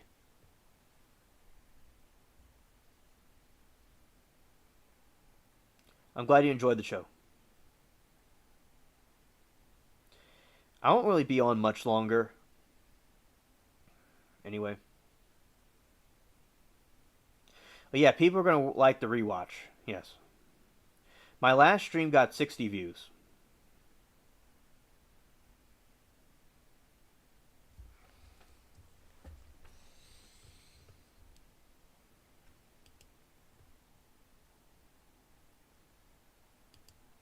Thanks, SC. And I'll be talking about these again on the early streams too, live with the other people as well. I talk about it a couple of times. All right. Okay, SC. Blessings and peace to you, you great audience. Good night.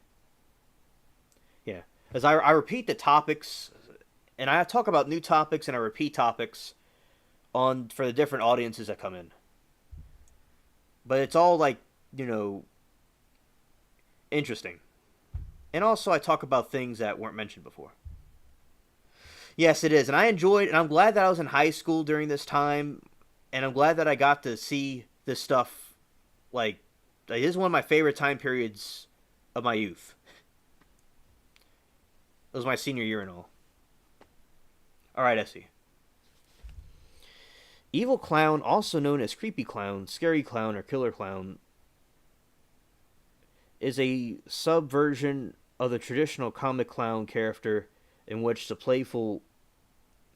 You too, Essie, you also have a great weekend as well. Is a subversion of the traditional comic clown character in which the playful trope is instead depicted in more disturbing nature through the use of horror elements and dark humor. The modern archetype of the evil clown was popularized by the DC Comics supervillain Joker starting in 1940 and again by Pennywise. In Stephen King's It, the character can be seen as playing on the sense of unease felt by sufferers of coulrophobia, fear of clowns.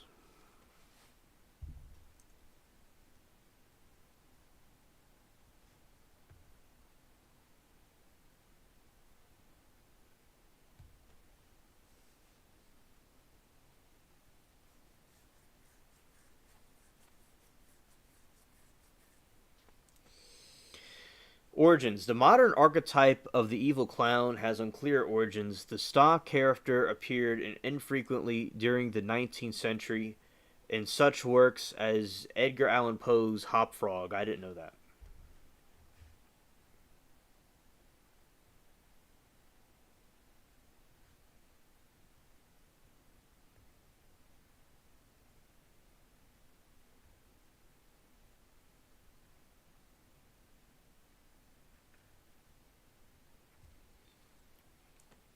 Which is believed by Jack Morgan of the University of Missouri Wola to draw upon the earlier incident as a masquerade ball in the 14th century during which the king and his frivolous party consumed highly flammable material as a semine creatures were ignited by flambeau and incinerated.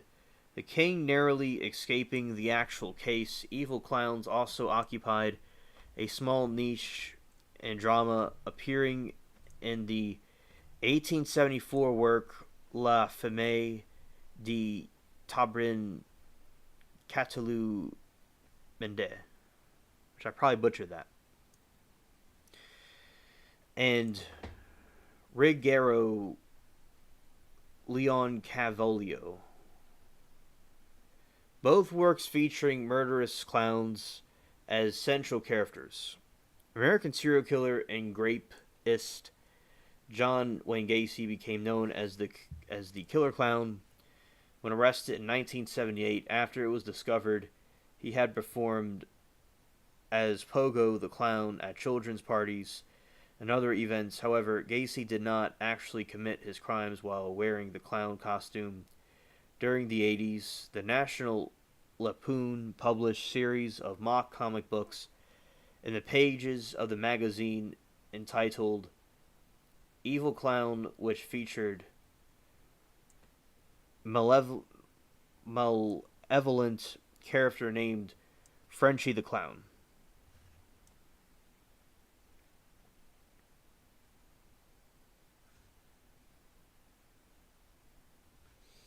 That's Gacy as the clown. Real creepy.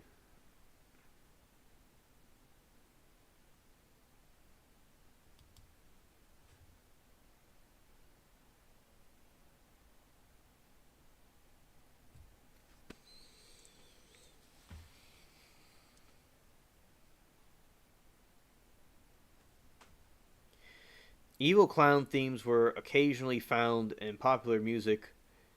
Zoe Clemenson, guitarist with the English rock band the sensational Alex Harvey Band, wore black and white clown-style makeup and colorful clothes while on stage during the band's 1970s heyday, while his happy, sad, happy demeanor helped give their preferences an edge of menace. The evil clown archetype plays strongly off the sense of dislike it caused to inherit elements of the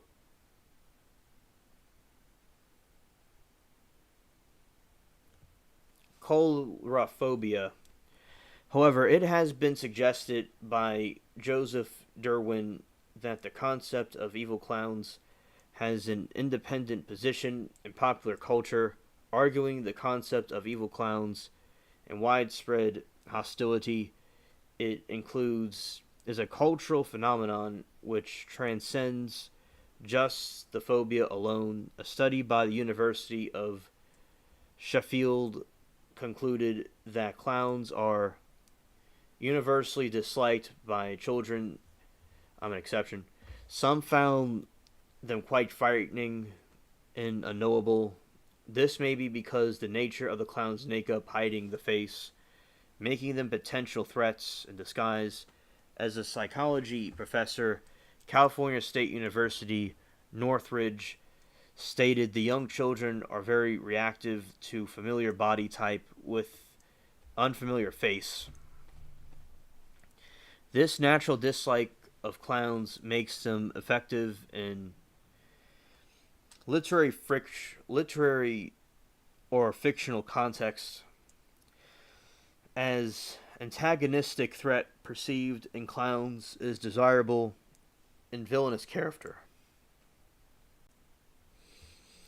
Researcher Ben Ranford, who published Bad Clowns in 2016 and is regarded as an expert on the phenomenon, writes that looking throughout history, clowns are seen as tricksters, fools, and more. However, they always are in control, speak their minds, and can get away with doing so.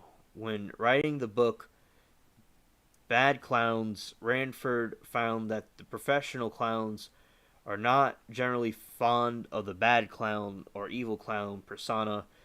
They see them as rotten apples in a barrel whose ugly sight and smell cast suspicion on the rest of them, and do not wish to encourage propagate coulrophobia. Yet, as Ranford discovered, bad clowns have existed throughout history. Harlequin, the king's fool. This is like Harley Quinn. Harlequin is the best known of the comic servant character, the Italian associated with the city of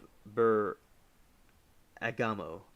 The role is traditionally believed to have been introduced by Italian actor manager Zan Gonzasa.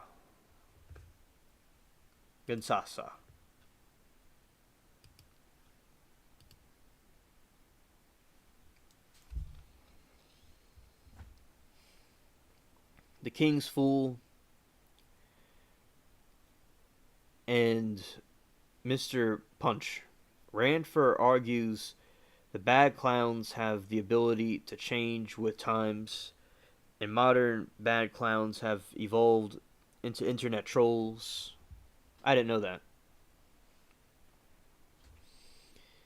They may not wear clown costumes, but nevertheless engage with people in their own amusement, abuse, tease, and speak what they think of as the truth, much like the court jester and the dip clowns do, using human foibles against their victims.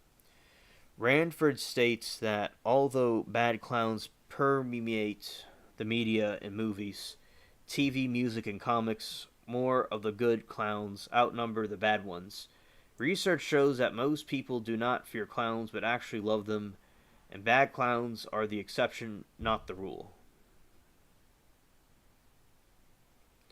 When I was a kid, actually, I forgot to mention SE earlier. I I work like a gesture costume, and basically it looked just like that you see on the screen right there. And without the mask actually, I don't know where the mask is actually. I don't know where it is at. But I have parts of the costume. I was a little kid. This is probably in 2006, 7, and yeah, I still have it. Parts of the costume, but the rest of it's somewhere else. I don't even know if it came with the mask. I don't really remember. Interpretations. The concept of the evil clown is related to the irrational fear of clowns, known as coulrophobia, a neologism coined in the context of informal. The cultural critic Mark Derry has theorized the postmodern archetype of the evil clown in Cotton Candy Autopsy, this deconstructing the psycho deleter clown, a chapter in his cultural critic, the pyrotechnic Insantrium, American culture of the brink, tracking the image of the demented or deviant clown across popular culture. Derry analyzes the Pogo the Clown persona of the John Wayne Gacy incident, the Obsons clowns, and neo-situationist cacophony society and Joker, Batman fame, the grotesque art of R.K. Solone, the sick funny Bobcat, gold white comedy shakes of the clown Scooby-Doo's ghost clown from the episode Bedlame in the Big Top, Horny the Clown in 2007, horror comedy movie Drive Through, Pennywise from Stephen King's It.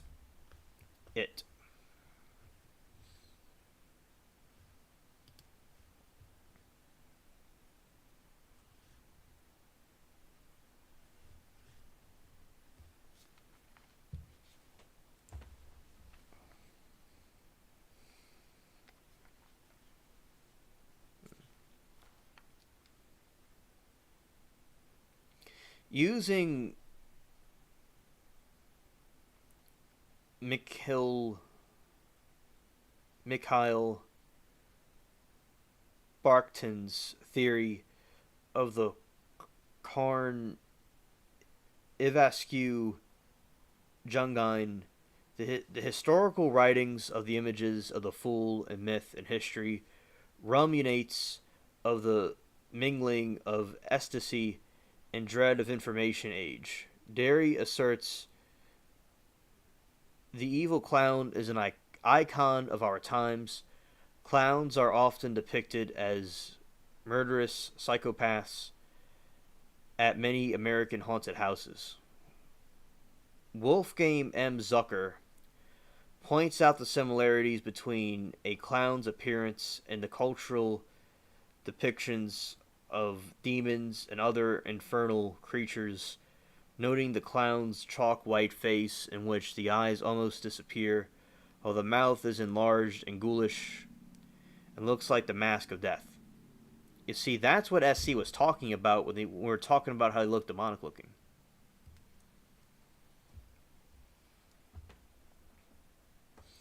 According to psychology professor Joseph Duerwin at California State University, Northridge, young children are very reactive in familiar body type with unfamiliar faces. Researchers who have studied the phobia believe there is some correlation to the uncanny valley effect. Additionally, clown behavior is often transgressive, antisocial behavior, which can create the feelings of unease. A 2022 survey of 987 adults from 64 countries found 54% of respondents reported experiencing some degree of coulrophobia.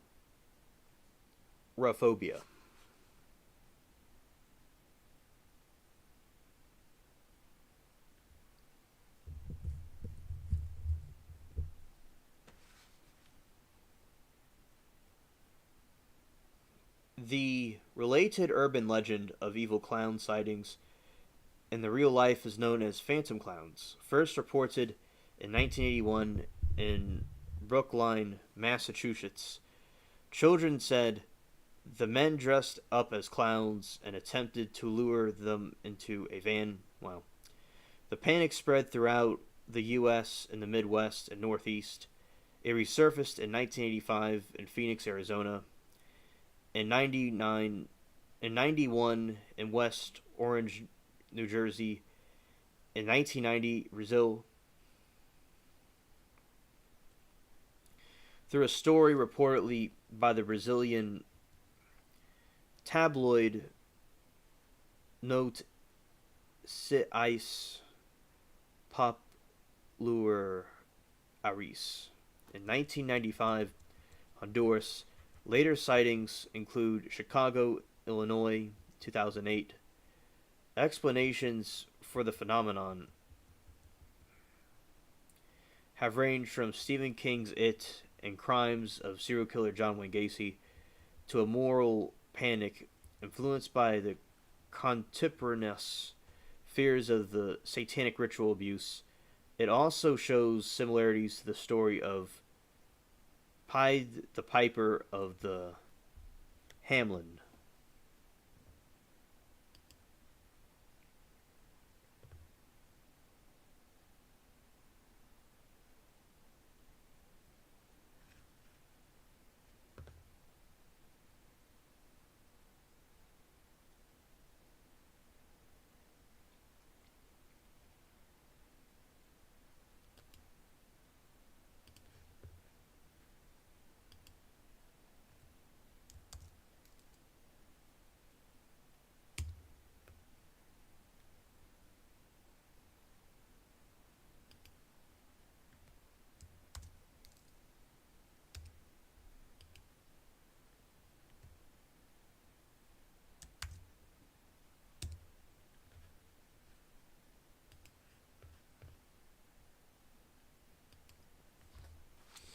In most cases, the reports were made by children. No adults or police officers were able to confirm the sightings.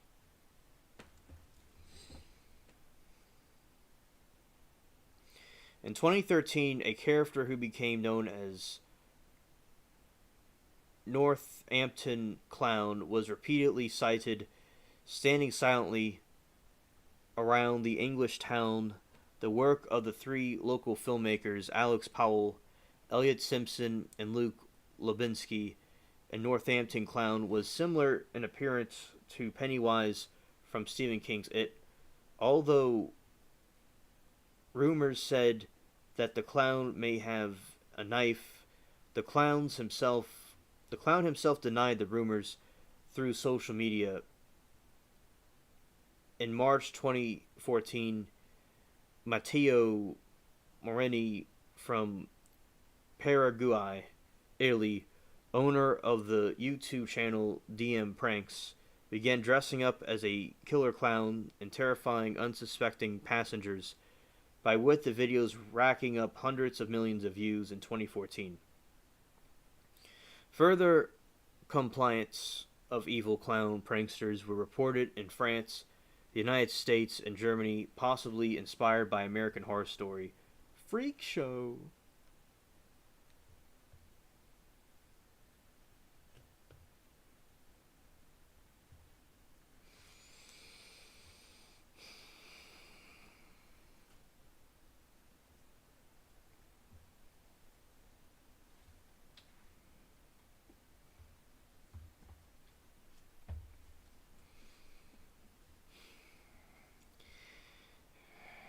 In 2014, the Wasco clown attracted social media attention in California again.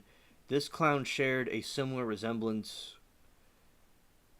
to Pennywise, and it was revealed that the social media posting were part of a year-long photography project conducted by artist's wife.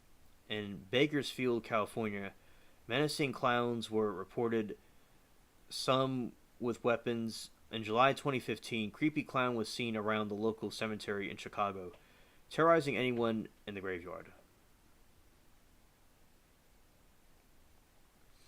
There was another burst of such sightings in 2016, including South Carolina and New York.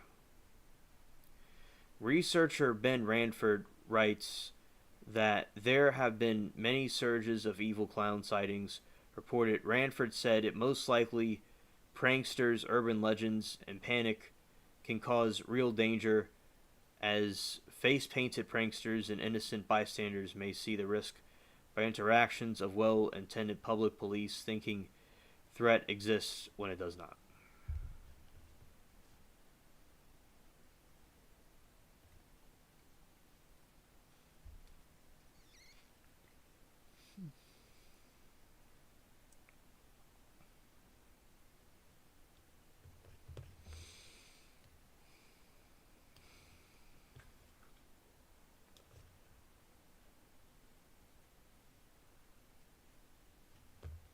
I am checking something.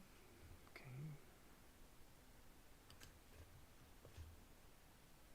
All right.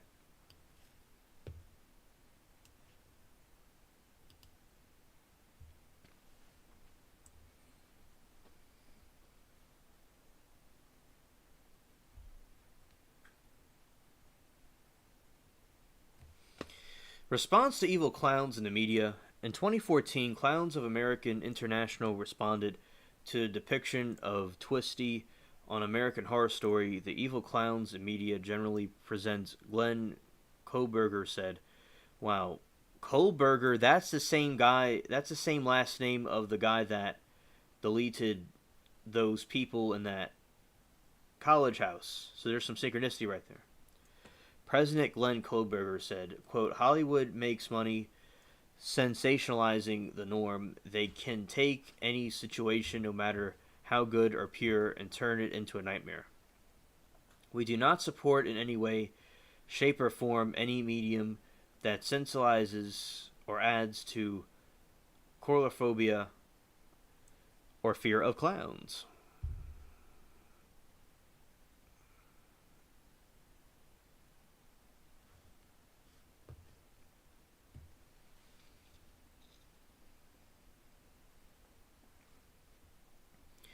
Depictions. The contemporary evil clown archetype developed in 1980s, notably popularized by Stephen King's It, perhaps influenced by John Wayne Gacy's A Serial Killer dubbed The Killer Clown in 1978, Killer Clowns from Outer Space in 1988, horror comedy depicted of the topic, the Joker character in Batman franchise was introduced in 1940 and has developed into one of the most recognizable and iconic fictional characters in popular culture, leading wizard magicians, 100 greatest villains of all time, ranking in 2006, although Krusty the Clown, a cartoon character introduced in 1989, the animation sitcom The Simpsons is a comical, non-scary clown character, reveals darker aspects of his personality, and The Simpsons episode Lisa's First World in 1992. Children, children's fears of clowns featured the forms of a very young Bart Simpson traumatized by an inexperiencedly built Krusty the Clown themed bed, repeatedly uttering the phrase, "Can't sleep, clown will eat me." The phrase inspired in Alice Cooper's song. The album Dragon Town 2001 became popular catchphrase. Evil clowns are also mentioned in the song by Pink.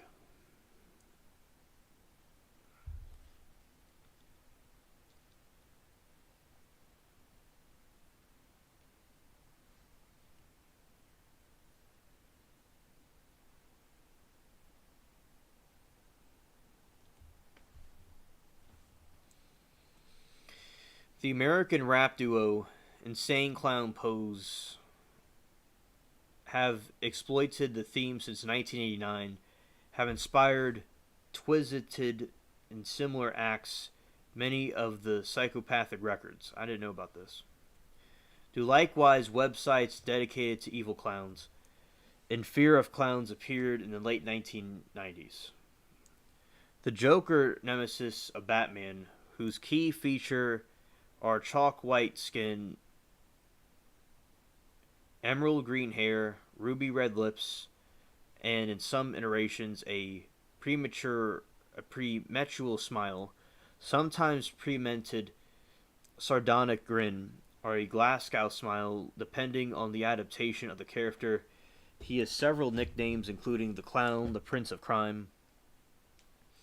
In 1982, the film Poltergeist, directed by Tobe Hooper and produced by Steven Spielberg, along with 2015 remake of the same directed by Gil Kenan, features a possessed clown doll, Pennywise the Dancing Clown, the main antagonist in Stephen King's 1986 horror.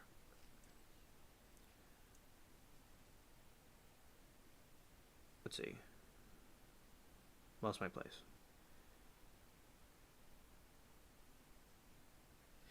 Hey, Super D.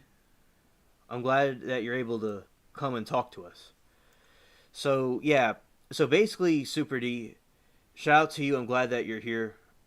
And we were talking before when SC went to bed, but he was here a little while ago. We were talking about the clowns from 2016 because we were talking about we were talking about some movies and some of the horror movies, and then we talked about the clown.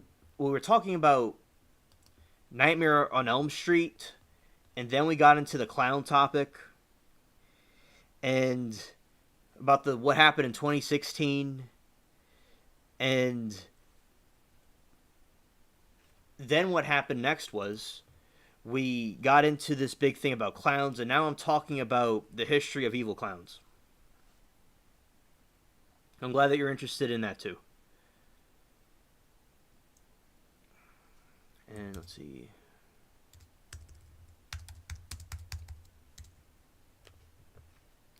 The movie we were talking about was The Hills Have Eyes. It was about the desert over there. And the cannibals that go and try to eat this family. And it was based off of the Texas Chainsaw Massacre. And the same creator created Nightmare on Elm Street. It was pretty cool. Oh yeah, I saw the original Ronald McDonald. Yeah, I remember that. I saw some other clown too from the 50s, And yeah, it looks very terrifying looking. Yeah, definitely. Now, I saw clowns when I was a kid at the circus that were totally different type of clowns than the evil clowns. But I like the clowns in the circus. I was never afraid of clowns because of the I like spooky things, but also I like clowns in the circus. I learned about the evil clowns later. But yeah, so the clowns in the circus are pretty cool, but then these clowns something very different, and I could see how they're spooky, the evil clowns. I could see why people don't like them. Yeah, I was talking about John Wayne Gacy in this article, and I saw Poltergeist, that movie. Not, of course, I didn't see it when it came out, of course, but I saw the rerun of it. Yeah, up here, see, I was talking about John Gacy right here. So basically, right here, I was talking about John Gacy. So, American serial killer and rapist John Gacy became known as the killer clown when arrested in 1978. After it was discovered, he had performed as Pogo the Clown as the children's parties and events. However, Gacy did not actually commit his crimes, apparently, while wearing the clown costume. During the 1980s, the National Lampoon published a series of mock comic books in the page of the magazine entitled Evil Clown, which featured a malevolent character named Frenchie the Clown. Evil clown themes were occasionally found in popular music. Zale Clemenson, guitarist with the English rock band the sensational Alex Harvey Band, wore black and white clown style makeup and colorful clothes while on stage during the band's 1970s heyday, while his happy sad demeanor helped give their performance the edge of the menace.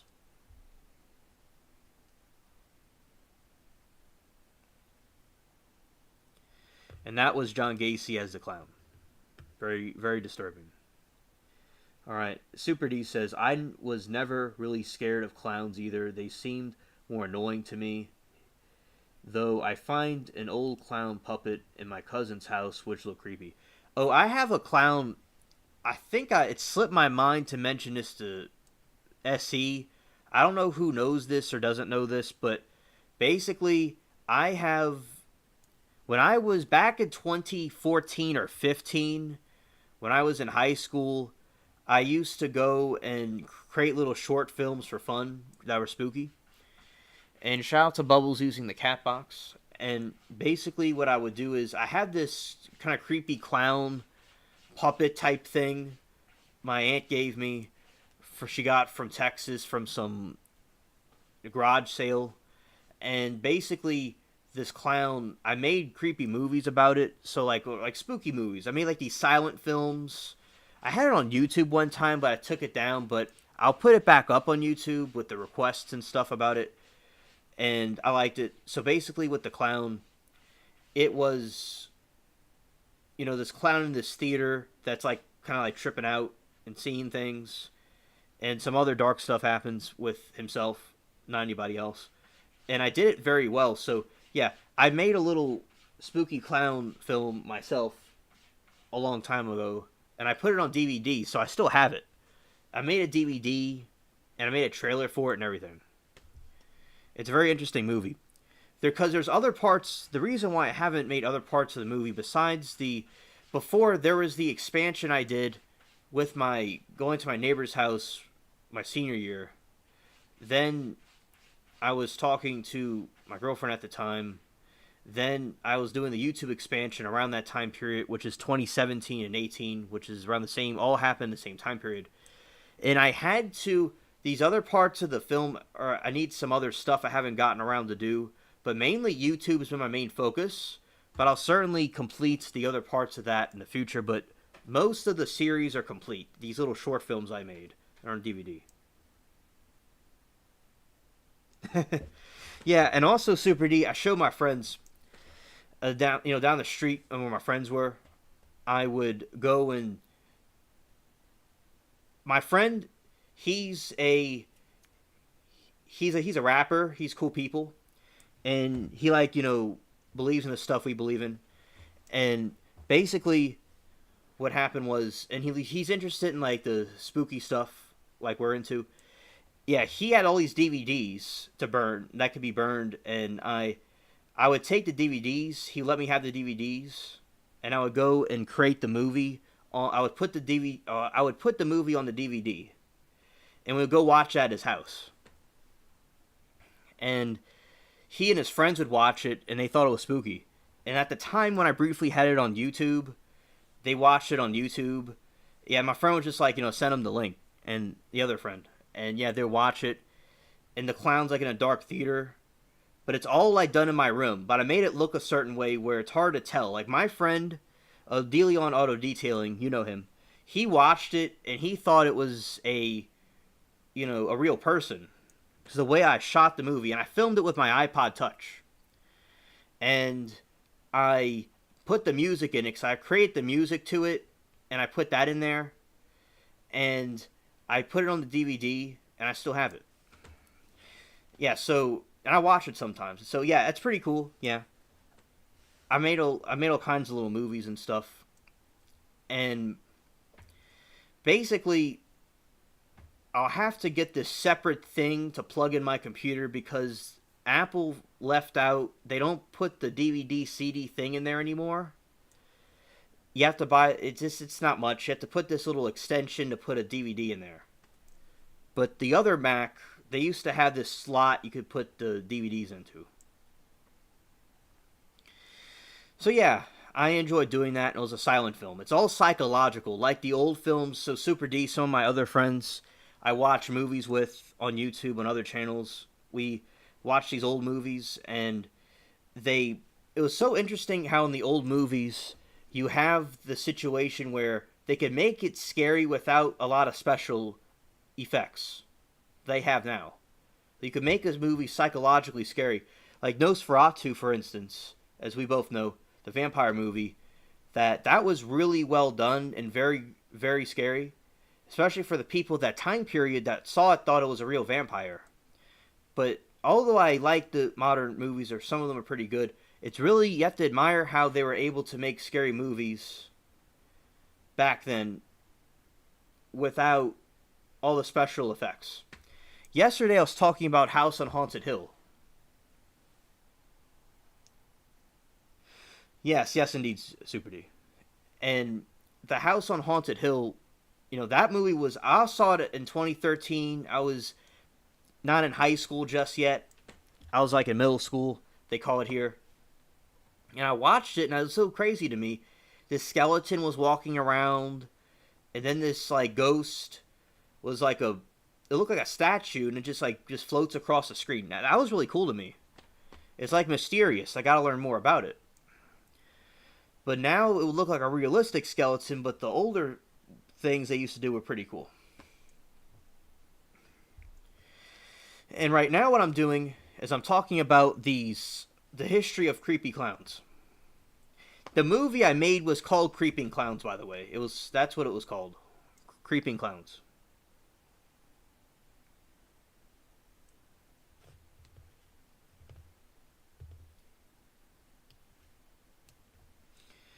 Super D says, many of the characters in Nosferatu were shockingly creepy. One character played by Alex Granch, based on Renfield. No, I said it wrong. Renfield was super insane too.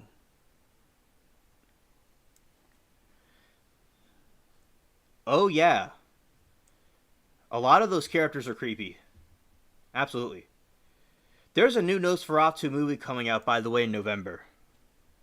And I saw some of I saw the trailer, and there are some scenes that look pretty good to me. Some of the scenes. Like they show a part of it for a second, the classic scene when the door opens and the long hallway and you see the vampire. They show that, and that's pretty cool. It looks pretty good. But they don't really show much of the vampire, though. Super D says, "Have you heard of the Grand Gunnel? I wonder if they included the clowns somewhere."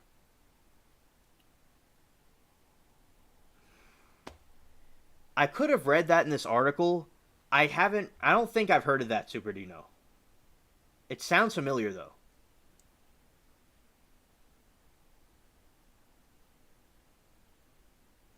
Okay, Super D. Yeah, yeah. I'm gonna see it with my family too.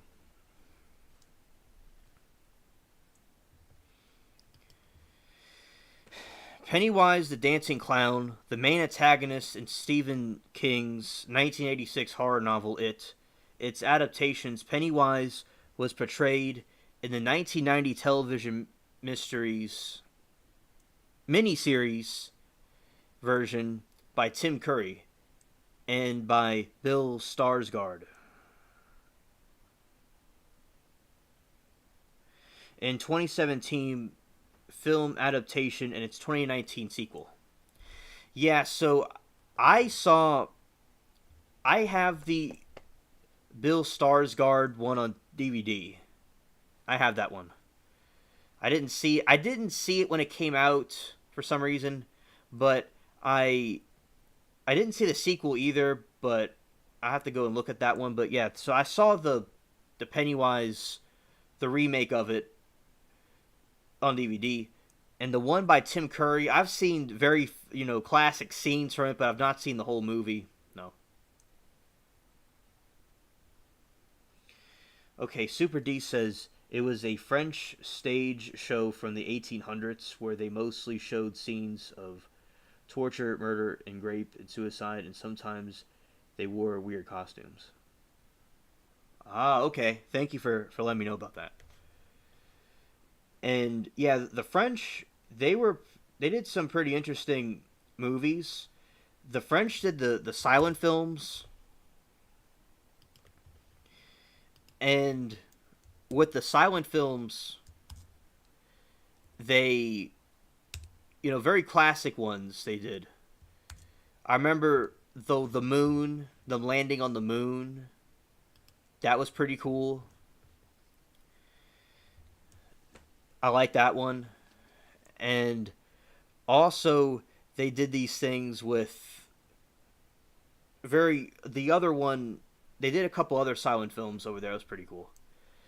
It's cool how they thought with the moon they could just shoot a cannon and it would launch something at it, but it's very similar though to what actually happened, but on a much larger scale. And I like the lore because they thought on the moon there would be all these creatures and all kinds of stuff there, and I like their imagination what they thought would be like on the moon. Some people thought the moon was a big giant piece of cheese at one point.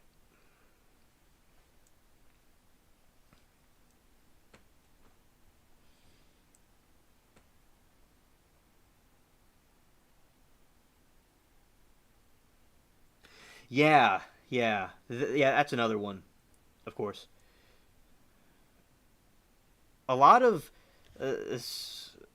ideologies and stuff come from the French during their revolution. Yeah, and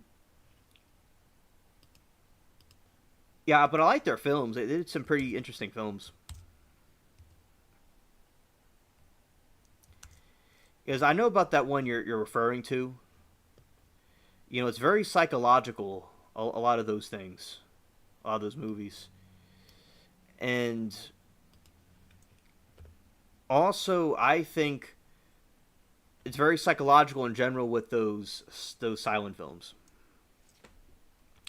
The 1988 Killer Clowns from Outer Space, directed by Choido brothers, features extraterrestrial evil clowns as the story's antagonists. The 1989 Clown House, written and directed by Victor Salva, concerns brothers who are attacked by their own home by escaped mental patients dressed as clowns. The most famous professional wrestling depiction of an evil clown was Don. No.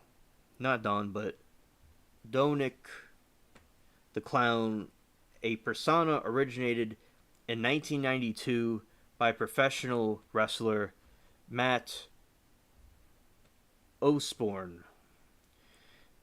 In World Wrestling Federation, originally the gimmick was that a sadistic evil clown playing cruel tricks on fans and wrestling to amuse himself, put them off guard.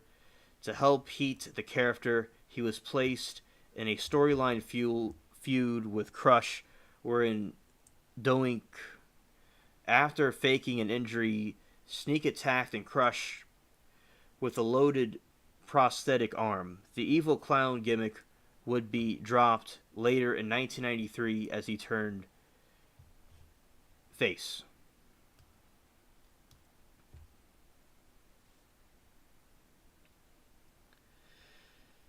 Super D says, I think what makes silent horror films more spooky is the way they were recorded.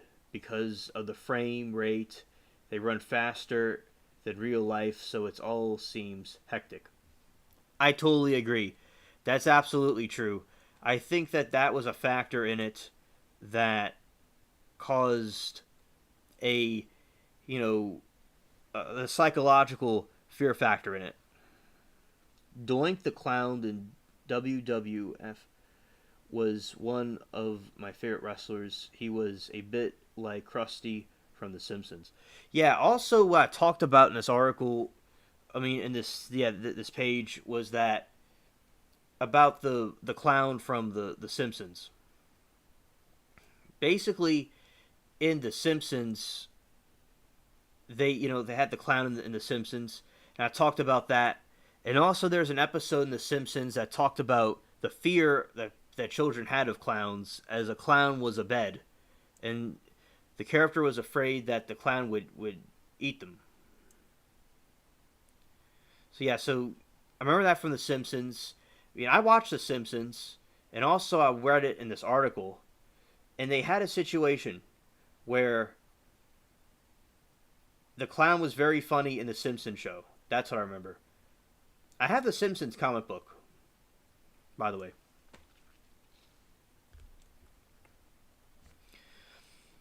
Violator, a supervillain demon appearing in Spawn comic books published by Image Comics, is commonly depicted in the form of Clown, a balding, overweight man with blue face paint. Sweet Tooth, a character in the Twisted Metal video game series.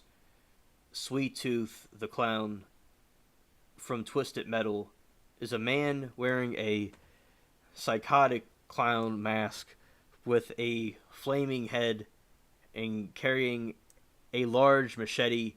He drives a weaponized ice cream van with the same clown face on the roof.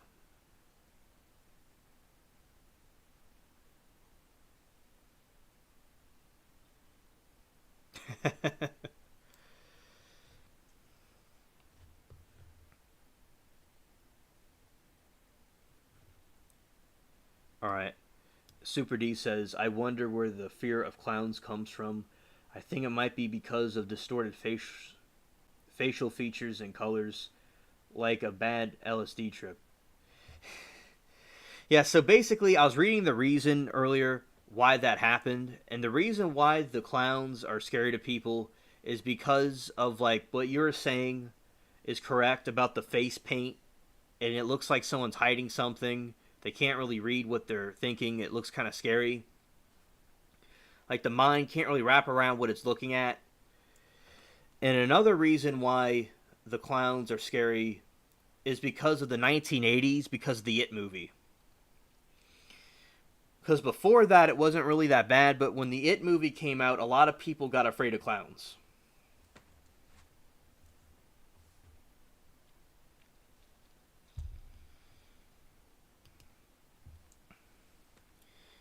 And I never saw those movies when I was a kid.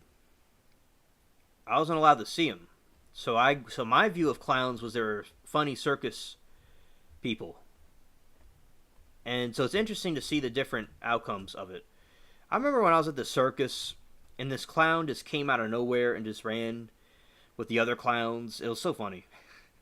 And they just did like goofy stuff.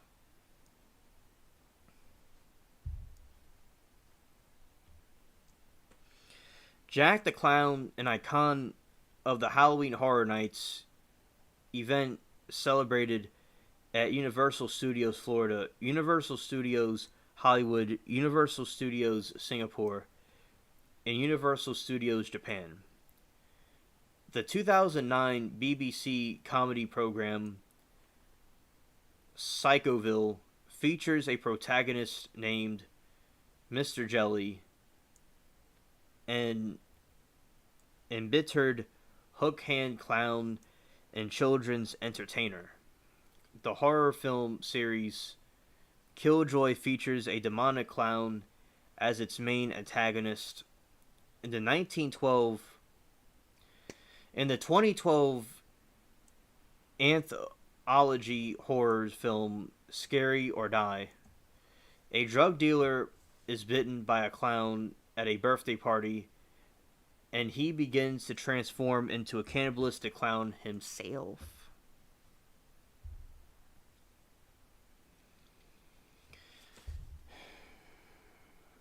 In 2012,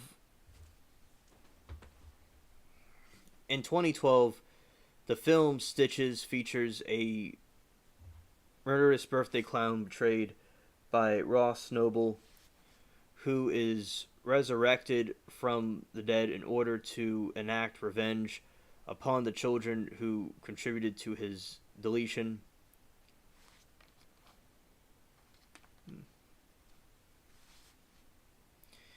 The FX horror anthology series American Horror Story used instances of evil clowns, the first being Twisty the Clown from the fourth season Freak Show, who made a cameo appearance in Cult, where the season antagonist created a murderous clown to orchestrate his rise to political power. In 2014, the film Theater of Fear, directed by Andrew Jones, features a murderous clown character played by Nathan Head. In 2014, the horror film Clown, directed by John Watts and produced by Eli Roth, follows a man who, upon finding and wearing a clown suit, becomes trapped in the cursed skin of an ancient Nordic demon known as Clyone, which I said that wrong, and Cloyne. The 2021 Behind the Sightings was inspired by viral clown sightings in 2016.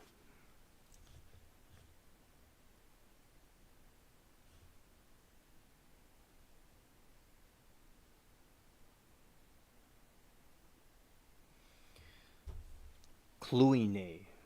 So I know the O with the two dots on top of it, that makes a totally different sound. That's what I remember from my friend from Norway. I knew she told me the two dots, it makes a different sound. Yeah, but anyway. So you know what I always found terrifying for some reason? Pigs. There is a horror film called Motel Hell where the killer is a chainsaw wielding guy with a pig mask. That creeped me out. Super D, I heard about some things where with the pigs, I watched some of these stories about these creepy encounters people have had, like say like a pizza delivery guy, and he's with these. There's these people in this house, and one of them, and they're all wearing masks.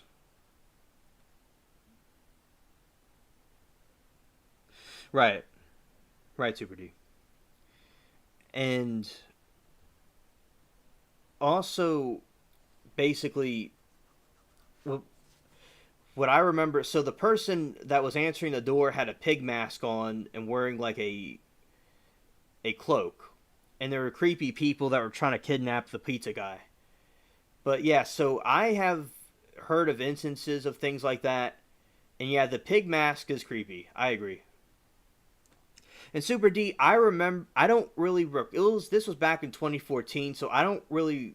I have to go back and refresh my memory with the internet about saying that, because I remember, she told me it's a totally different sound, and she told me what it was.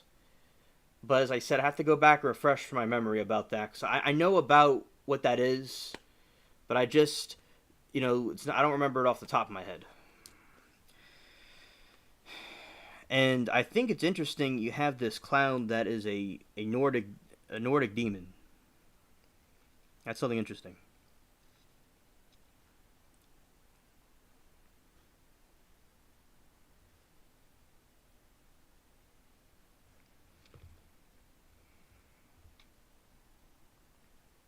I'm going to give a recap for Super D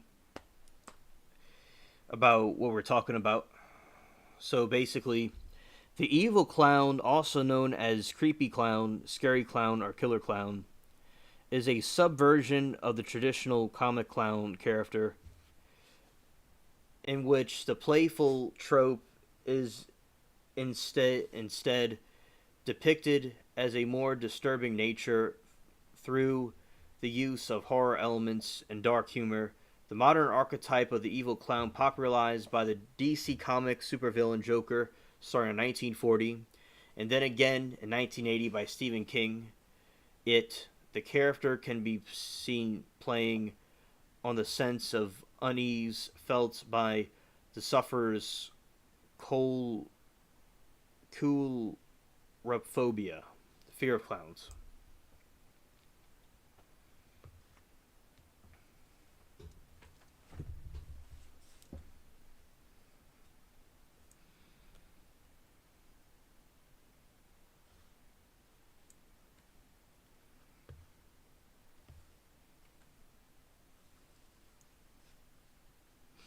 The modern archetype of the evil clown has unclear origins. The stock character appeared infrequently during the 19th century, such as in Edgar Allan Poe's Hop Frog, which is believed by Jack Morgan of the University of Missouri-Rolla to draw upon the earlier incident at a masquerade ball.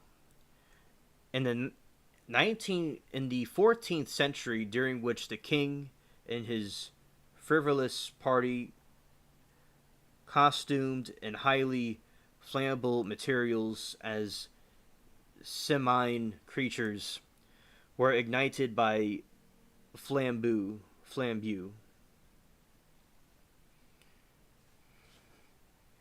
and incinerated by kings narrowly escaping the actual case. You know, I just recalled something. I think what I was referring to, Super D, was the O with a line in it, not the O with the two dots. But it has. I understand it has it's has a different meaning than O as I know it. So it's similar, but I was specifically referring to O with a line in it. I just remembered. The other thing was O with the two dots on it. In the 14th century, okay, King nearly escaped the actual case. Evil clowns also occupied a small niche in drama, appearing in 1874 with La Femme de Tabrin by Cat Eule Mende, and in the Ruggiero, accused of being a plagiarism of Mende's piece. Both works featuring the murderous clowns and central characters, and what I just referred to was, so Ruggiero was an Italian opera composer and librettist throughout his career.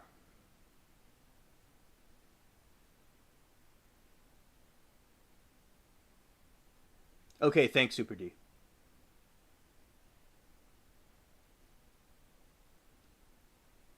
Yes, thank you.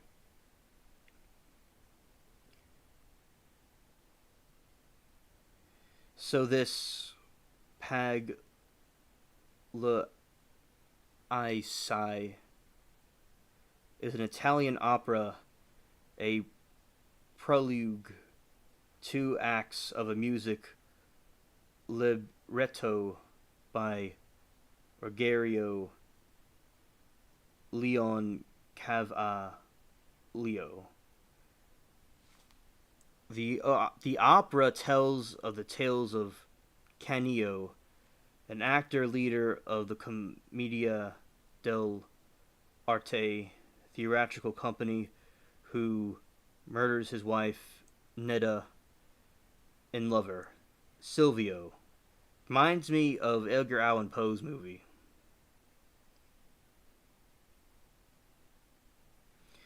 Pagliacci. Right.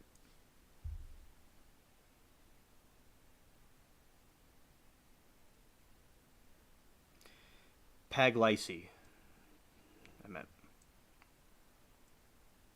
Yeah, so those are some origins. Now that this thing came out in 1874, so there was references to evil clowns in the past, but it got popular in the 40s and the 80s, and later in the 80s. Okay, so the American serial killer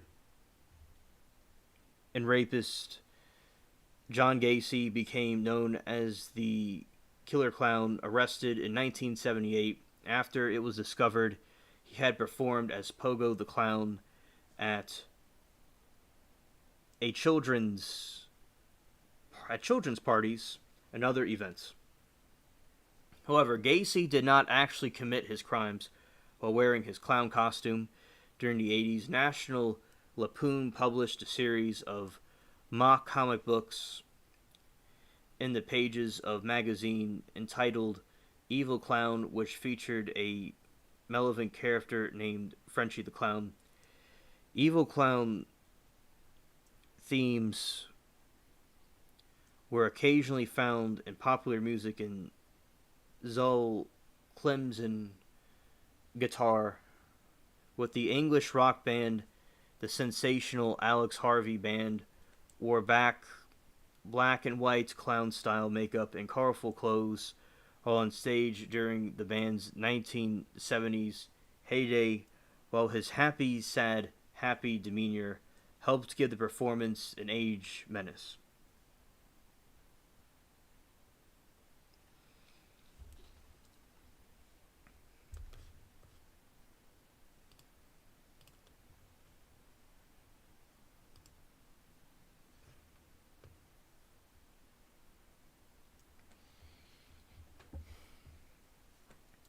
Super D says, I think there might also be a certain tie to a medieval court jester, considering they could get away with things normal people couldn't because they were beneath the king's contempt. Yeah, I was reading in this article about that, about the king's jester, and that's it wasn't that specific story you mentioned, but it was about jesters in the king's court. They used to go and poke and make fun of people and stuff and act goofy. And now the internet trolls are the modern day clowns and modern day jesters. And so that was a modern day version of it.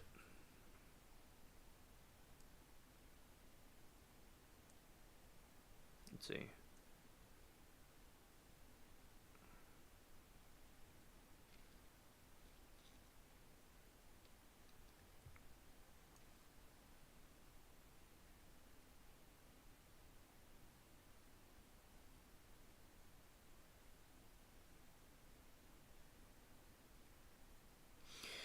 Yeah, so basically, yet Ranford discovered the bad clowns have existed throughout history. Harlequin, the King's Fool, and Mr. Punch. Ranford argues that bad clowns have the ability to change with the times, and modern bad clowns have evolved into internet trolls.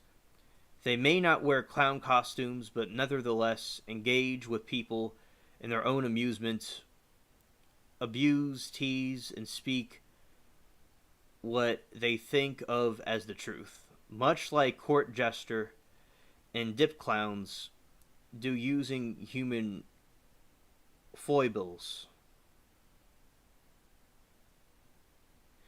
against their victims. Ranford states that although bad clowns permeate media and movies, TV, comics, and more good, clowns outnumber the bad ones. Research shows that most people do not fear clowns but actually love them, and bad clowns are the exception, not the rule.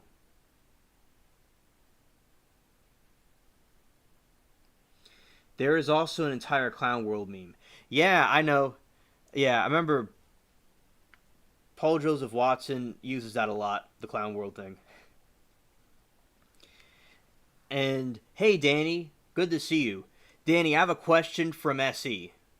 I'm glad that I got to see you. So basically, during the clown apocalypse in 2016, did you see any clowns?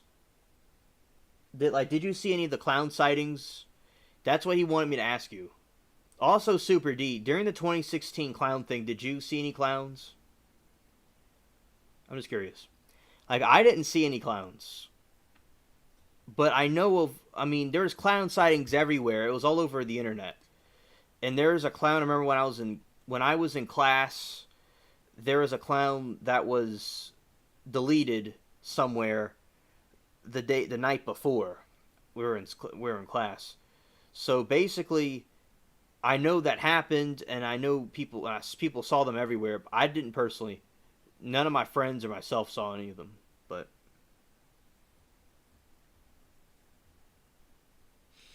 and okay, so Danny says, "Nah, I don't think I did." Okay, thanks, Danny. Super D says, "I did not see any clowns in the entirety of 2016.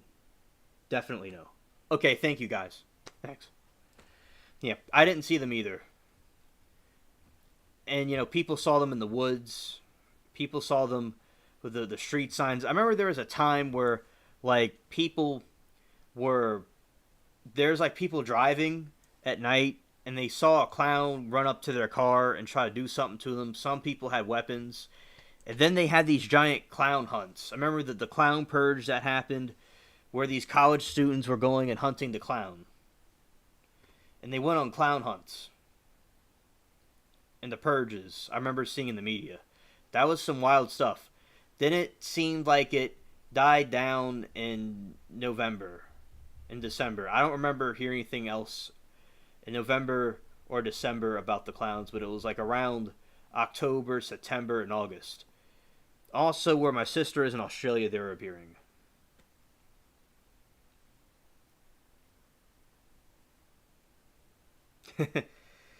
Also, Super D says something cool. He says,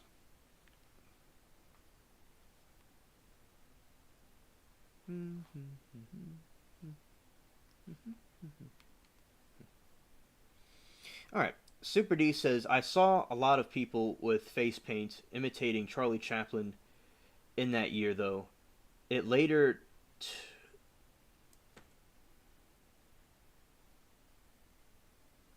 turned out they were Romanians going to different countries trying to beg for money. Strange scheme. Oh my.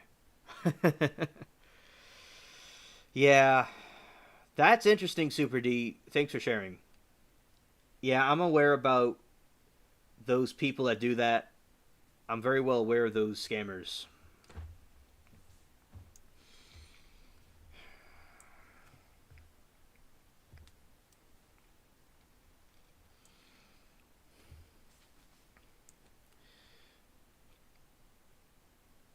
Psychology professor, State of California University, Northridge, stated young children are very reactive to a familiar body type with an unfamiliar face.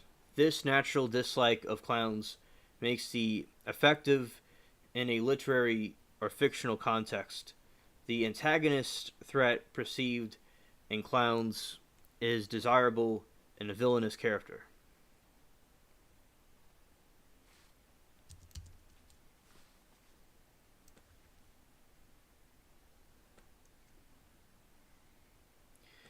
Researcher Ben Ranford, who published Bad Clowns in 2016 and is regarded as an expert on the phenomenon, writes that looking throughout history, clowns are seen as tricksters and fools. More, however, they always are in control, speak their minds, and can get away with doing so. When writing the book Bad Clowns, Ranford found that professional clowns are not generally found in bad clown or evil clown persona. They see them as the rotten apple in the barrel whose ugly sight and smell cast suspicion. For the rest of them, that's what the people that do clowns say.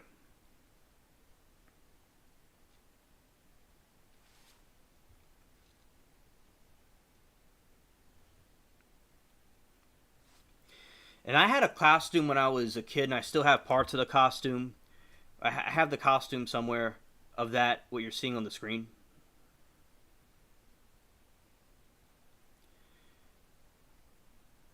Charlie Chaplin was a good actor, by the way.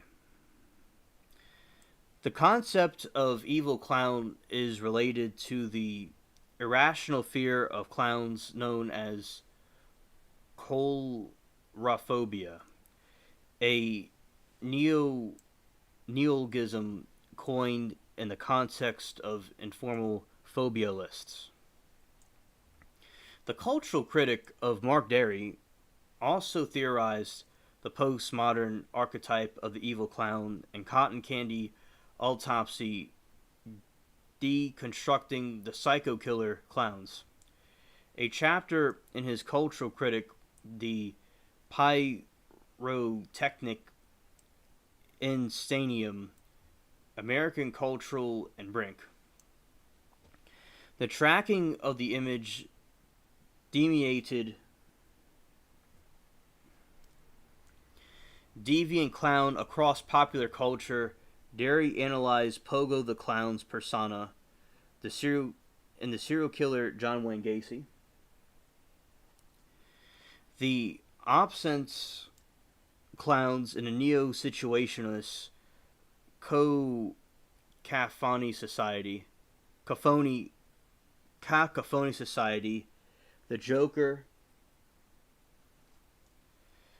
of Batman the Fame, the grotesque art of R.K. Solane, the sick funny Bobcat Goldthwait comedy Shakes the Clown, Scooby-Doo, Ghost Clowns from the episode of Bedlame and the Big Top, Horny the Clown in 2007, and comedy movie Drive-Thru Pennywise from Stephen King's It.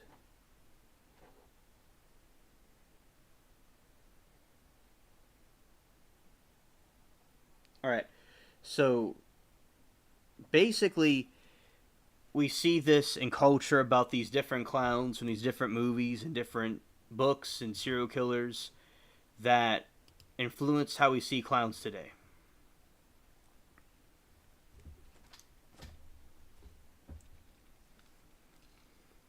Using Mikolai theory, the Karn Vescu Jungine and historical writings on the images of the fool and the myth and history of the rum and nations, of the mingling of ecstasy and dread information. Age Derry asserts that evil clown is an icon of our time. Clowns are often depicted as murderous psychopaths at many American haunted houses.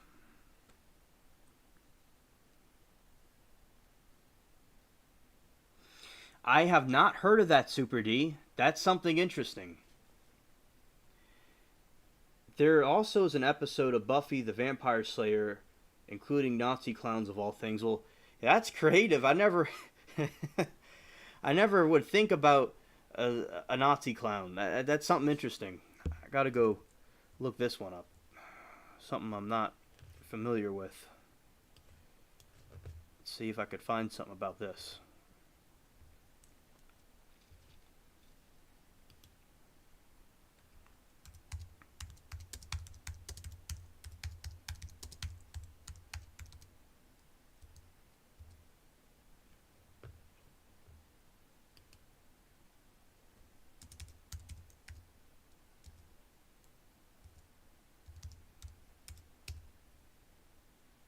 Let's see if they show anything about it, which I do know it's real. I just want to see what they doing here.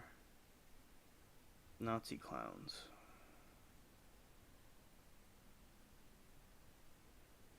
In the episode, everybody is everybody is getting trapped in their nightmares. Xander's nightmare and his childhood birthday party, where some clowns chase him. Okay, thank you. All right. Recently, yeah, there's a movie called Terrifier that I saw. That's another clown movie that just came out. Okay, Super D, thank you.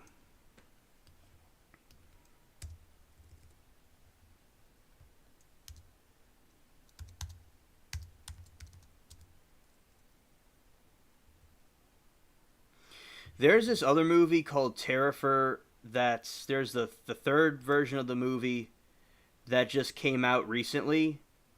But this is another clown movie. I saw this, the second one, just like a couple of days ago. I finished it. It was pretty, pretty scary movie. I like watching it, and I thought it was, a well done horror movie. And there's this one. There's a third one. So there's a first one. There's a second one. I saw the second one, and there's a third one. So that's some. This is some other clown movie that the third one is out now. It's very graphic and it's very creepy. Very, very creepy. Okay.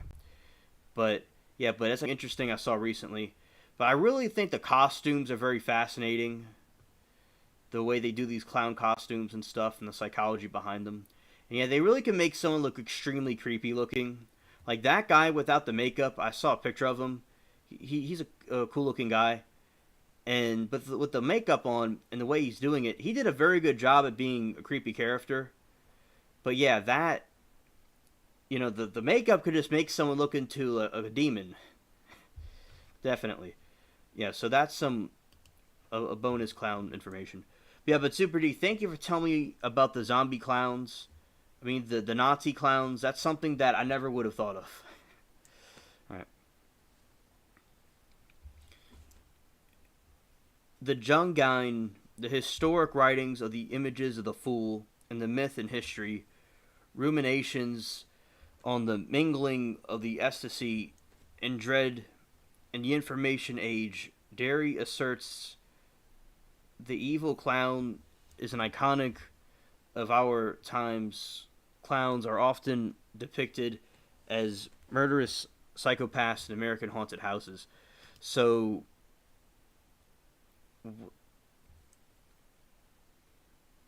Jungine, Carl Jung, yeah, I know about him.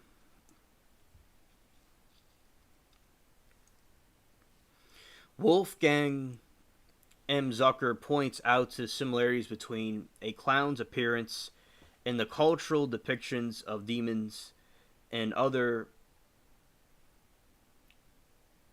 infernal creatures, noting that the clown's chalk white face in which the eyes almost disappear, while the mouth is enlarged and the ghoulish bigness looks like the mask of death. According to psychology, the professor Derwin at California State University, Northridge, young children are very reactive to familiar body types with an unfamiliar face. Researchers will have studied the phobia, believed there is some correlation to the uncanny valley effect. Additionally, clown behavior is often transgressive antisocial behavior which creates feelings of unease.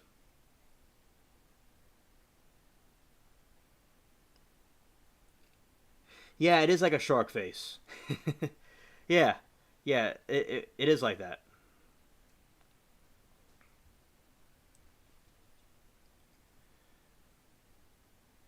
Yeah, like from Finding Nemo. That's a movie I saw when I was a kid.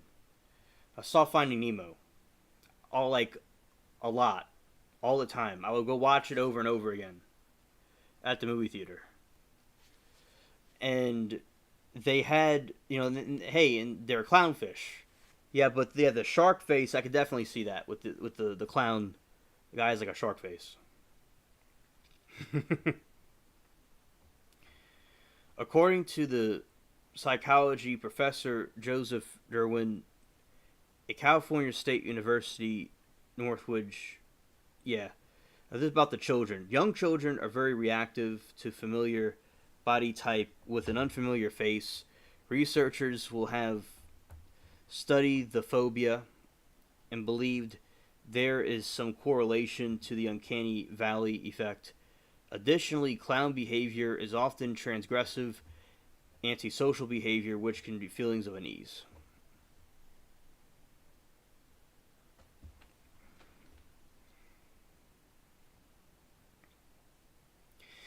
Oh, yeah. His favorite Pixar movie as a child was Monsters Inc. I like Monsters Inc. too. Yeah, I saw that one. And I thought I loved the colors in that movie. The colors were so cool.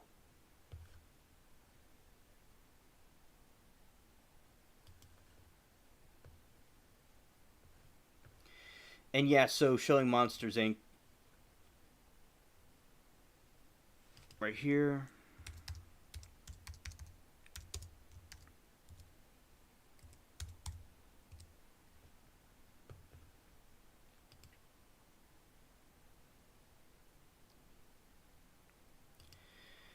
As I said, the coloring, the color is so cool. I liked it. And I also liked how he was blue and purple and a little green guy. Yeah, I like that one a lot. Yeah, that was a really good one. I remember you go through a door and there's like a dream. And yeah, it was very, some parts were pretty scary. It was realistic. Oh, I have the action figures of these things. I remember this dude right here. I remember this guy. And the librarian. Yeah, she's a meme. The librarian's a meme. Like they're saying at the Johnny Depp trial that one of his girlfriends he had was the librarian for Monsters Inc.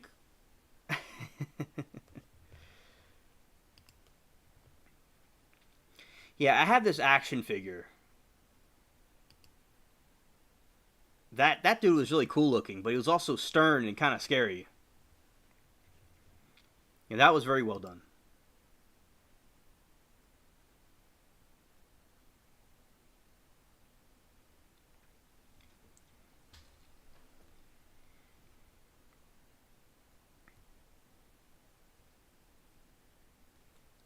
Super D said, "I love the scene where the company boss got coffee and it was like this thick, slimy syrup." Yeah, yeah, that was funny. Yeah.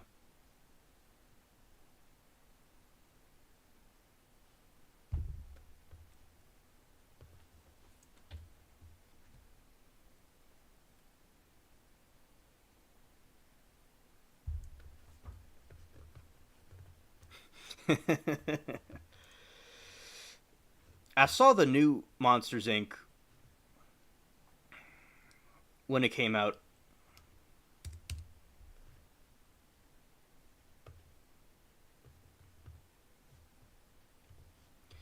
Yeah, yes, the librarian.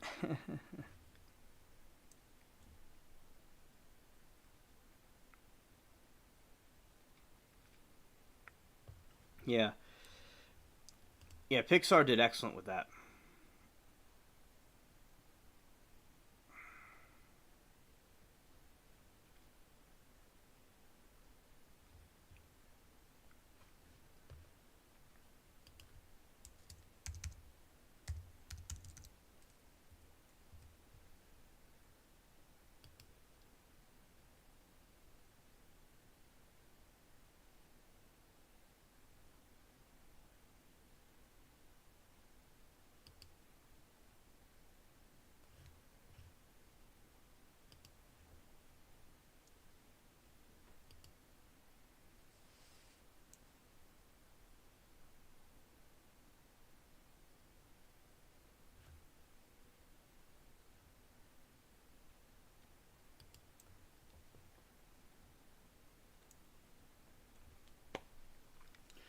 Super D said, I never watched the sequel, believe it or not.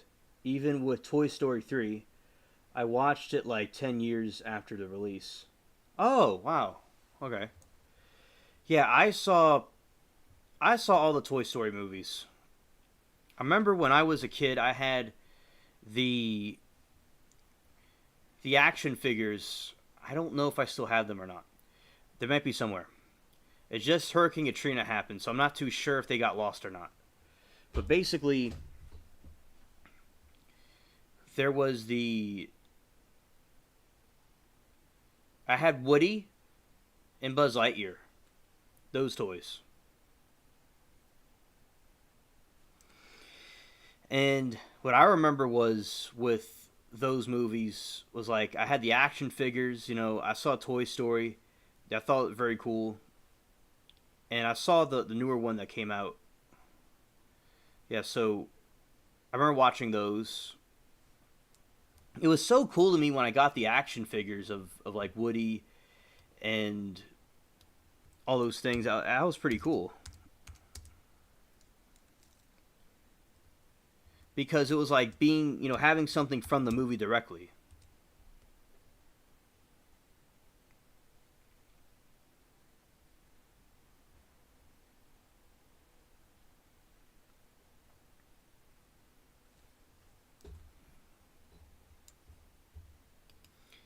There's a snake in my boot. Yeah.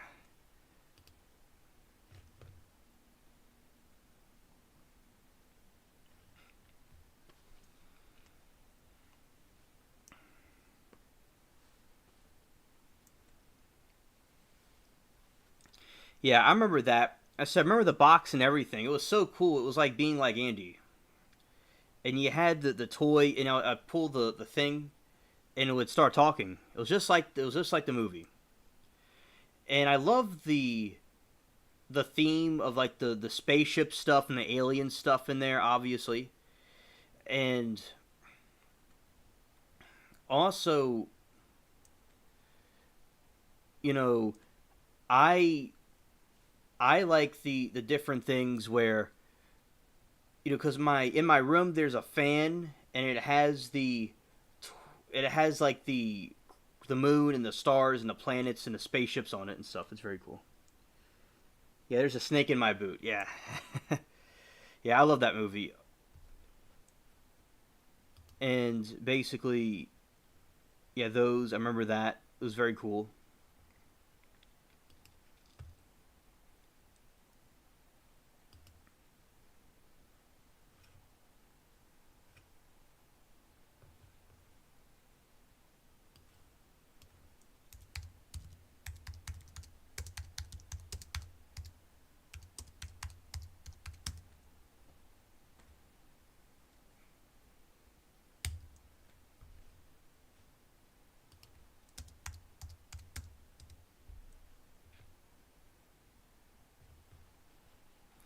Yeah, this is the Buzz Lightyear toy. I remember that one. I just said that was so cool to me. I love the purple. I like purple, and the colors on it was very captivating, very eye catching. I really, I really like that, and also I think it was so cool. The play with the different toys from Toy Story was very nice,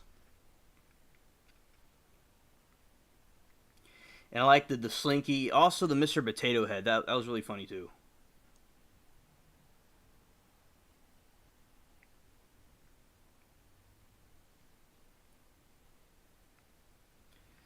Infinity and Beyond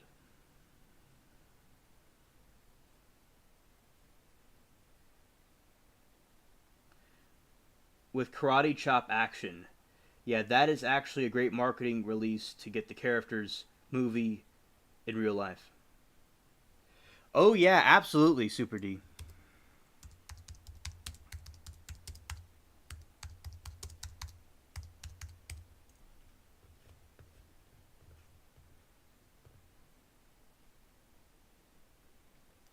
And also, and also the same one of the people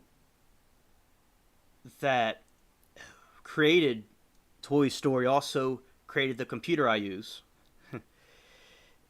And I like how there is aliens in that movie, and also I like the alien sound effects that I have, and also, so everything's all kind of linked together sometimes. There's a lot of webs that are just linked together with synchronicity and things like that, and everything is just linked together.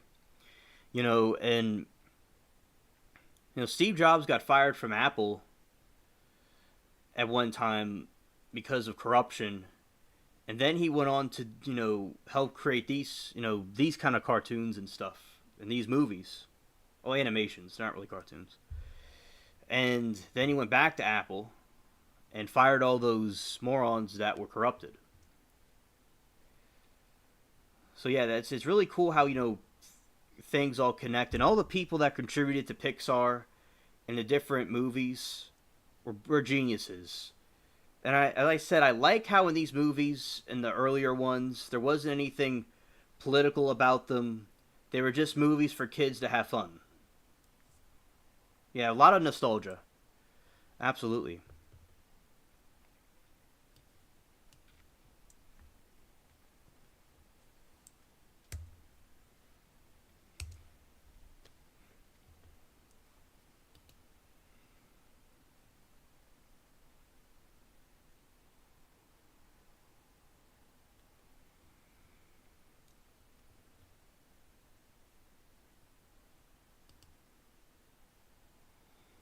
Yeah, I said very cool.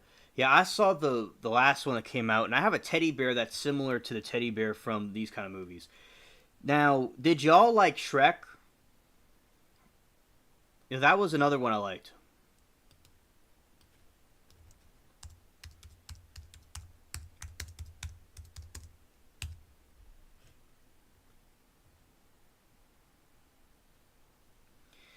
I didn't see the Lightyear movie. No. So I don't know what to tell you about it. But I'm going to see it at some point. But I I didn't see that one. I didn't get to see it.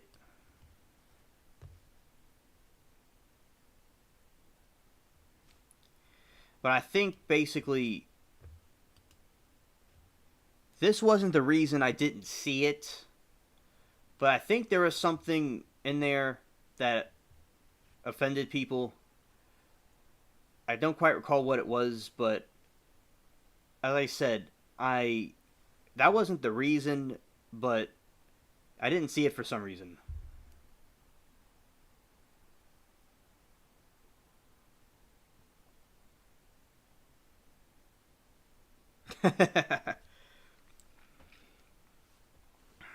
There's the shark face.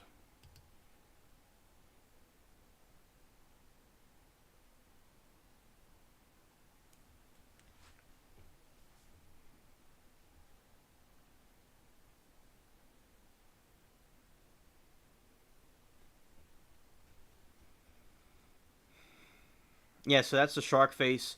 Yeah, I love Finding Nemo. I love things with the sea and the ocean.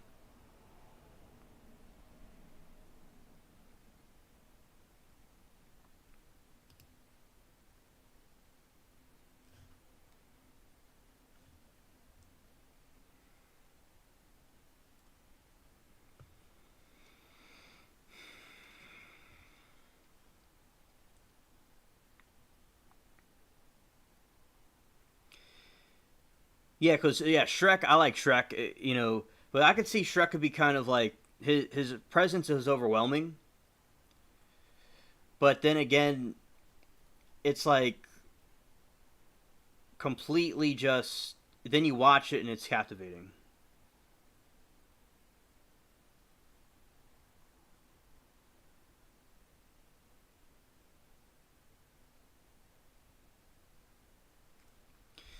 Oh, okay, okay. Yeah, I always was fascinated with the sea and aquatic creatures, and it was just so fascinating to me in the vast deep ocean. But I could see how some parts of it might be seem annoying to some people. But that's cool. As you got older, you got to like it. But yeah, this was my favorite movie.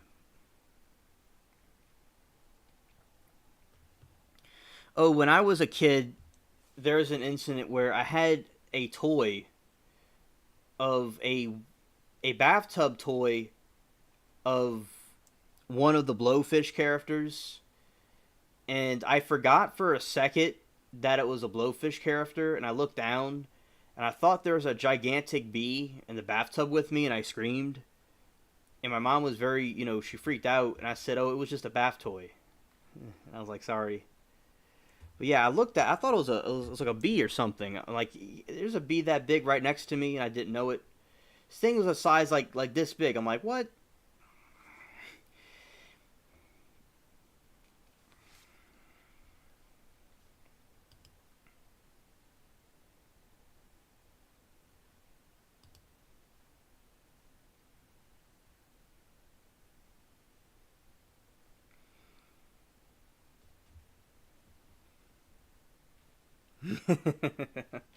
Yeah.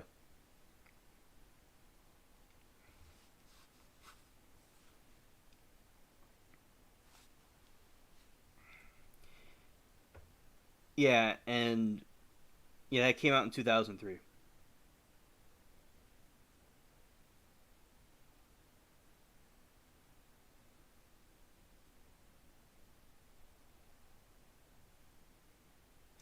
Oh yeah, Super D has a good point.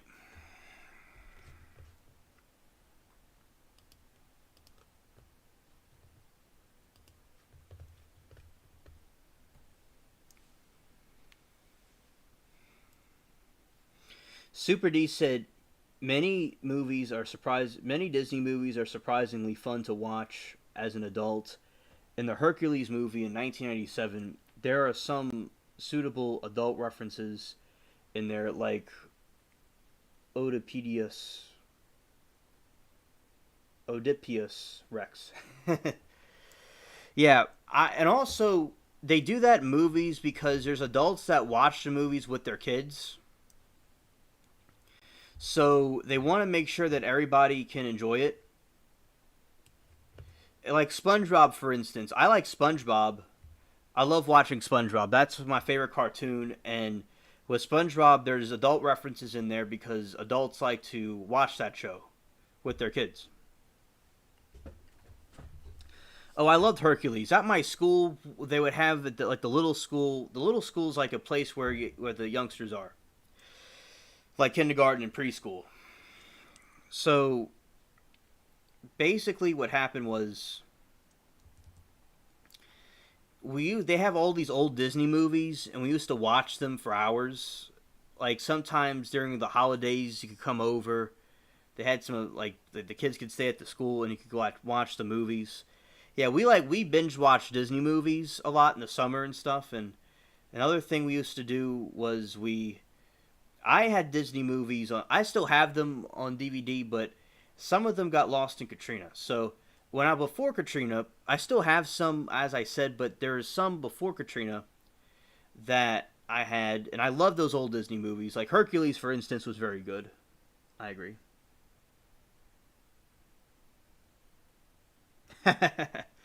Absolutely. Super D said, "It's perfect. It's like the perfect TV show while hungover." Oh yeah, there's so many shenanigans with him.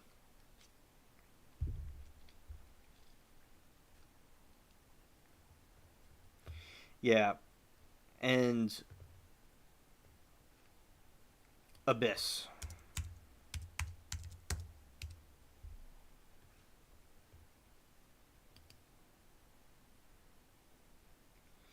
Yeah, that was so cool in Finding Nemo that they had the fish.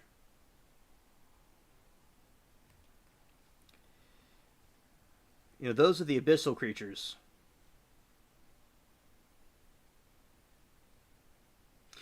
Oh well, yeah, I did lose a lot. I didn't lose everything. I still had stuffed animals and some toys and stuff that survived. But oh no, a lot of stuff was lost. Got like 3 feet of water, and it looked like a bomb went off. Oh yeah, and a lot of my castles were on the floor. And they're very intricate looking. They're very complex looking, and I could show you all what the castle looked like, but I had all these toy soldiers and all kinds of stuff, and they got messed up. But we're able to salvage some things. We're able to salvage some stuff. We didn't lose everything, but we did lose quite a bit.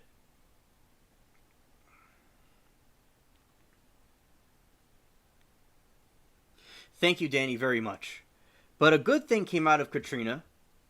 I live where I am right now, because I used to live down the street at one of my grandparents' places, and then after Katrina, I moved next door to them, and I prayed for a bigger backyard around 2003 or 2002, because I wanted a bigger yard. But the interior was big. It was big inside, bigger than this place, but I didn't have a yard. So I got a yard after the hurricane, and I have 2 yards now. And my neighbors, my friends, when they used to live there, they had yards I used to go into. So something good came out of it. I was here.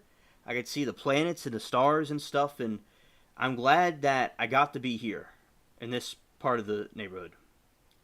But yes, Danny, thank you for your condolences about that. It was a very tragic thing. Some pets were lost, and a lot of stuff was lost, and it looked horrible.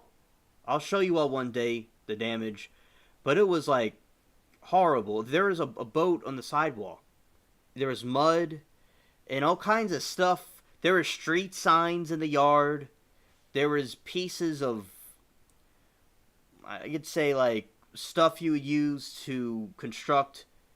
for construction, just sitting in the yard. All kinds of papers and books and things from all over the place. It was just crazy looking. Thank you, Danny. And Super D said, another interesting thing about Disney films is the different language dubs. Excellent. They give certain characters certain local dialects to make it more funny. Yes, Super D, that's also a good factor about them. It brings the world together. I like Fantasia. That was a pretty cool one.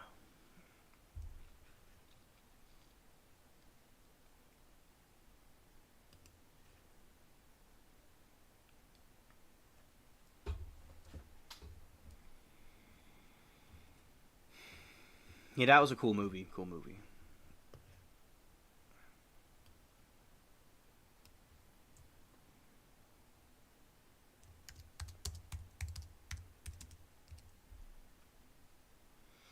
Yeah, so those are the It Clowns.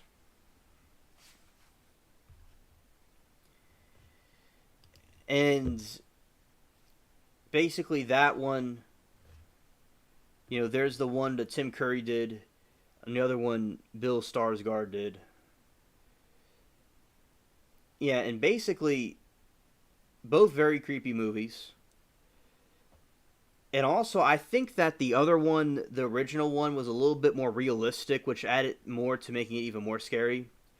Because the newer one, it's very supernatural.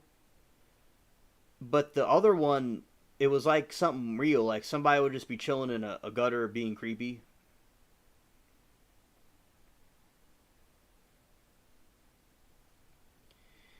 And yeah, so I think that the story, very scary and very creative also, and that really led to people being freaked out by clowns. When I was at a circus, I never saw anything like that. One time sometimes I like wearing a clown nose because it's like the circus and stuff, and I thought it was cool, and I put the clown nose on.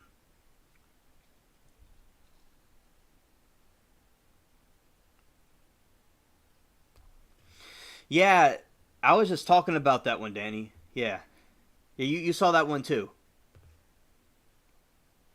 That's the creepiest one I saw also. And Danny, I just saw Terror for 2. I saw Terror for 2. I finished it a couple of days ago. Yeah, that's Terror. Yeah, that's the creepiest one I saw too. And as I said, it's extremely graphic.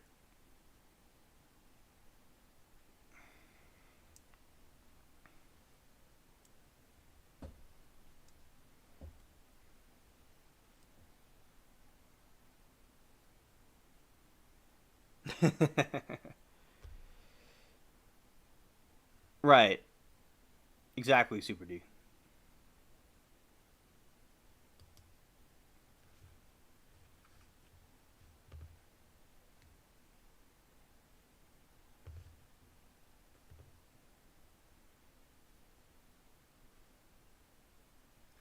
The third one just came out, Danny. The third one just came out in my area like a day ago.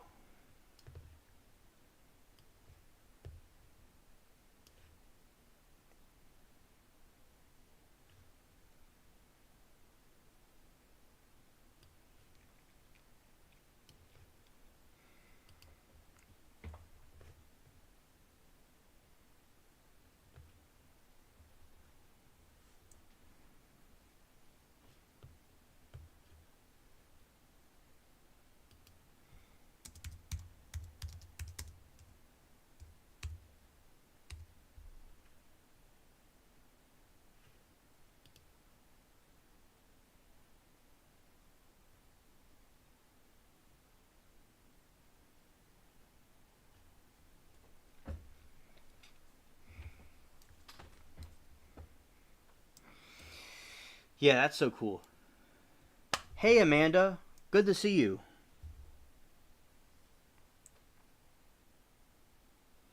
Yeah, they are like drag queens.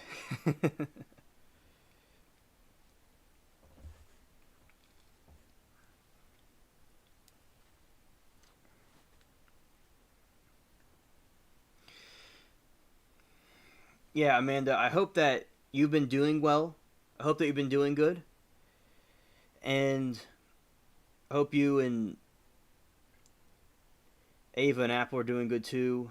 And also, I hope that you've been well and have a good weekend. Yeah, so I've been talking about some spooky topics. I was talking about the clown apocalypse that happened in 2016 with SE earlier, and now we're talking about it again.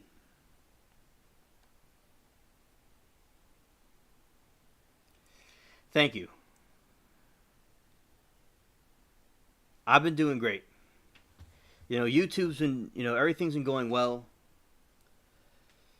And also, I've been doing a lot with, this, and I've been really enjoying my time. So, yes, I've been doing great. Yeah, so you have that It the Clown from that time period, this newer one. And then you have this one from the older one.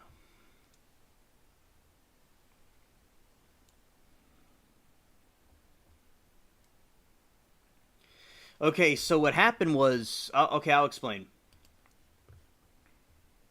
So in 2016, there are all these clown sightings. So in 2016, clown sightings were there were reports of people disguised as evil clowns in incongruous settings, such as near forests and schools. The incidents were reported in the United States, Canada, the United Kingdom, and subsequently in other countries and territories, starting during August 2016. The sightings were first reported in Green Bay, Wisconsin, in what turned out to be the marketing stunt for a horror movie. The phenomenon later spread in many other cities in the U.S. By mid 2016, clown sightings and attacks had nearly been reported nearly all U.S. states, 9 out of 13 provinces and territories of Canada, and 18 other countries. So basically, the situation, as you know, there is a clown apocalypse, the clown pandemic, where there's all these sightings of clowns appearing in woods. They were by street signs. They were chasing people. They were some of them carrying weapons. I remember when I was at school, they were talking about the clown crisis. We were talking about it at school my senior year, and then I talked to my friend next to me, and he was telling us that the night before, somebody somewhere shot one of the clowns because they're carrying a knife, and then they had these college kids that went and were hunting them down, and there is a clown purge.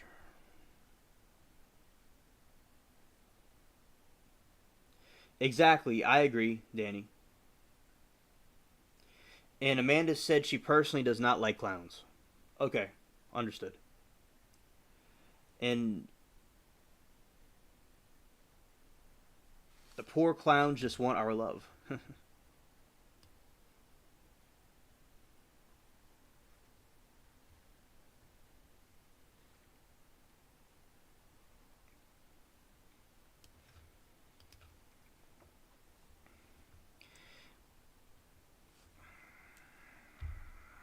And all right, so in early 2016, the clown phenomenon began in Green Bay, Wisconsin, and according to the New York Times, that's funny, Danny.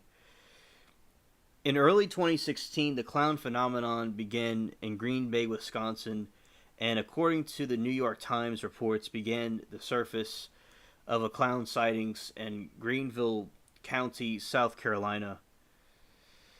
In late August, in Greenville County, it was rumored that the clowns were attempting to lure children into the woods with money or loitering around. Similarly, the clown was sighted in Winston-Salem, North Carolina, offering treats to children. The clown fled when police arrived. 5 pictures of a creepy clown roaming the vacant parking lot under a bridge downtown Green Bay at the start night started going viral on 1 August 2016. A Facebook page was created shortly after claiming that the clown was named Gags. In the days that followed, the pictures were discussed on numerous news outlets, including Fox News and USA Today. Suspicions of the character being related to a horror film were confirmed when a Wisconsin filmmaker announced the pictures were a marketing stunt for a then unreleased short film titled Gags. A featured film was produced based on the short film and premiered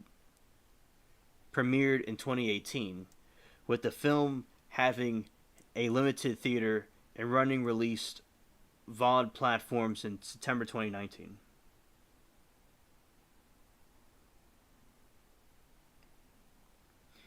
And okay, Amanda, understood. Sorry, I didn't mean to keep you up. I just want to say hi. I missed you. I missed you too, Amanda. You know, and I'm glad that you stopped by and told myself and chat hello. Shout out to the Green Heart.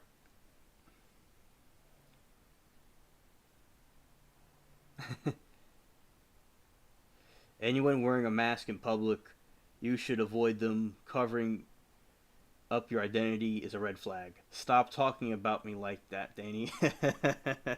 Yeah, Danny, you know, yeah, needs to stop doing that. You better watch out, Danny. Yeah. And also, after the Wisconsin incident, numerous other incidents started popping up across the United States at the end of August 2016 and early October 2016. Further incidents were reported in Canada. In the first occurrence in the United Kingdom and Australia, British communities were described as horrified and pressure had been placed on police resources. I'm thinking about something funny. My friend and I were messing around earlier on Messenger, and I was like, he was messing with me, then I started messing with him a little bit, and then I started giving him a compromise, like, we both are not doing that, that's what the other people do. It was hilarious.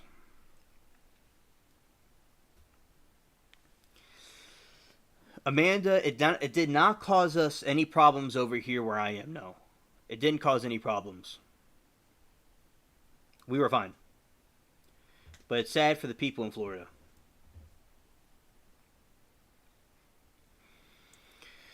According to the New York Times, the clown sightings resulted in at least 12 arrests according to the United States and one death in Reedling, Pennsylvania.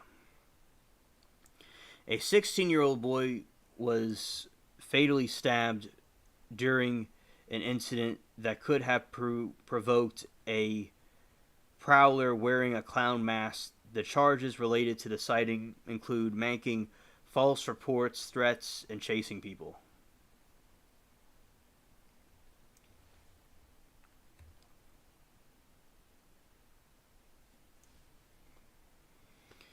Throughout this time, internet social media sites received numerous postings related to the phenomenon.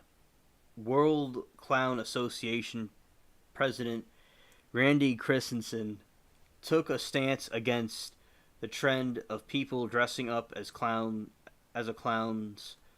to frighten people. Circuses and other clown-related businesses were affected. In October 2016, McDonald's decided Ronald McDonald would keep a lower profile as a result of the incidents. A sociologist has called 2016 a bad time to be a professional clown. The killer clown craze was linked to a significant increase in sales of clown suits near Glasgow, Scotland. During Halloween, some Floridians decided to go armed while trick-or-treating.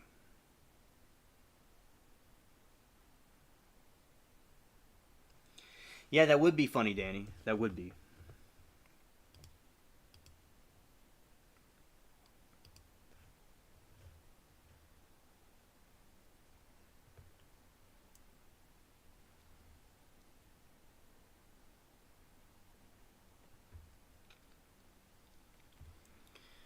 And also, several New Zealand shops withdrew clowns' costumes from shelves in the United States. An East Side Union School District, the West Milford School District, Ohio School District, and Springboro Community Schools issued a blanket ban on a clown costume and clown masks, in addition to previously existing policies and restrictions. Target pulled clown masks from website stores as a result of scare. As Canadian Tire, the village of Cook, New Brunswick, asked residents not to dress up as clowns on Halloween. Employees of theme parks were instructed to remove any hard costumes and makeup before leaving work.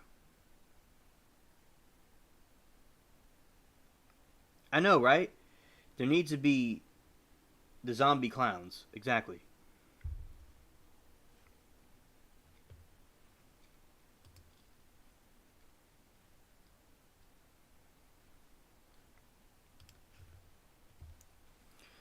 By 2016, several news outlets reported an alleged clown-initiated purge attack, which was supposed to take place on Halloween Eve in 2016. While there were no widespread purge attacks as threatened, a family from Florida was attacked on 31 2016 by a group of approximately 20 people in clown masks. Stated the purge move. No arrests were made.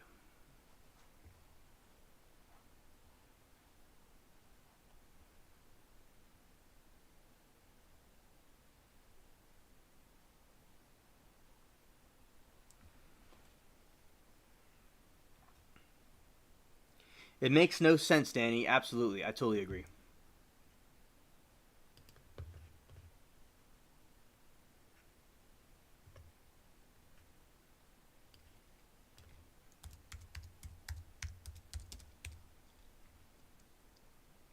Shout out to the chickens.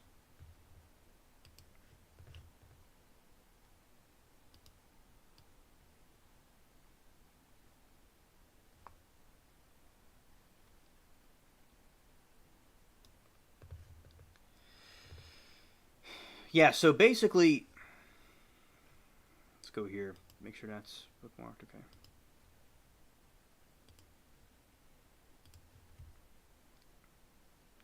Yeah, so basically, Amanda, I've been doing a lot of stuff with the cats and watching the trials. There's a trial about this woman that was accused of deleting her husband, but it was actually, it seems that the two sons probably did it, and they seem real like selfish and into themselves. And also, I've just been doing YouTube and networking different people and stuff like that. But I've been doing pretty good. Doing great on my end. But Amanda, I'm really excited for the Halloween season, and I'm getting ready to do some decorating and things like that with the different stuff that I have. Also, another thing I've been doing is I've just been focusing on Halloween stuff, and I've been liking that.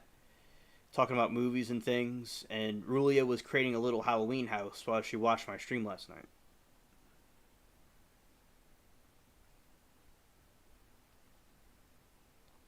That is quite true, Super D. That's quite true. Yeah, farm animals are really cool.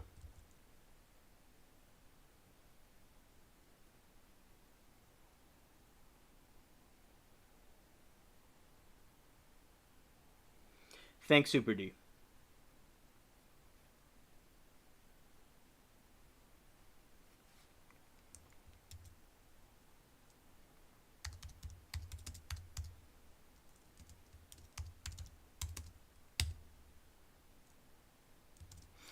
Amanda, do you have a favorite Pixar movie? We were talking about that a little bit before you got here.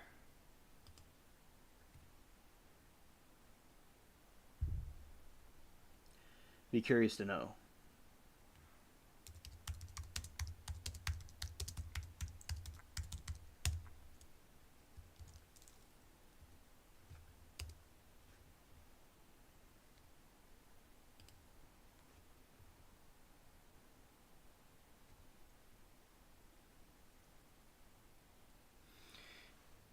Amanda said, I think I saw that one. Sorry, I kept checking in on you. Always drop a like. Love you. And I'm happy you've been doing well. Facts. Yes, facts, Amanda.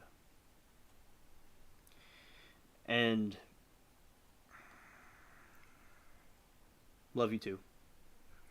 And basically, you have chickens. I learn about chickens because of the farming stuff. The people I know that do farming on YouTube.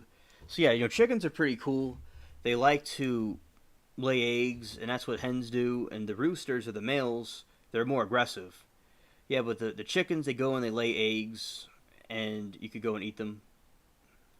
And eat the eggs, but there's a different type of chicken. The poultry chicken is the kind that you eat. And there's another kind of chicken that lays eggs,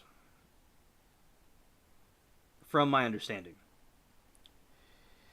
And also, I think farm animals are nice and peaceful to look at, and observe.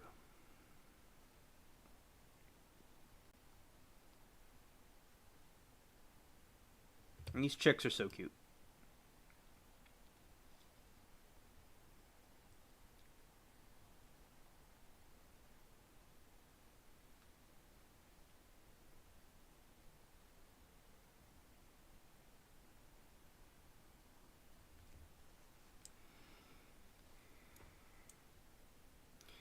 Yeah, so yeah, chicks are so cute. I like them. And chickens, they have all kinds of different types of chickens.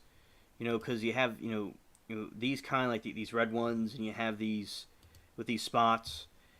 I really think they're fascinating. And then you have the chickens with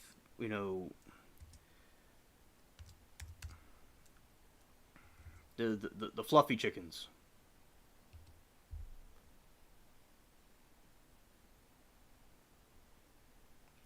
Facts, Amanda. She says, I love Monsters Inc., Up, Finding Nemo, Inside Out.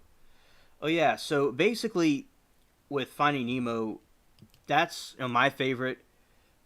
Also, with Monsters Inc., that's one Super D. That's his favorite. That's one I love too. And Up was very good as well. I like that one as very good one. Yeah, Pixar makes really great movies. Absolutely.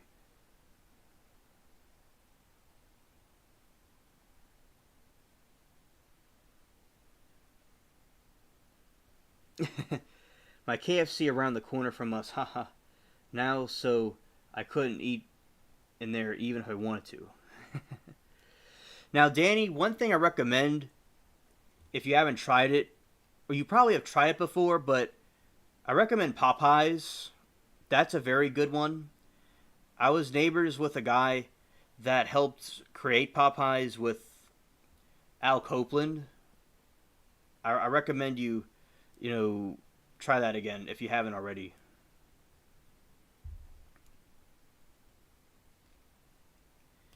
They have some nice sandwiches and they have nice chicken. And it's from like where I'm from. It's the kind of chicken that they create here. These chickens are so cool. They have, fluffy hair.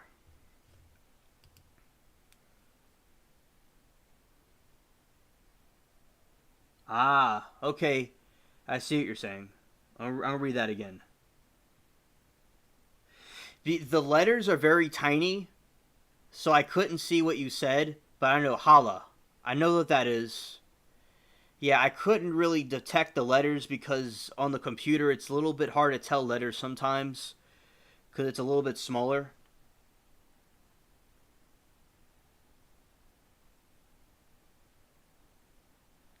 Oh, it's not in there.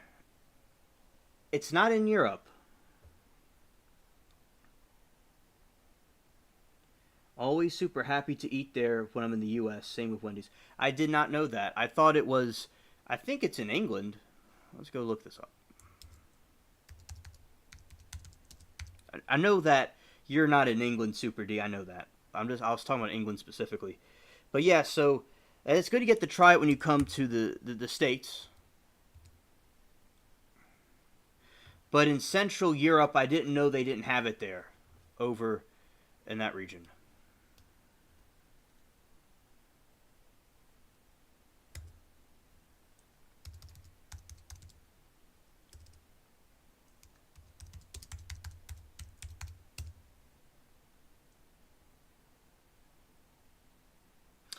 Actually, let's see. We're going to go switch windows right now.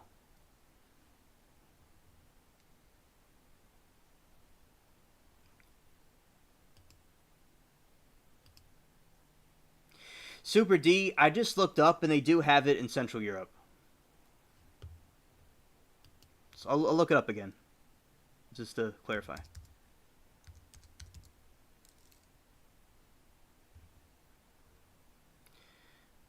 All right, let's see. Make sure. Make sure. Popeye's restaurants already in Spain, Switzerland, UK, Romania, France. But I'm trying to see if it's in Central Europe.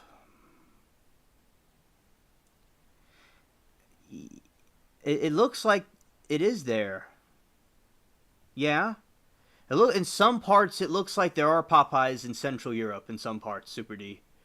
Maybe not in your specific area, but it looks like they are in Europe, in Central Europe.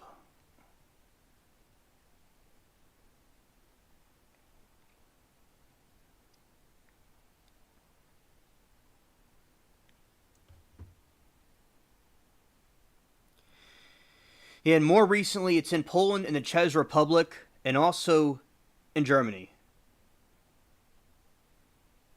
For instance, I'll click on this one.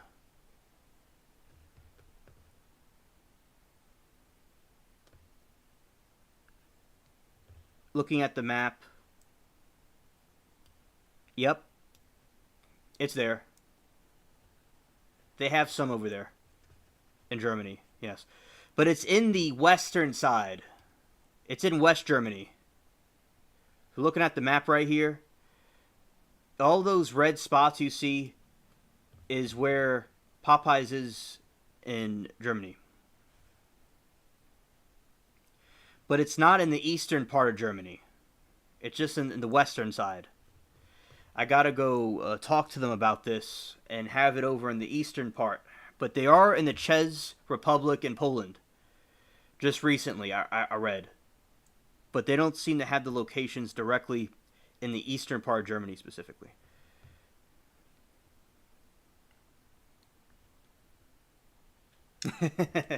Yeah, right on. Yeah, right on.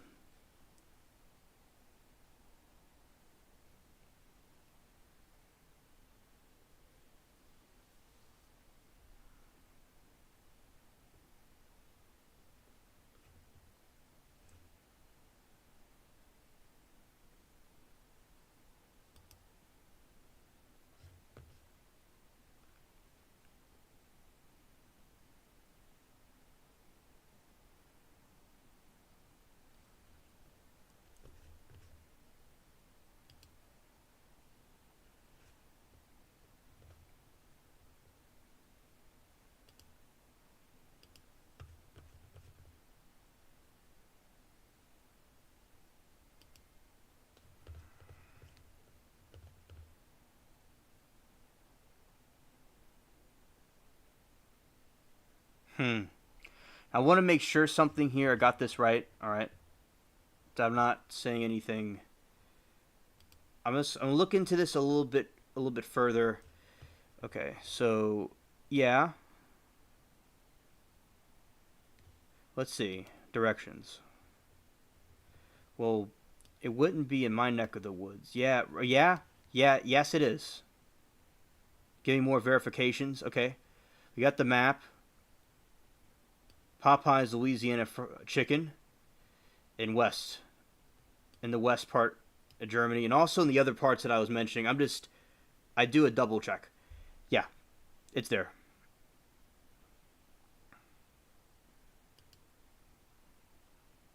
Yep.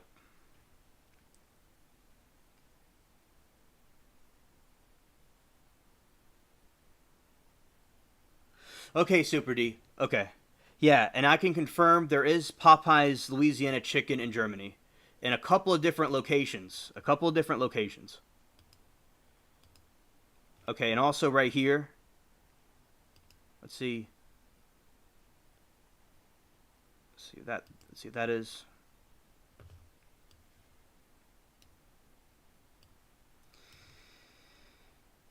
Yeah. Here's another one. Let's see.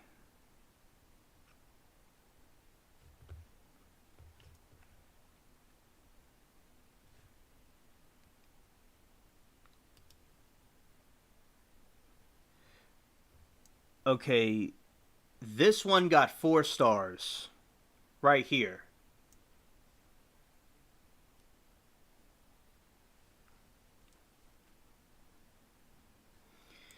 Yeah, this one has 4 stars. And that's the picture of it right there. I could tell it's not, I could tell because of the snow. It's not my neck of the woods. All right, so they did because Al Copeland was in Germany to get medical treatment for his cancer. Although he didn't make it, that's where he was. He was in Germany. So I would be very surprised if they didn't put that there.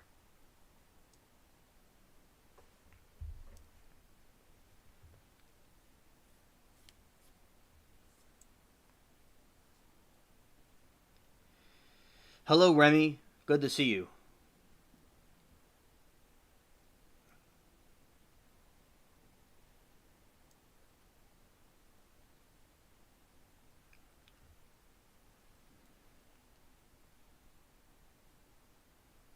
Yeah, Super D. I think it's very cool that they open Popeyes in your neck of the woods too.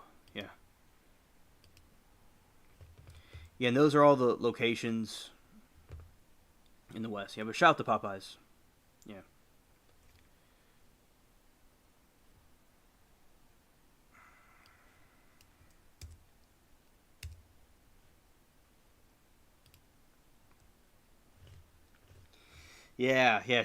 Yeah. Shout out to Remy.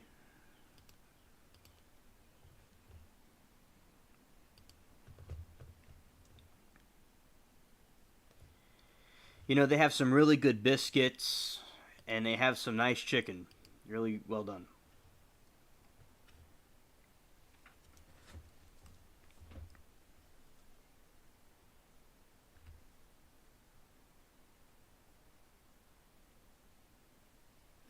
Oh, okay. Yeah, Super D says, cool info. The reason they opened only in west of Germany is because they only opened it around the U.S. military bases in Germany. Because it looks like the Iron Curtain. I'm like, that's why I told you, West Germany. Although Germany's united now, I'm like, 'cause it was in the west part of Germany because that's where it was. It looks like an Iron Curtain kind of demographic. Yeah, so they have some good chicken and some good spices. Classic Louisiana. Right to the finest detail. Yeah, so. And also the French fries are heaven on earth, in my opinion. And I really enjoy the way they look and the community and all. It's very nice, to get some Popeyes. And my neighbor, he built the first one. He helped. He was a carpenter, and he helped build that the first one. He helped Al Copeland build the first one, and he was telling me that when Al Copeland he would go in the kitchen and he was cooking up chicken and he was doing all that himself and running around and all. And he was saying like if he couldn't get the chicken sold, they would be going under. But the people started coming in and they started selling more and more. And they, look at it now. It's all over the world now. Yeah, so shout out to them. And yeah, because that's so cool, in their beginning, how they did it. It's a very, fascinating story. Oh yeah, their fries are my favorite. Also, Amanda, because like anytime I think of French fries, those are the fries for me. Now, I always thought it was so unique, and Al Copeland was very intelligent to come up with that. To the classic French fries because it always was unique over all the other ones. Yeah, the biscuits is just like an explosion of taste in your mouth. Of all the different, it's like milk, and seas of honey, the land of milk and honey. That's what it's like to bite into one of their biscuits.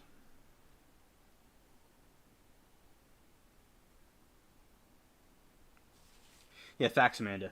Super D, I do not doubt that about Colonel Sanders, but I did not know that, but I don't doubt it. I'm sure he did.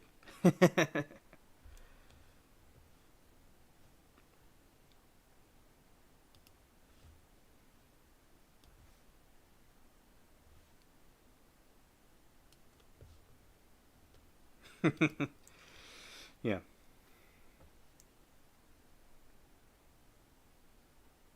It's pronounced Pop Eyes.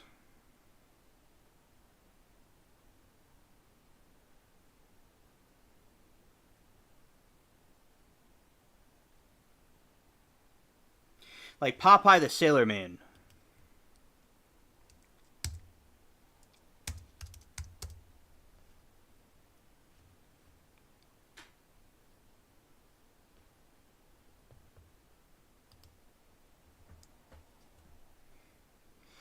Yeah, so Popeye the Sailor Man,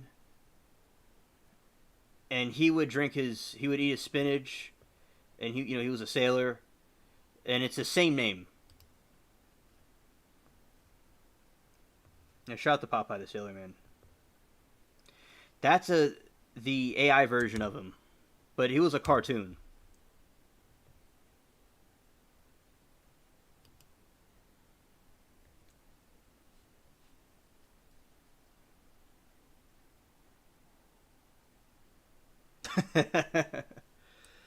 Pope, yes. Sounds like something they would open in the Vatican. Yeah, absolutely. Yeah.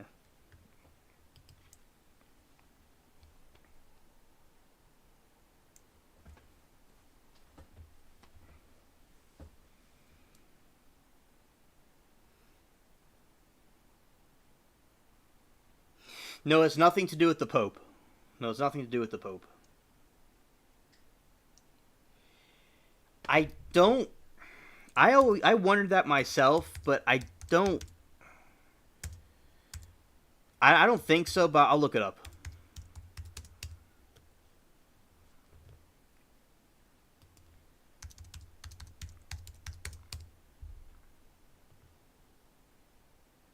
No,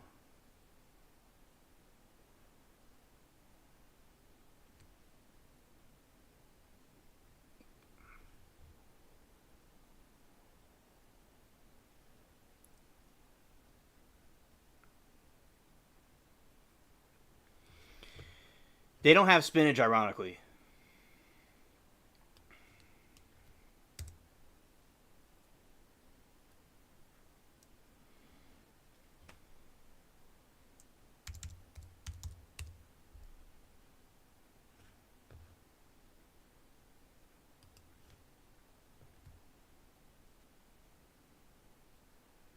yeah, it would taste good with fried chicken. I agree. I agree. And that's a good meal to have together. Yes, that would be great. Absolutely. Yeah, that's something you need to go put on the menu.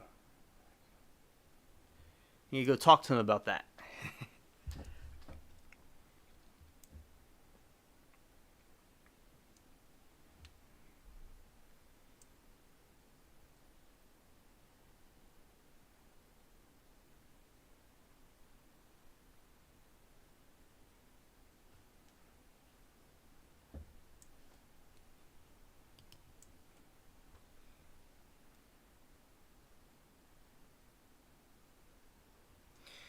And also, yeah, so that's the cartoon one, and this is the restaurant.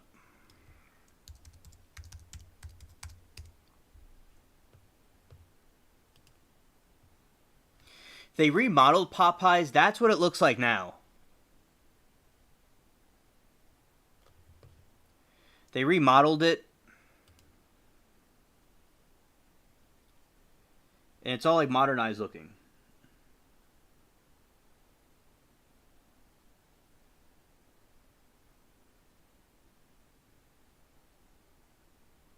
Yeah, they do have mashed potatoes. Yes. Yeah, facts. Yeah, facts, Amanda.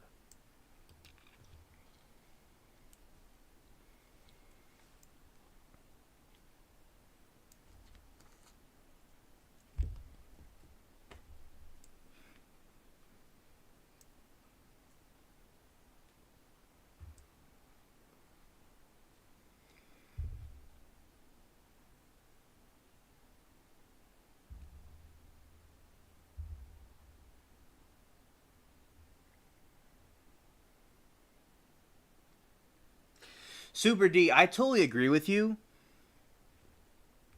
Like, I like the way McDonald's used to look back in the past.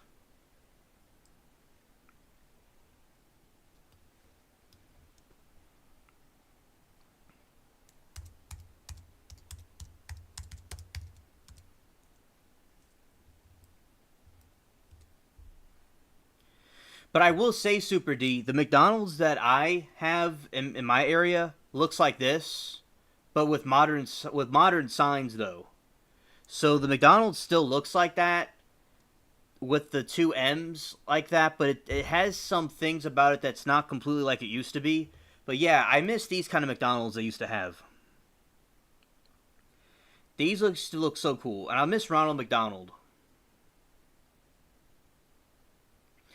Yeah, but the kind of McDonald's in my area looks similar to the 50s. But that's an exception. Most of them don't look like that anymore. Or the one on the screen you see.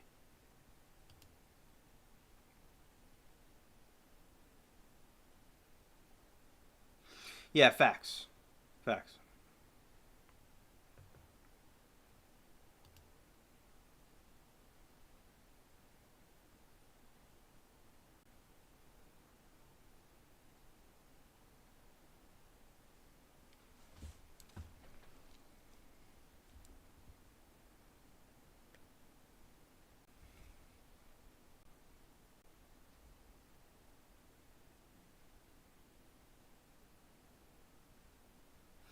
Danny said, growing up, my family used to take me to McDonald's. It was very old school and had family vibes to it. Now it's all bland looking. No one really goes in there anymore. Yeah, and it's all AI. All the stuff is AI now.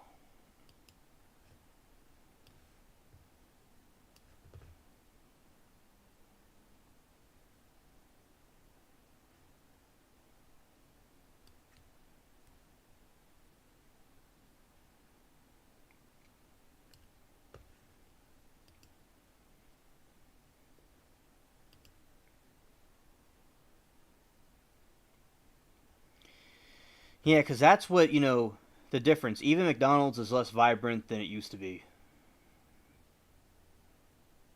Yeah, it looks so much better back in the past.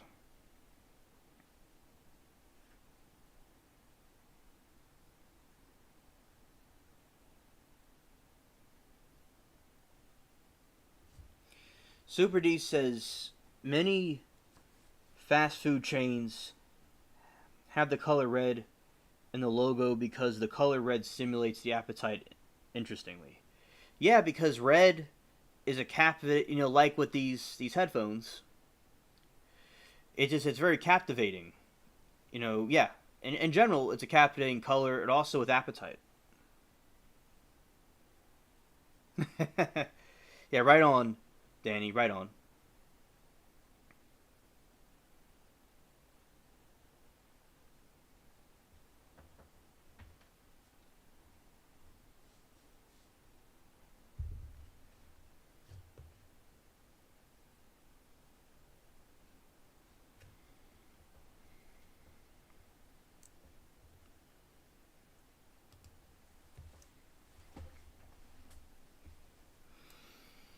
Red pants. Yeah, need some red pants. All right. Yeah. Yeah. Hilarious.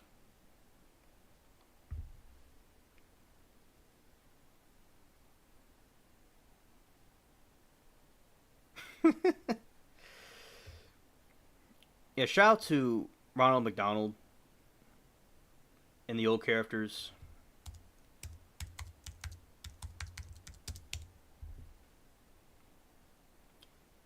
Yeah. So shout out to these characters. When I was a kid, cool characters.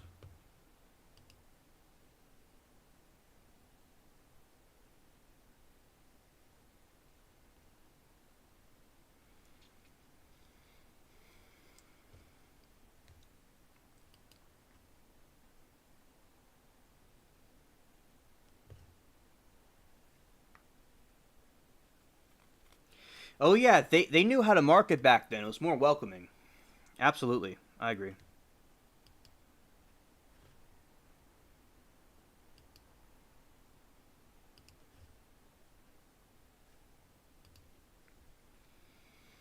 All right. Yeah. So shout out to McDonald's.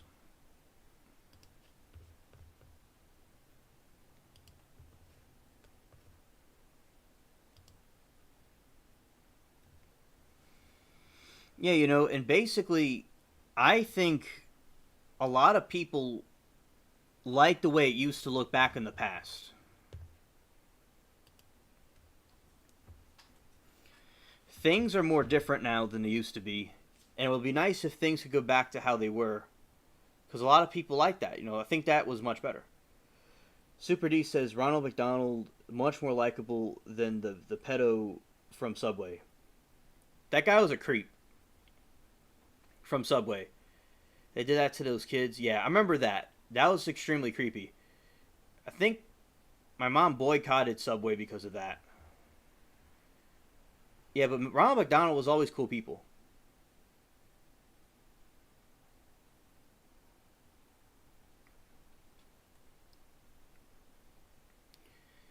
You know, and I didn't see Ronald McDonald as like a creepy clown.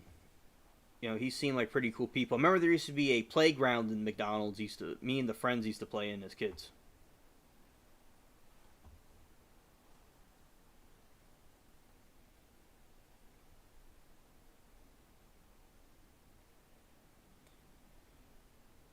Right.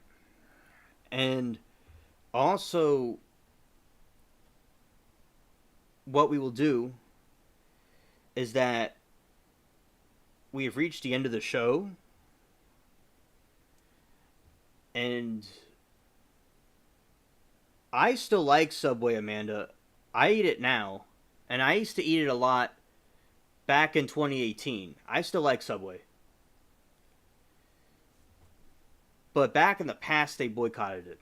Good that guy was put behind bars. You know how Coca Cola always does Christmas themed marketing with Santa Claus and so on? In Central Asian countries of Uzbekistan, Pepsi does Christmas marketing. I didn't know that, Super D. Thank you for the fun fact.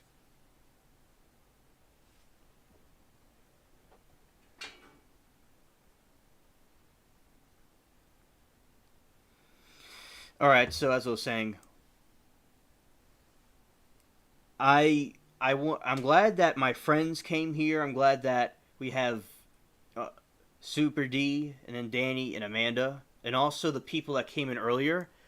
This is, I think, the latest I've stayed up on a stream. And also, I want to thank all of you for coming. And I really enjoyed this conversation, and I really enjoyed, talking about the variety of these colorful topics. And y'all are an amazing audience, and I like these things. There's so much division and stuff, and I like these topics that are different. And I forgot to mention, look at this. I got this recently.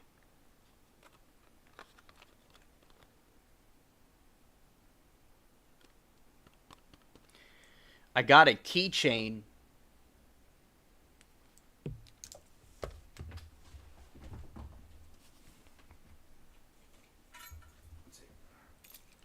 See, look. This is a keychain, a croc keychain from McDonald's.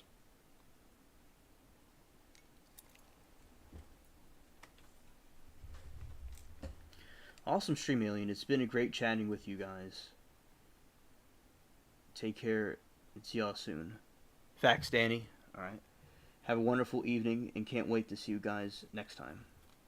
Good night, morning, everyone. By Alien, by Amanda, by Danny. Alright. Okay, everybody. Peace.